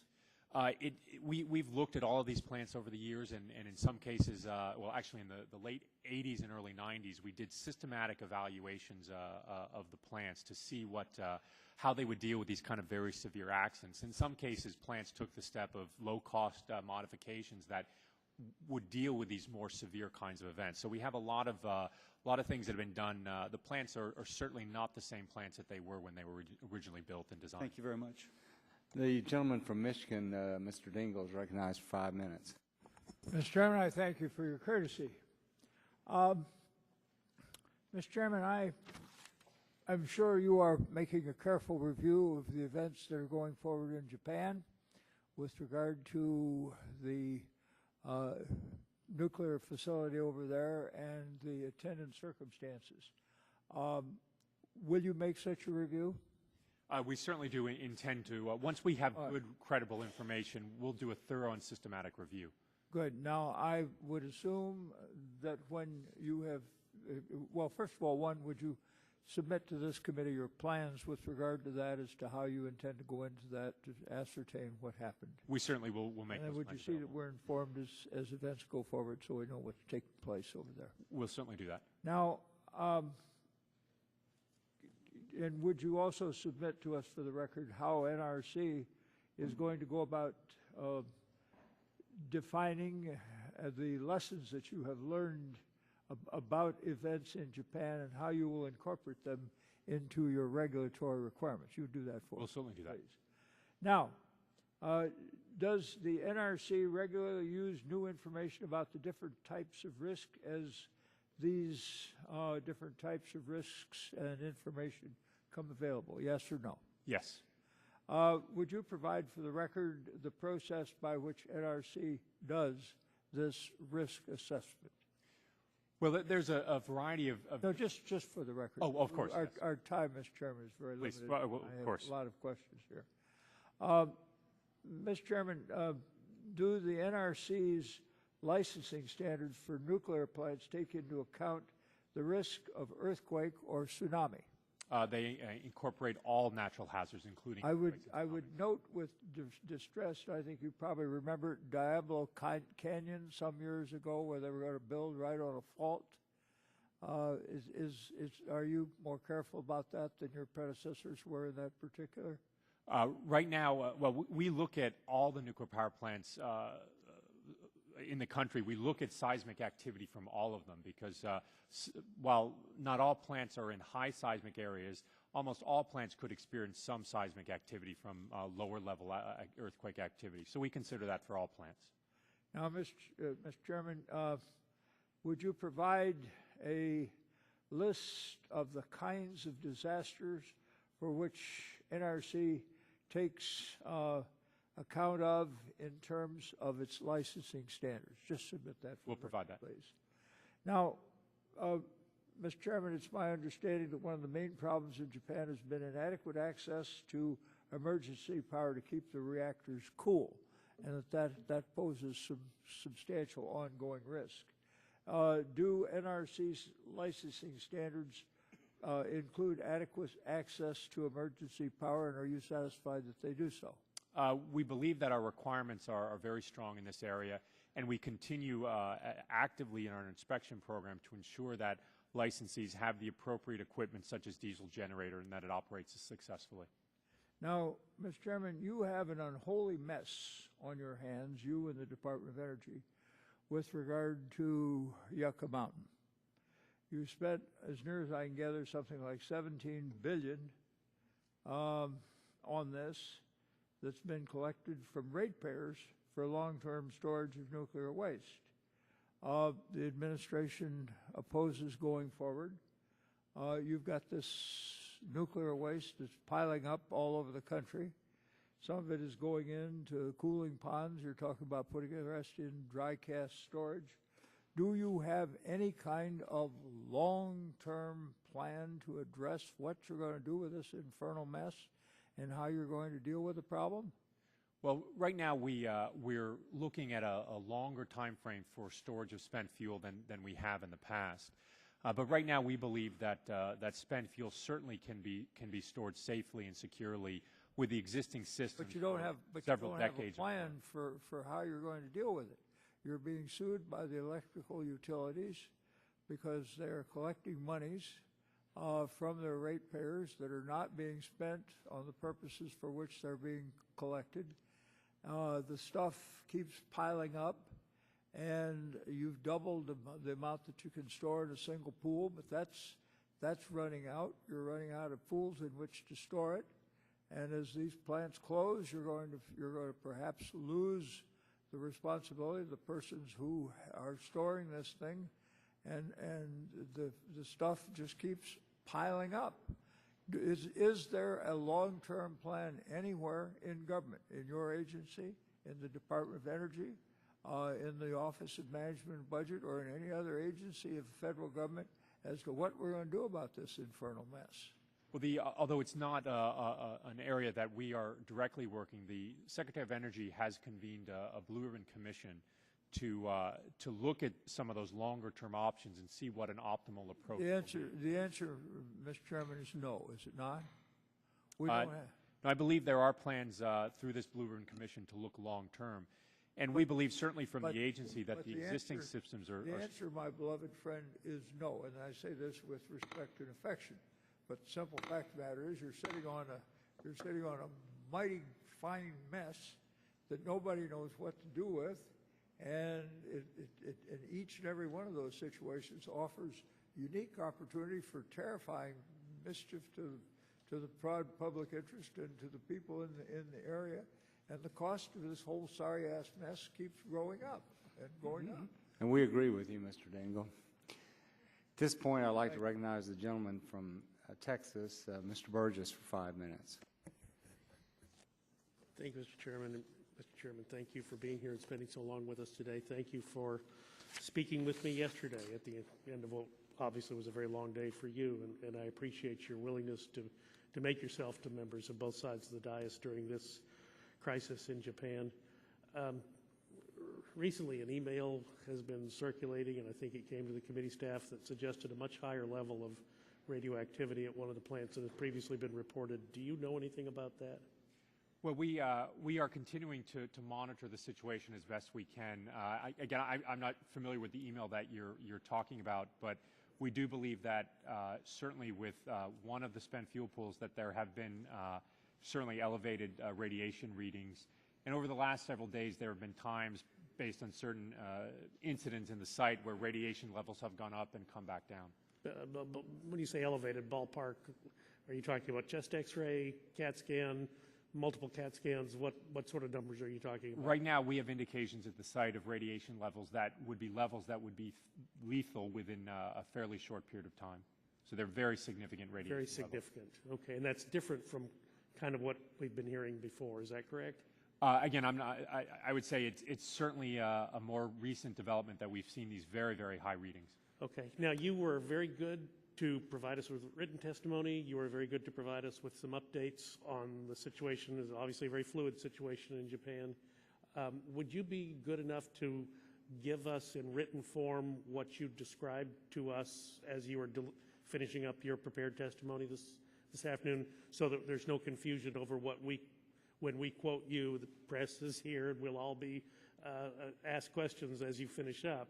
Could you provide us the written information that you would like us to have? We'll provide that for you. Because some of it, and I think Ms. Capps on the other side talked about a little bit. I mean, you talked about the spent fuel pool being dry and the radiation being high. I mean, again, things that were different from what I had been gathering from the press reports just prior to coming in here.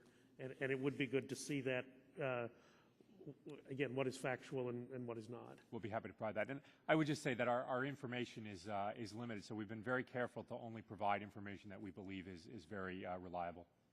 Well, now, we're here to talk about the budget, and the budget you prepared obviously was before all this happened. Do you anticipate submitting an addendum to the request in light of things that have happened this past week? That's something we'll review. At this point, I don't have an answer for you, but I will certainly come back to the committee if we do. Can you give us just kind of a back-of-the-envelope estimate? In a perfect world, what would be the percentage of electricity in this country produced by nuclear power? It's approximately 20%.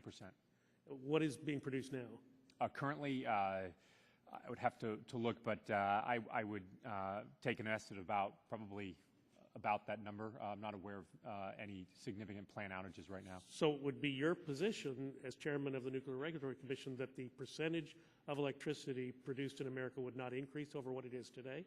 Do I understand that correctly? I'm sorry. In an ideal world, this country maximizing all of the different energy production possibilities that we have, what percentage would be nuclear? Well, it's really not up to us to decide that. I think the agency's responsibility is to make sure that if there are nuclear power plants in this country, that they continue to operate safely and securely. Do you have a concept of what would be the ideal number of nuclear plants in this country in the next 10, 20, 30 years? It's really not, certainly as an agency, we don't have a concept of an ideal number. Our job is to make sure it's safe and secure. How many would be too many for you to keep up with to ensure that there was safety? Right now, we think certainly we're planning for the possibility of new plants to be under construction in the next several years. So we believe with the budgets that we've developed, we would have the resources we need to handle those additional units if they're licensed. All right. Chairman Dingell described in very colorful terms an infernal mess at Yucca Mountain. If you were the king of the nuclear regulatory world, the sole decision maker on nuclear waste, what would be the ideal solution, the sine qua non? What would you do? Well, as I said, I can't get too much into that because we do have an ongoing proceeding with regard to Yucca Mountain. And, you know, the job of keeping plants and the materials and all the things that we regulate safe is pretty much a job that, in particular these days, keeps me awake almost 24 hours a day. So I'll let somebody else worry about some of those other broader policy questions. So we thank you for your activities during this crisis. Thank you. This time I recognize the gentleman from Pennsylvania, Mr. Doyle, 5 Thank minutes. you, Mr. Chairman. Chairman, thanks for your patience and endurance today. Given what's happened in Japan, I'm sure this has been a reminder to all of us that everyone agrees that certifying new nuclear designs is a crucial and important task to make sure these reactors are durable and can be safely operated. And I understand that the new reactor design certification process involves not only professional and accredited NRC staff, but there's also an outside expert advisory committee that oversees the review and recommendations of the NRC staff. Is that correct? We do have it's an outside, or it's a agency independent advisory committee. Yeah, that's right, the ACRS. And then ultimately you and your colleagues also evaluate and make your own independent judgments, correct? Correct. So I want to address this situation to get more clarification and more on the record about concerns raised by my good friend Ed Markey regarding Westinghouse's AP1000. I want you to hopefully provide some more clarification to the process that was involved certifying this reactor. Now, is it true that Dr. Ma's non-concurrence issues during the deliberation for the Westinghouse AP1000 Advanced Final Safety Evaluation Report were, in fact, given due consideration by his NRC staff colleagues? I believe that they were. And also the members of the Independent Advisory Committee for Reactor Safeguards? They did, as part of their review, they did specifically receive a presentation from Mr. Ma about and you and your commission colleagues? I don't want to speak for the actions of all of my colleagues, but I personally met with him and talked to him about his concerns. And can you tell us what happened after Dr. Ma made his presentation and raised his concerns? So he raised these concerns, and tell us what happened after that. Well, they were, I think they were looked at by certainly all of the staff at the agency that were reviewing the design. This advisory committee also did look at his perspectives, and they came to their own conclusions that I think ultimately no one disputes that the recommendations that he had would make the design safer, but we think that the design as it is right now would appear to meet our standards. But I would add that it was also Mr. Ma who originally raised concerns with a previous iteration of the design, and as a result of those concerns, the agency did indicate to Westinghouse that significant changes would need to be made. They, in fact, did make significant changes, and I think, in some sense, Mr. Ma believes that, and again, I don't want to speak for him directly, but my understanding of his position is that he thinks that those changes are not necessarily enough to satisfy his initial concerns. But it's true that his concerns were put forward, and that the NRC team of reviewers that throughout the drafting of the AFSER, they evaluated it, and they basically overruled his concerns, basically, as did the subcommittee, as did, I mean, this went through a process. I just want to make clear for the record that we don't have a person at the department who's raised concerns and they were swept under the rug or ignored. I mean, these concerns were addressed. Is that not correct? Yeah, I feel very strongly that we create an environment at the agency where people can raise concerns, and those concerns can be thoroughly reviewed and vetted, and I believe in this case that that's what happened. Thank you very much. That's all I have, Mr. Chairman. The gentleman from Nebraska, Mr. Terry, is recognized for 5 minutes. Thank you for being here. I'm just curious. There's 2 power plants. Mr. Barton talked about one in Georgia, but there's one in Georgia, one in South Carolina that sometime this year or early next year should be issued their combined construction and operating license. My question first is, are there any discussions occurring to delay that COL now because of the Japanese disaster? Well, right now, all of the those 2 plants that are the potential plants that you referenced are all based around the AP1000 design. That design is currently undergoing a public review process.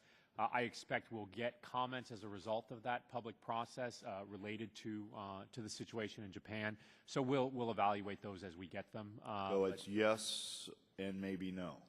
At this point, we haven't done. We're following our normal path with the reviews at this point.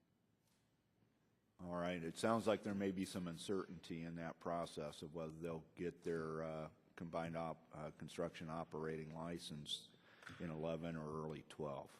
Well, we're proceeding down a path to continue the reviews, as I said earlier. There's no reason to repeat the answer. I'm curious to how many other applications have been made for the early site permits. Do you know how many are sitting with you all? We currently have, I believe, 1 or 2 new early site permits in front of the agency, or expected to come. All right. Are there any that have been provided their early site permit and now on course to go to the next level of permitting? I'm just trying to figure out how many are in the pipeline. Right now we have 12 applications in front of us for approximately 20 reactors. Those are actual combined license applications, and then we have, I believe it's 2 early site permits that are not yet tied specifically to an actual license for a plant. All right. I've studied a lot over the last couple years the small modular reactors. Just want to know what your personal opinion is, where the process is in reviewing the technology, how close we are to perhaps even rolling out a pilot project. Well, I like to think of the small modular reactors in 3 groupings. We have the small modular reactors, which are very much based on the existing type of reactors that we have now, but smaller. For that type of design, which we call integral light water reactors, we would anticipate in the next year or so an application for the construction of a small modular reactor type. We also anticipate 1 or more applications for designs related to those smaller modular reactors. The second category we have are what are basically called high temperature gas reactors, so it's a slightly different technology. That is mostly work that's tied to the next generation nuclear plant project. And that is an activity that's a little bit farther along or farther away, probably more like 2013, where we might see an application. The area in which probably there's the least certainty is with more of the non-traditional reactor types, for instance, the one that sodium-cooled Chairman reactors. may have raised earlier with you. Exactly. Those are much more right now in what I would call the conceptual stage. So they haven't progressed to the point where we really have detailed discussions about possible reviews of applications. All right. Appreciate that. I'll yield my 59 seconds back to the chairman. Thank you. At this time, I recognize the gentleman from Louisiana, Mr. Scalise, for 5 minutes. Thank you, Mr. Chairman. And Mr. Jack, I appreciate you being before our committee.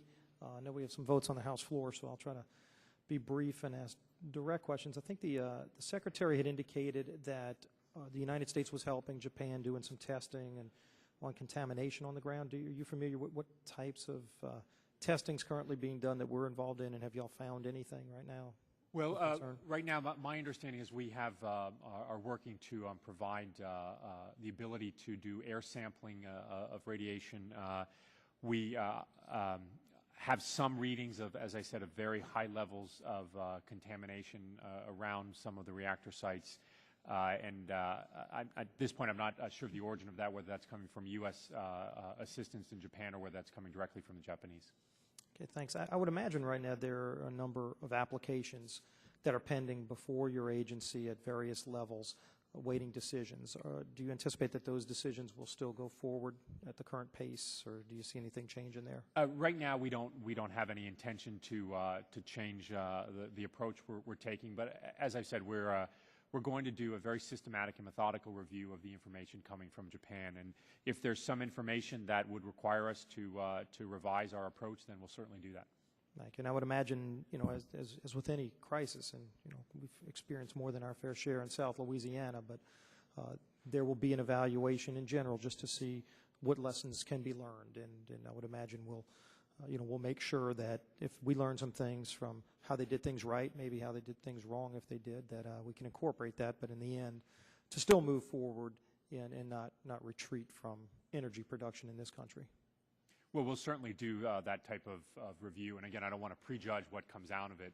If we get information that tells us we need to make a change, we will. If we get information that tells us that things are good, then we'll continue to proceed as we are. Thank you for your time. Appreciate it. Thank you, Mr. Chairman. I yield back. Mr. Commissioner, I just want to ask clarification. In response to Mr. Terry's question, you talked about on these small modulars, there are 3 or 4 different categories. The existing type, the third type is NGNP 2013 conceptual.